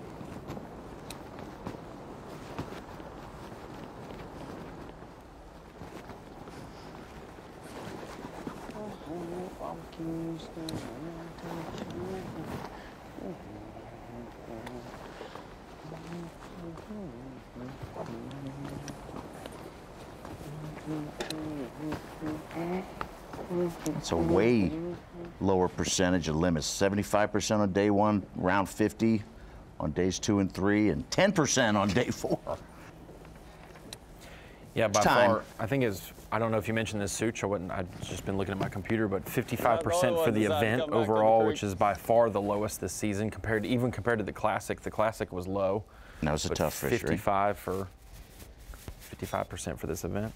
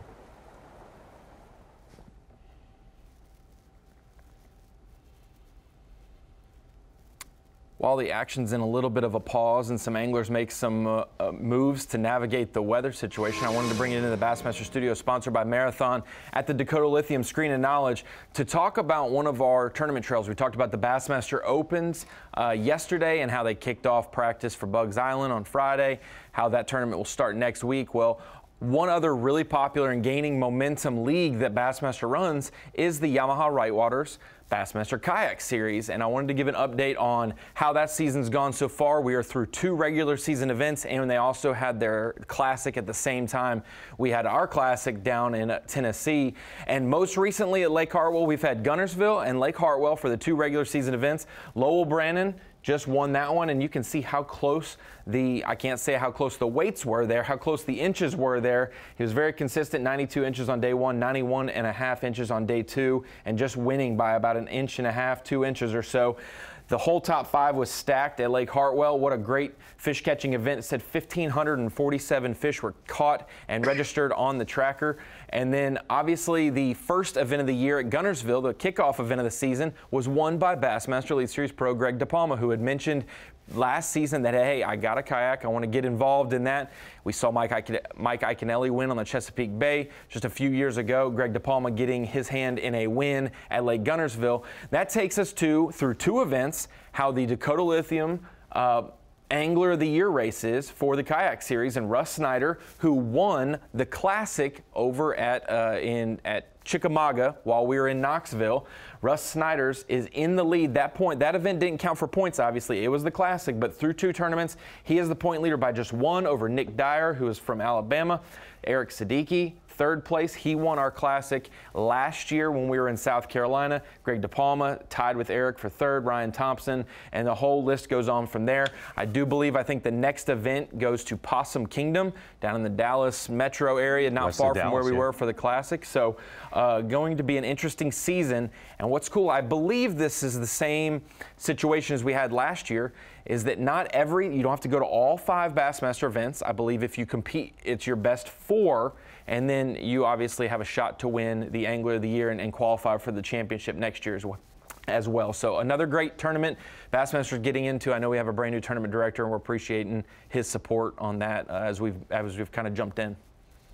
All right. Ronnie, do we have any Matt Robertson-like anglers on the Kayak Series? Oh, we got some wild ones, but throwing anglers. It's a little difficult when your rods are standing behind you on the kayak. You don't really want a long mullet. You might have to tie it up like he does for his boat runs, but we probably definitely have some characters in the Kayak Series. Understand. I would bet there are. They'll come to light sooner or later. We got a couple guys like Tommy Sanders in there for sure. That doesn't sound any fun at all. Luke Palmer, the man on top, having the most fun of anyone out there all week. That huge lead as it stands right now with the clock ticking closer and closer to weigh-in time at 3 p.m. Eastern here on the Santee Cooper Lakes. Mark Menendez, wow, second place, hanging in there, but so much work to do and on down the list. But I tell you what, we're getting closer and closer. We're going to take a break for a few minutes and be right back. Yes! No way! Live coverage of the AFTCO Bassmaster Elite at Santee Cooper Lakes is sponsored by Minn Kota. Championship Sunday moves on, forges on. Barely an hour, well, maybe a little more than an hour left if these guys are fishing right closely among the ones fishing right close to the weigh-in area. Otherwise, it's we're running out of time very, very fast. Luke Palmer looking better with every passing minute. What a great day he has had out there on the lake. The angler from Oklahoma holds a massive lead. The only angler with a limit on this very, very tough Championship Sunday. The only angler who was really within a reasonable amount of distance behind him was Brandon Cobb, starting the day only 3.5 pounds back. Everybody else was 8 pounds or more, and we've been waiting for Brandon Cobb to set the hook on something of size or significance today. Very surprising, the slowness of his day so far. With only 2 fish. He was the last one to weigh one about 2 hours ago. Wow. Number downwards again. How do I keep looking downwards? 3 for him. So weird.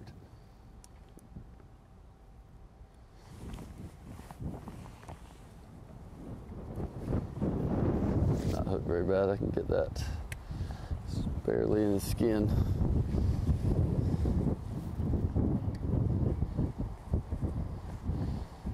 And we got to remember, Luke Palmer said that push it in deeper, it's barely. 4 of his 5 fish have came off one tree. So he didn't have Even though that's been his tree, I'm just gonna leave out, get that one. That shows you hadn't been on fire everywhere Luke Palmer's gone either. He's called once or twice tops, you know. We got one. That magic tree is very helpful. One left in here.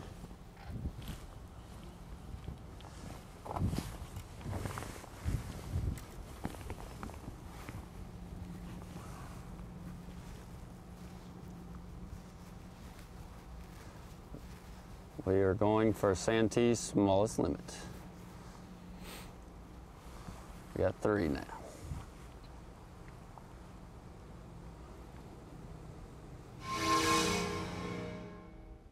Back out. As you can see, most of our nasty weather has cleared the area now. That's still pretty unstable, so we're not ruling out the chance of something quickly popping up and vanishing. But I think the brunt of it, the majority of it, has passed through the Santee Cooper Lakes area.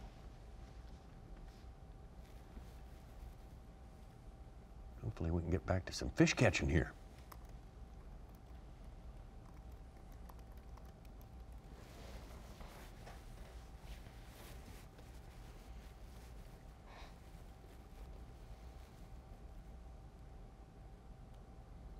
Tommy, you surprised it took over 90 pounds to win? Yes. Yes. I am. Even my prediction was 90 pounds. You have to make a little call for your fantasy entry, and that's what I put was 90 pounds, just because of where we are. But after about 2 days, I'm really surprised at 90 pounds. Right. How about you?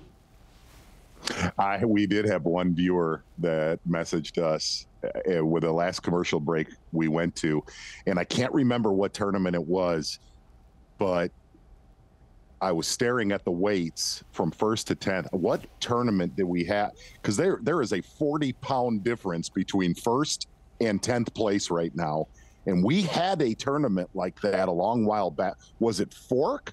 I think the one that Patrick Walters won. I mean, if 2nd was 29 pounds behind, I think that 10th was way, way back.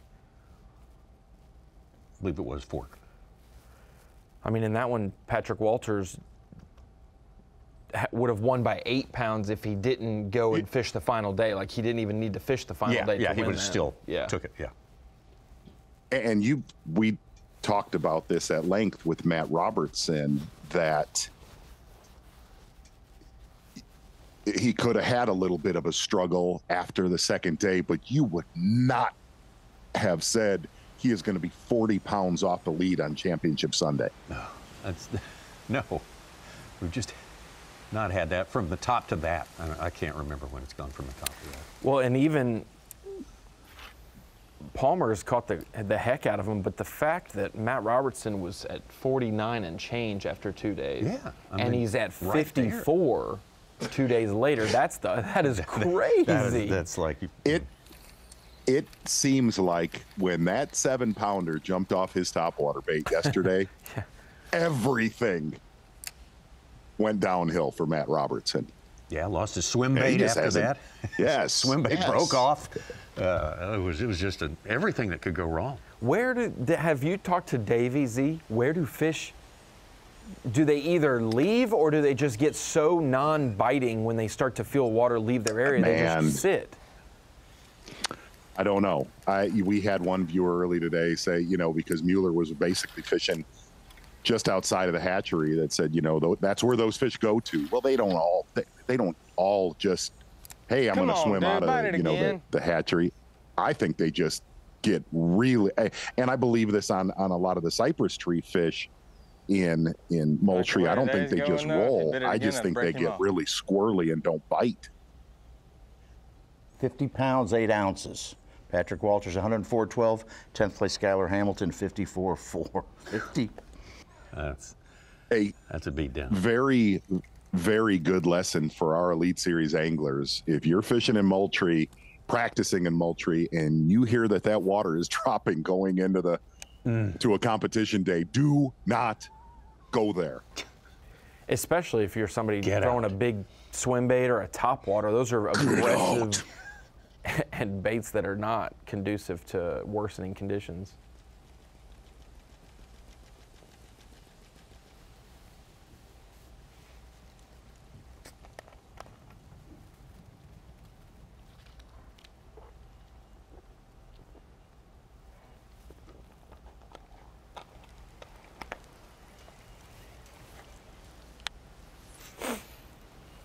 I know it's been asked everywhere multiple times today, but I'll ask it again. How come more anglers were not doing exactly what Luke Palmer was doing? I don't know. I do not know. It's not like, you know, I mean, granted, you know, a lot of the cypress tree fishermen, and this is going off of other Elite Series tournaments, and the way that they get caught, you know, as pressured as they are here with a wacky worm, exactly how Brandon Cobb has fished them throughout this tournament. But I don't know, because there are dudes like Greg Hackney that, look, Hackney is the best in the world at that style fishing. He is the best cypress tree fisherman that we have ever covered. And you know, you can go from the St. Johns River to this body of water, and I don't know. I don't know how to answer that. The forward facing notwithstanding, I mean, it's just hard to say.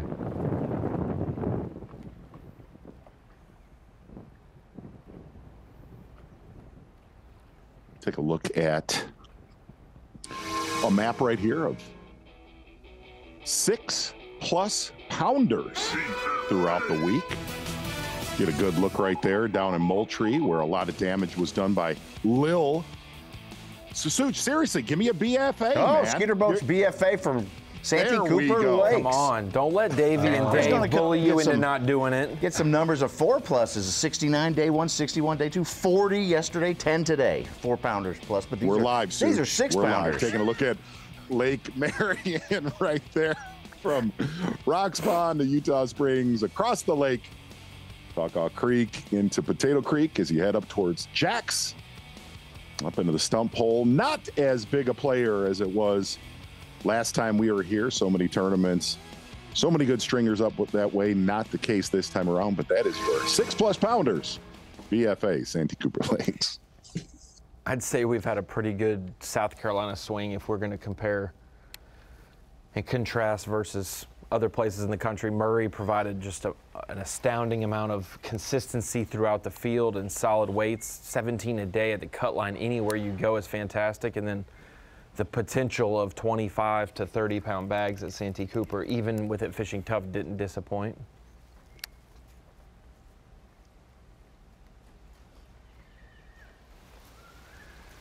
Don't see us getting to 30 today, but again, one swing could change my opinion.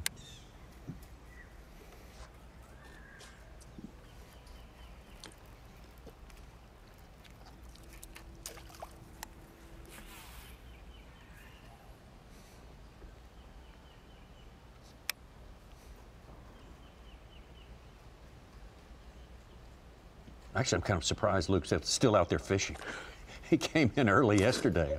I absolutely agree with that right now. Just an unbelievable morning. If you're just tuning in to Bassmaster Live, Yum Woolly Bug caught a big one to start the day and then backed it up with 4 consecutive fish off of one tree.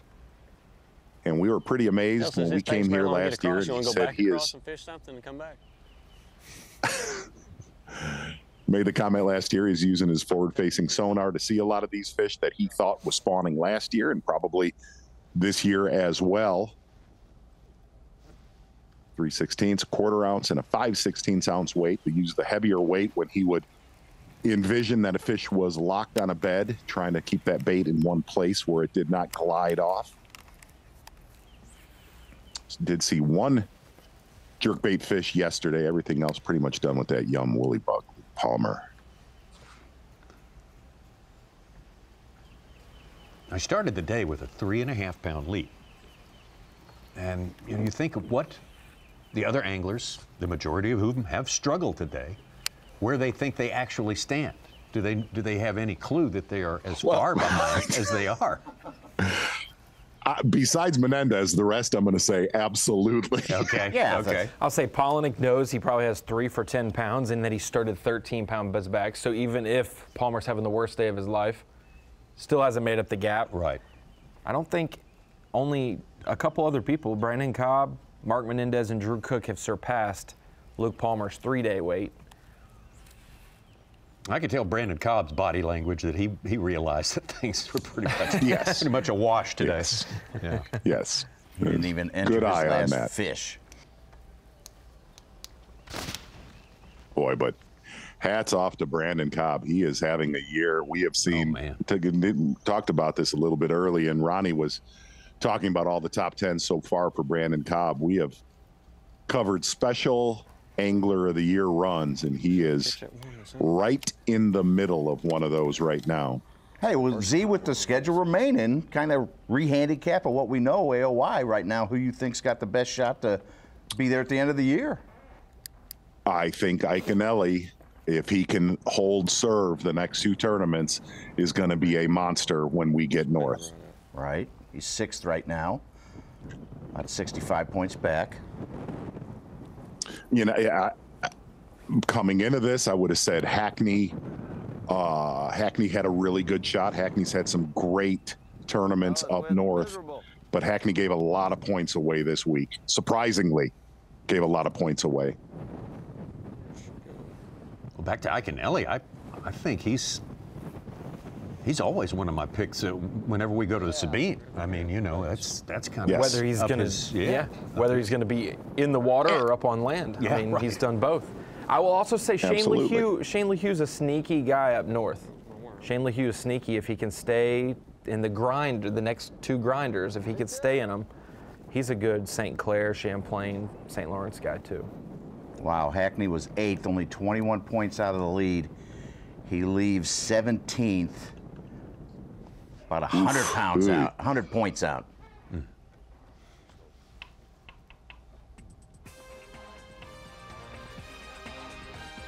We are pressing on, ever closer to weigh-in time. It's within the hour. For all of our top 10 out here on Championship Sunday, I should say.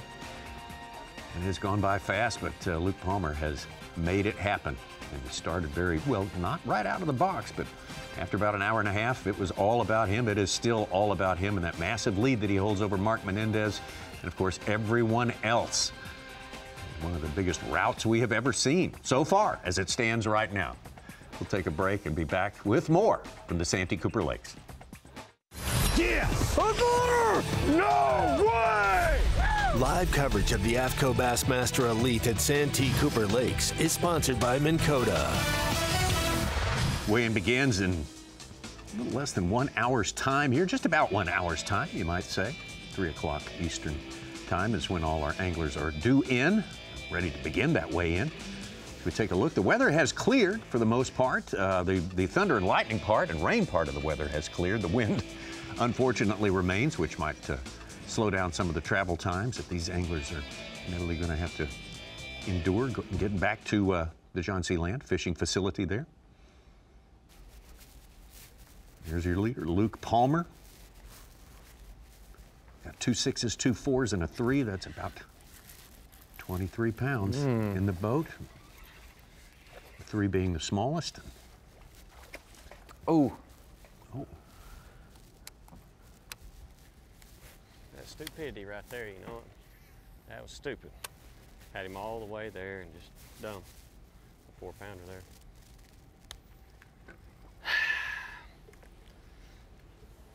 Hell, when I hit him though, my damn line was heading out that way. Ah! When your boat flip, when you got to get them coming right, and I had him hooked in the side of, like I had him hooked in the corner of the mouth, and just dumb. That was dumb there.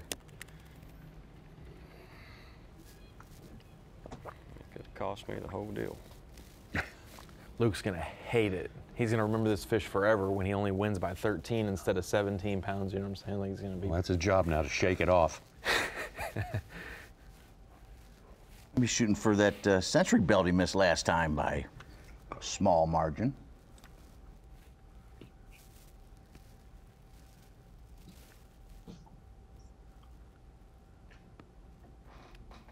I don't know. He might have not helped. I don't know. The ones we got, he's a nice fish.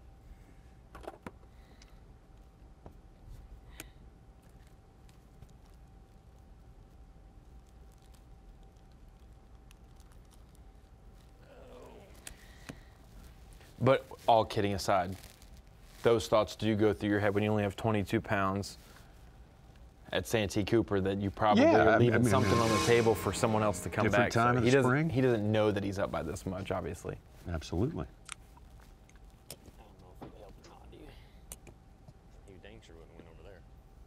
Is that the only bass we have seen him lose this week? I think you're right. That is the only fish. Yeah. Yep. Wow.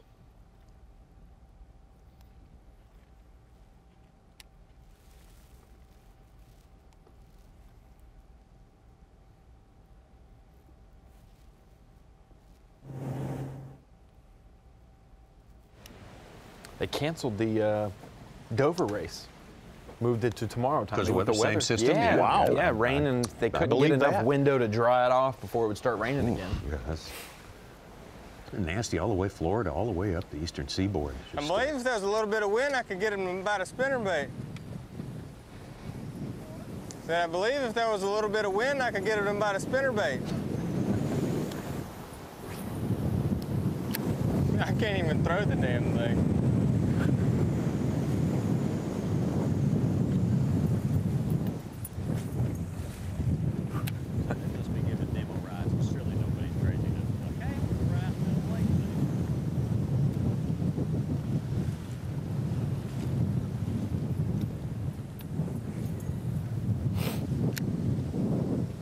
Z, you told us the name of those little lines in the water there that when you get the winds up to indicate how fast it's going. Was it you that told us that? There's a name for those. Isobars. Isobars. No, that's the ones up in the air.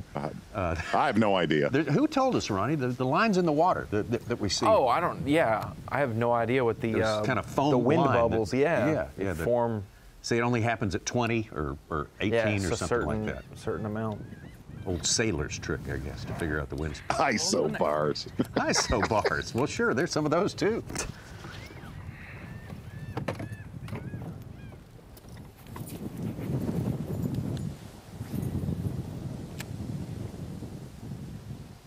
Ronnie, you were talking about the kayak series, and some of the destinations that they've been so far this year, you would have been amazed how many kayaks got to see earlier this week on Lake St. Clair. It was insane how many were out there during the week. In the snow? Yes, at both mornings. Again, it snowed both mornings. Snowing and blowing, and they were out there in kayaks. We actually have our 5th stop of the year for the kayak better, series babe. on Lake Minderchuck, so you should, well, I think you're camera boating for that one. I'm going to come take photos or something. Yeah, it'll be a time, won't it? A lot of Karens on Lake Menderchuck. There's a lot of Karens on that lake. Part of the playing field. I doubt the camera's doing it justice, but dude, it is gassing.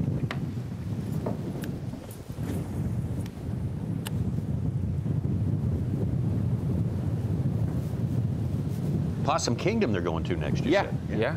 I've heard a lot of good things about that lake. Yeah, we yes.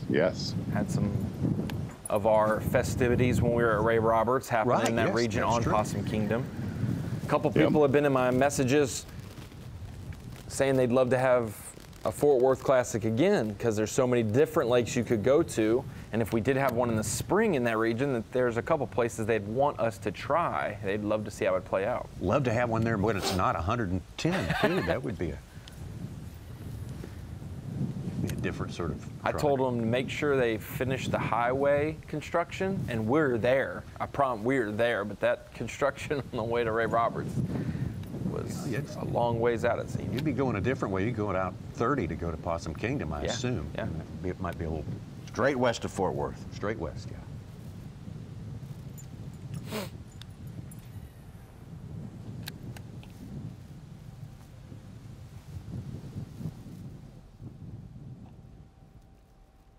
Final day drama here at Santee Cooper. Welcome into the Bassmaster Studio, sponsored by Marathon. I'm at the Dakota Lithium Screen of Knowledge, and we're making a push for the last hour, so that means anglers are coming back, and they had to head back a little earlier today. If you're just tuning in and joining us, that weather, the wind that Drew Cook was talking about just a couple minutes ago on camera, that hit big time down in Lake Moultrie, and these anglers had to make their way back, guys like Paul Mueller, guys like Matt Robertson, and we honestly appreciate all of the hard work our cameramen do. David Pennington was with Drew Benton last week for the win. This week he was riding along with Matt Robertson and had to take a quick video to send to us on what it looked like out there. Honestly, you can't see any trees, you can't see any land, and it looks like a great lake, especially with the waves that Matt Robertson and him had to face on the way back. So we're glad they've made it back. We've seen them successfully. All the equipment looks like it's working as well. And it's not something you want to have happen, adjustment to your game plan on the final day, but we've seen weather come in. And honestly, guys like Mark Menendez and Luke Palmer got their job done earlier before all that stuff hit, which has made it a little difficult to skip a wacky rig around and other things today. So just wanted to give that little peek from the camera that when the camera was up, they were still shooting and trying to show us the story of what hats off to him for doing like. that, because I mean that's above and beyond to Call of Duty there. Hats off to all the cameramen and women and Bassmaster Elite Series, and bring all the nice Bassmaster live pics. Had great underwater footage this week. Yeah. Last week as well. Back out to Drew Cook. Z, how you feeling about the St. Clair event? I think it's late June, the last week or so of June. Is that not late, early, or most? You know, not the most favorite time. Not the most favorite time of the year. In fact, probably one of the worst times of year. St. Clair's obviously one of the best fisheries in the country, but that is when they are generally at their lightest weight and the most scattered out throughout the season. I don't know how it didn't come off.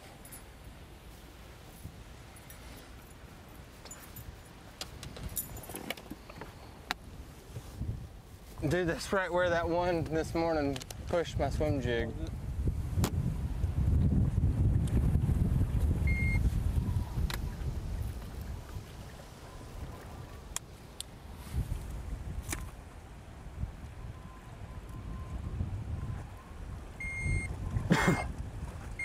$112, but I'm sure glad to see him. He needed 2 and change to pass Brandon Cobb and steal an AOI point. Not going to quite do it with that one. And 5,000, Ronnie. Drew as well. No, he's not done yet. We hope. Hot dang. One more. Brandon, Drew Cook, praises to them. What a season. I mean, 10th place, top 10 at Okeechobee, 31st at Seminole. Top 10 again at Murray last week. I mean, the averages we're stacking with Brandon Polinick and Drew Cook here and Luke Palmer on how many times we've been here and how frequent their top fives are. I think Brandon Polinick's got a first, a third, and now he's unofficially fifth right now, while Drew's a winner and got fourth currently right now. Drew Cook made a lot with a little this time around. Really coming into that first day, we had a camera with him, and he said, if I can get a day and a half out of the sight fishing gig, I'd be really, really, really happy. And yesterday was just a really strong performance, finding more fish that were locked on, because he was in the same areas as, look, Drew Benton is one of the best sight fishermen, and those guys know basically the exact same fish that are locked on. To do what Drew Cook did yesterday, very, very impressive. Tommy, we got a definition from our guy Gene Gilliland.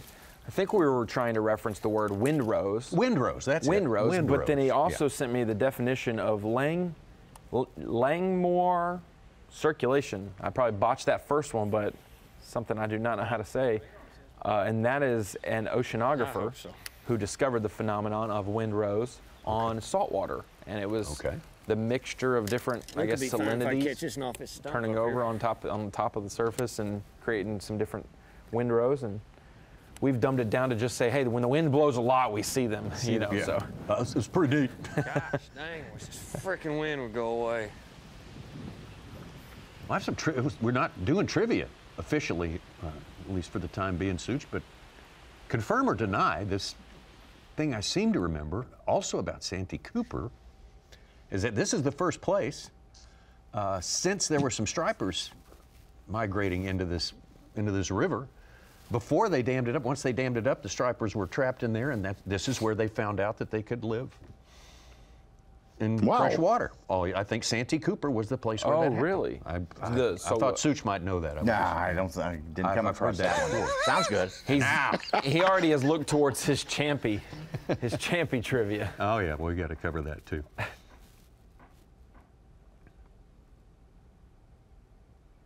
80 years ago, these lakes were impounded.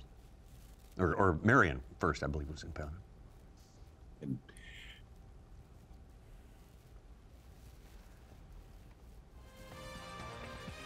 Matt Robertson closer to shore now, for sure.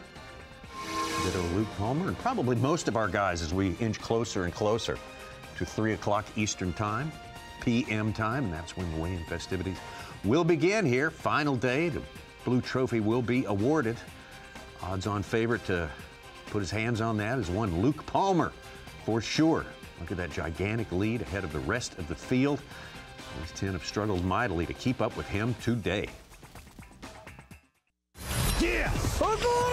No way! Live coverage of the AFTCO Bassmaster Elite at Santee Cooper Lakes is sponsored by Minn Kota. The Santee Cooper Lakes Final Day Championship Sunday, AFTCO Bassmaster Elite at the Santee Cooper Lakes here, Clarendon County, South Carolina. What great hosts they are. We have had a lot of adventure, a lot of entertainment here, that is for sure. And it's time to take a look at Santee Cooper Lakes and what has transpired throughout the week here. Your Humminbird unlocked the lake, looking at Santee Cooper Lakes, Lake Moultrie, and Lake Marion. Lake Marion, you're looking at about, call it 110,000 acres, and it is a monster. About 60,000 acres down on Lake Moultrie.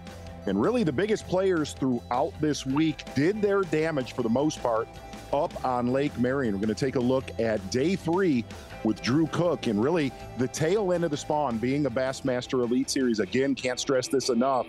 About a month later than it was last year, watching this angler catch over 100 pounds last year on Santee Cooper Lakes. Drew Cook, and the biggest key, finding new fish every day. And if this was a sight fishing tournament for spawning largemouth, Drew Cook, well, he was the winner of that.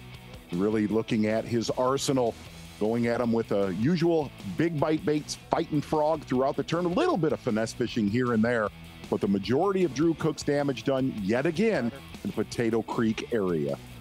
Drew Cook started with 21-13 on day number 1. Had a fall off in production on day number 2 down to 17-12, but day 3, really good work to put himself in the 3rd spot at the end of 3 days of fishing with 23 pounds and 4 ounces for the defending champion who caught 105 pounds and a half here last year. Yeah, great tournament for Drew Cook. Always very consistent on this body of water, especially when those fish are up snooping around, cruising, but a great event for Drew Cook. From there, we're going to go back down to Lake Moultrie, and an angler doing something much different than the rest of the competitors down in Moultrie, fishing 5 to 15 feet of water for Paul Mueller. Definitely some of the right bites in this tournament, kind of rotating from a drop shot to a Nico rig. Said there was a lot of fish on individual stumps, small brush piles, and a lot of rogue roamers. Big one right here for Paul Mueller on day 3 of this tournament. Finding something the rest of the field was not on. Really kind of had that vibe. If this tournament was about 3 weeks later, Paul Mueller would have been a handful come Championship Sunday. Brandon Cobb, leader in Progressive Angler of the Year. Points for this season, having a tremendous season and a great tournament. Started out 21 pounds on day 1, up to almost 25 pounds on day number 2. And day 3, it was more of the same, though not quite as much. And looking at Brandon Cobb, just an unbelievably consistent year fishing in the Rock Pond area, the south side of Lake Marion, getting it done pretty much with one weapon. Typical Santee Cooper Lakes 101, throwing a wacky rig on individual trees that are fairly close to the main lake. A lot of fish coming and going. Kind of ran out of fish on the final day of this tournament, but yet another top 10 finish for the South Carolina angler. Yeah, for the first half of the season, Tommy, Brandon Cobb has 3 top 10s in elite competition, add in a top 10 at the Bassmaster Classic as well. He is on a hot streak and is our Angler of the Year leader for that reason. Well, the weather got very nasty on day number 4, but Mark Menendez was ready to go right from the start. In the elements out near the main river channel, 5 to 6 feet of water, kind of just outside of Jack Slough, getting it done with one bait on the final day. A Strike King 7-inch cutter worm, big profile worm on the down current side of those cypress trees. Mark Menendez definitely not getting a lot of bites, but the quality was there for the Kentucky angler. Got off to a good start, Tommy, on day 1 with 21 pounds and change for Menendez. Only 9 pounds on camera day 2. We were wondering, would he even survive in advance?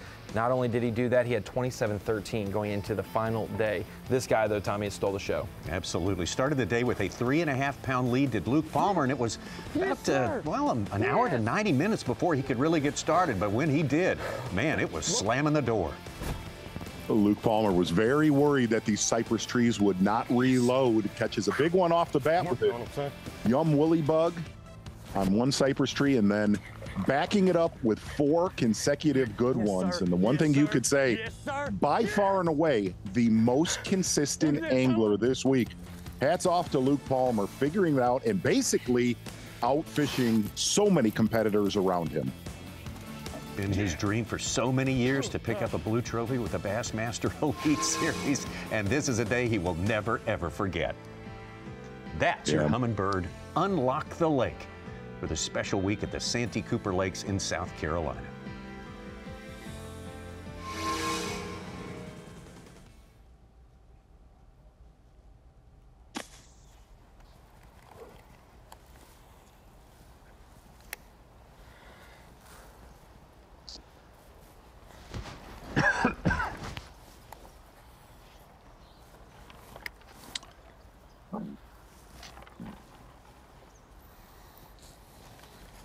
I just hope nobody caught a mega bag today. Knocked me out.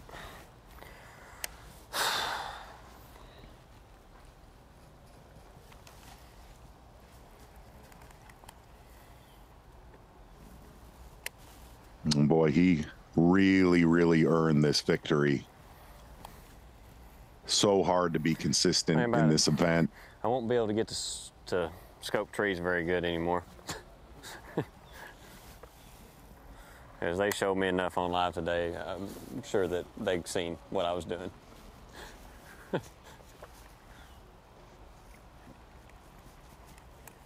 Yesterday, he came in 3 or 4 pounds under his bass track weight, or over it, I mean, with the 26.3. I think it was only like 21 and change on bass track. I think he's a little bit low today and maybe over his last year's weight of 95.7. I wouldn't doubt it at this point. So like a 7-pounder would give him a chance at a century belt here? That's where three. you want to see. Wishful thinking. Yeah, you know, he's halfway to 180 pounds right now, so. It's so bad, don't you see? Oh, man, you know it, Z. Well, we've had a 4-year string since Cobb started in 2019. We could match the 5-year string the Elite started in 2006, went all the way to 10, I believe.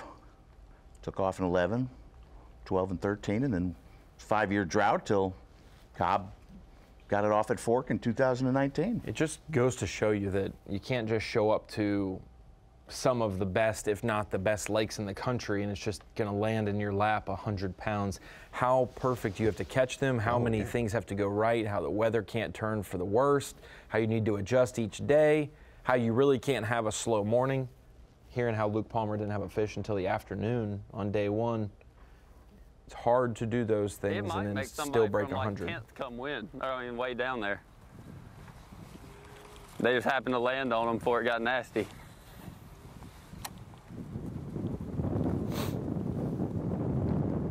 Such, I'm with you. I'd hate for 23 to be remembered as the year the kids didn't get to see a century ago. The year the kids cried.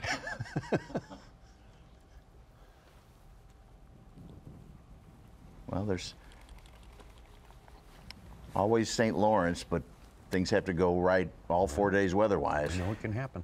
Is there a way, Z, we thought the same thing at the St. Lawrence last year in Lake Ontario, even though it's so much bigger in places than Lake St. Clair. Even though that's not an ideal time in July for St. Clair, what's the magic storm that needs to happen to hit them crazy at St. Clair in a time we didn't expect? Did you say it was July? I thought you said that tournament was the end of June. No, the St. Clair? July. Yes, when is that? It's late July. I'm sorry. That'll I was be bummed much, the way much I was better. bummed when you said much better.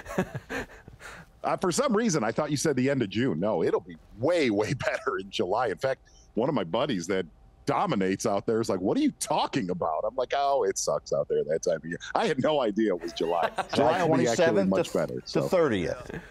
Oh no, schools will be a lot more grouped up in July. I don't know. Listen, man, we've done Bassmaster Live for like 10 out of the last 11 days. Yeah, I'm with you. Yes. I bubble gum where my brain used to be.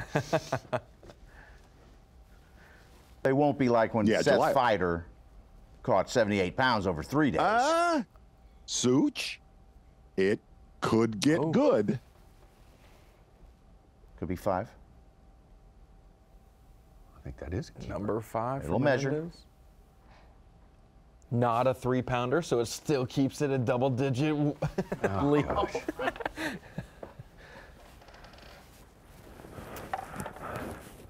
That's a 14-incher. I think this year's Z, they're also allowing some Lake Huron and Lake Erie in play. The last couple times we've been there, it was during the COVID time, and they could only stay in St. Clair, which, you know, you win in there. You don't need to necessarily leave anymore. Shouldn't be as big a player in July in Erie. It'll be way more. Should be way more of a St. Clair deal than in Erie. Cool. The later you get into August, the better Erie usually gets. How about that? How about that? Well, you saw the first 10-pounder come out of Erie or any Great Lakes last year. Won the whole dang shooting match. I feel like I won it after that. Pound 3/4. How about that? Some nice fish. How about that? I told you there was a predator fish right here. Some nice fish. How about that? Some nice fish. Last year the water was blowing that way, and I caught 17 pounds on the other side of it.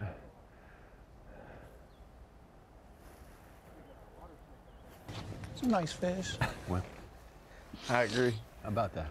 We're there, aren't we, Tommy? Yeah. We're there. Oh. Yeah. How about that?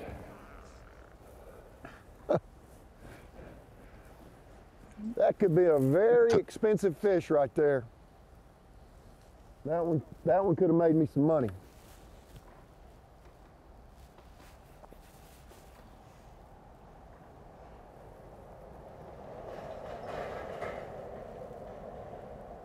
It just went, doop. It's like somebody cut my line.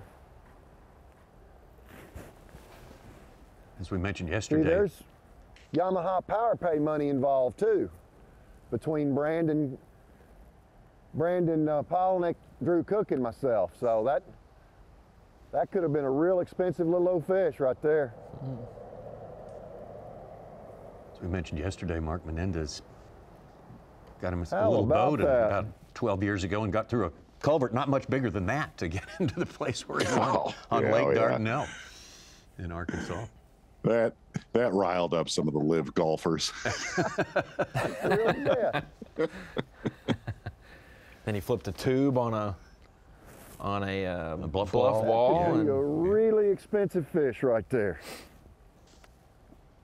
He now unofficially has the biggest bag of the day on Bass Track. At least we know Palmer might be low a little bit, but 23 and a half pounds now that he's filled his limit.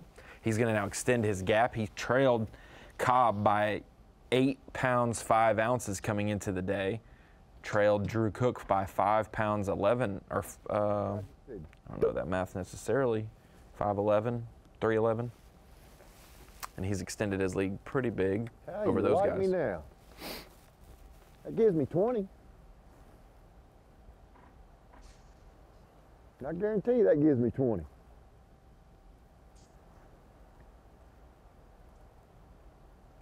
He has still got it. There's no doubt about that.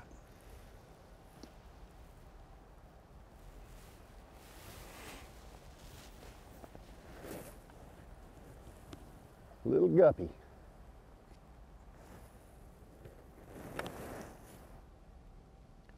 We got one more little pop-up that's about to hit Moultrie. Moultrie only, and I think I think it's been evacuated now, so we should be in good shape there. Wisely so.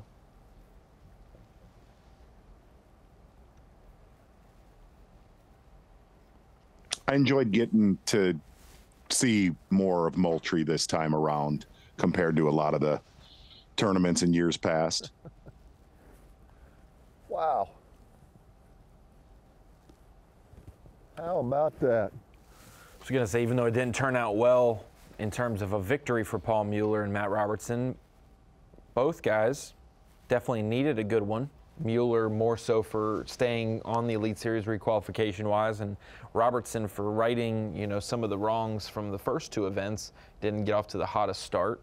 Had a pretty decent event at Murray, and now after this top 10, he's 38th in points inside that classic cut line. Yeah, it's not all bad. It's always news a goal, 4 events in at a 9 that you're at least in range. What color that little fish was? He's all hot, pretty green, white. Some other jokers up there all black, green, mottled. Them scars on them. Closer and closer to weigh-in time. Look at the leaderboard. There has been one change since we last took a look at it. Mark Menendez now with a limit of fish up to 23.8, and the biggest bag for the day, as a matter of fact. Talking about day number 4, Championship Sunday only. Luke Palmer, though, plowing closer and closer. The clock is ticking for the rest of our anglers. They're closer to weigh-in time. The AFTCO Bassmaster Elite at Santee Cooper Lakes is sponsored by Minn Kota, Power Pole, Skeeter Boats. Progressive Insurance. And by Rapala. Oh, ho, ho, ho, ho, ho. Championship Sunday edition, final one of the event, Santee Cooper Lakes. How about Luke Palmer getting it done? Rocks Pond area, Yum Woolly Bug, finding the right trees. And as strange as this sounds, how did he not have a bass on day one at 1 o'clock with the performance that we have seen days 2, 3 here on Championship Sunday? Yes, sir. Yes, sir. Very, very heavy tackle, something a lot of other anglers in that area were not doing. Looks like he's going to wrap it up for his first Bassmaster Elite Series victory all around. Good dude, great angler. That is your final Power Pole replay of the day, my friend. Tiptoeing through the cypress. Yeah.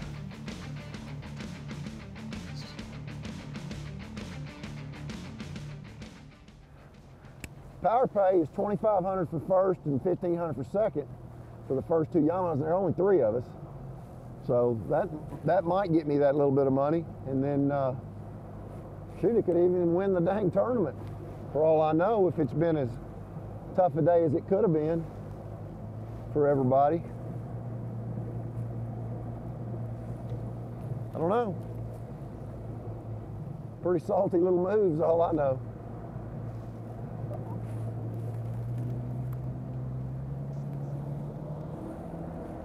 Menendez going to wheel it into the John C. Land III fishing facility here. He was saying expensive fish, he meant valuable fish. Yes, that's what he meant there. He has, nobody's going to catch him for second place either. We'll add that to the Luke Palmer story. Jumping from 4th to 2nd, that's 25,000 to 35,000. And he's adding up all his bonuses he could get. Sure, there is. He was doing a little counting right there. Sit here and fish it out. This will be Menendez's highest finish. Obviously, we said his last top 10 was 2021 at the St. Johns River, 5th place. But prior to that, he's had a 6th, a 3rd, an 8th, a 4th. All the way back to his most recent top 2 finish would be 2009 Decatur, Alabama Wheeler for a Southern Open. He got 2nd. Prior to that, that same season was his win in Russellville, Arkansas at Lake Dardanelle. So this is his highest elite finish since then, 14 years ago.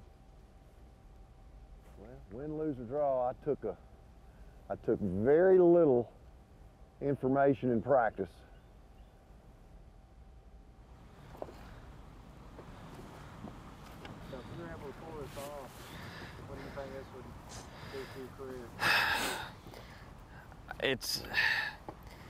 It's going to give me some confidence. I mean, to know that if I could win this deal, it's going to give me that confidence that, hey, you can compete with these guys maybe, you know, and just to, it's just confidence, man. Like, everything is confidence against these guys. You got to know that what you're doing is the best that's going on at that time. Like, it's because if you don't, dude, these guys, they're going to take your money every time. It's hard not to get down on yourself, and to maybe win one, it gives you that confidence to go and say, hey, let's go get it done. You know what it feels like to win, because it took me a long time to win my first tournament when I was team tournament, and when I won that first one, it gave me that relief to say, hey, you can do this, and that confidence. And from then on, I was able to compete well and win quite a few tournaments. So I'm hoping that's what happens here. I hope that's what happens. So let's go get her checked in and see what happens. He missed the cut at Murray by 1 spot last week, but he finished 2022 really strong, 3 consecutive cuts. He lost the tiebreaker there, right, Ryan? Yeah, well, he was 50th on day 1, Luke Palmer was, and then he fell to 51st on day 2, missed out on it because of, I think the biggest single day bag gets you the tiebreaker between those two before the other tiebreaker deals happen. Finished up last year with cuts at St. Lawrence, Wahey, and Mississippi River. So that was a boost. Yeah, and he's one of those anglers. And Tommy, you know this. I know it sounds crazy, but anglers like to talk about each other. They do. Yeah. You never, ever hear a negative word about Luke Palmer. You do not. Ever. No. No.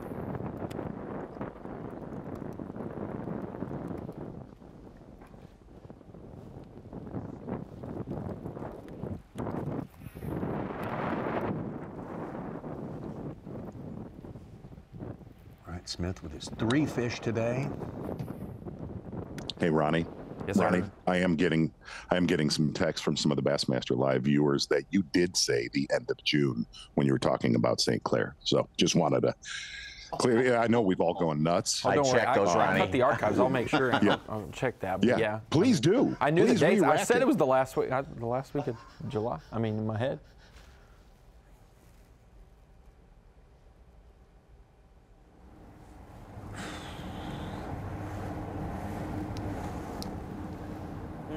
Is there anybody back home that you would want to win this for? My family, no doubt. Like my mom and dad, like I've said, they've been right there with me and have let me do this.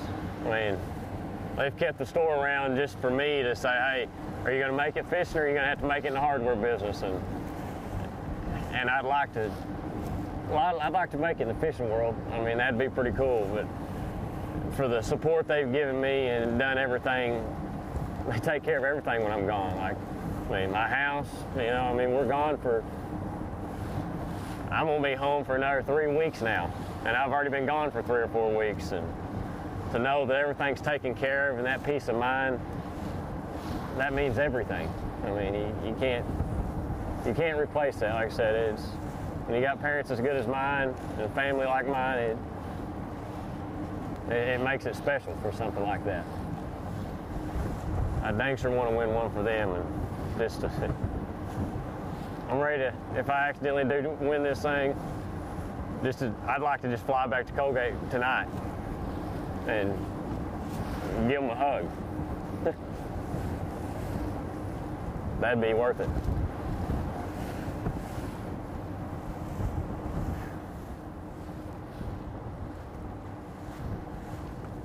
At least we ain't late today.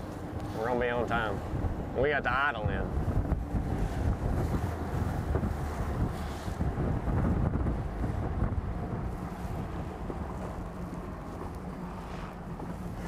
Yeah, one. Yes, ma'am. His only real big slip up this year was missing the cut at the Bassmaster Classic because of a 3-minute late penalty. Oh. He was late one of the days coming back. Buddy. The last 2 days have been fun. It's been a good time. That's what kept. I'm sorry, I missed that. I believe so. 3 pounds. I got a bag. You do? 24 or 5. I got like 6. Oh shit. One tree. One tree. Well, 2, but mainly 1. Feel the exact same way.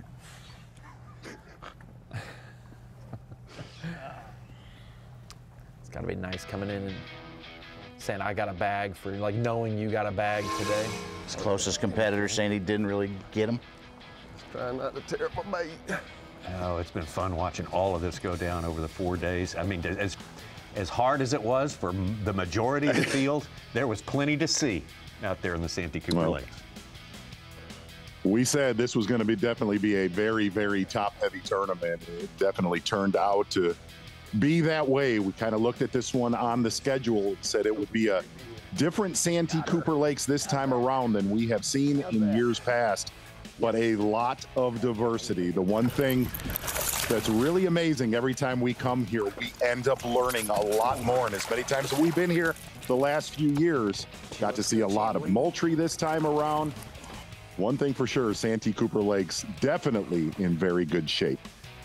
Absolutely. We have been very, very lucky on our playing fields this year. All legendary fisheries for sure, from Okeechobee to Seminole to Lake Murray. What a fantastic tournament there. South Carolina has been a terrific swing. The weigh-in starts shortly after 3 o'clock. That's a minute or two away from right now, so keep it here on Bassmaster.com. The Yeti hot seat's probably going to be actually pretty comfortable feeling. Luke Palmer will find out before too much has taken place. Thank you so much for being with us all through all 4 days. A week from next Thursday, we crank it up again at Lay Lake with Bassmaster Live. We'll see you there.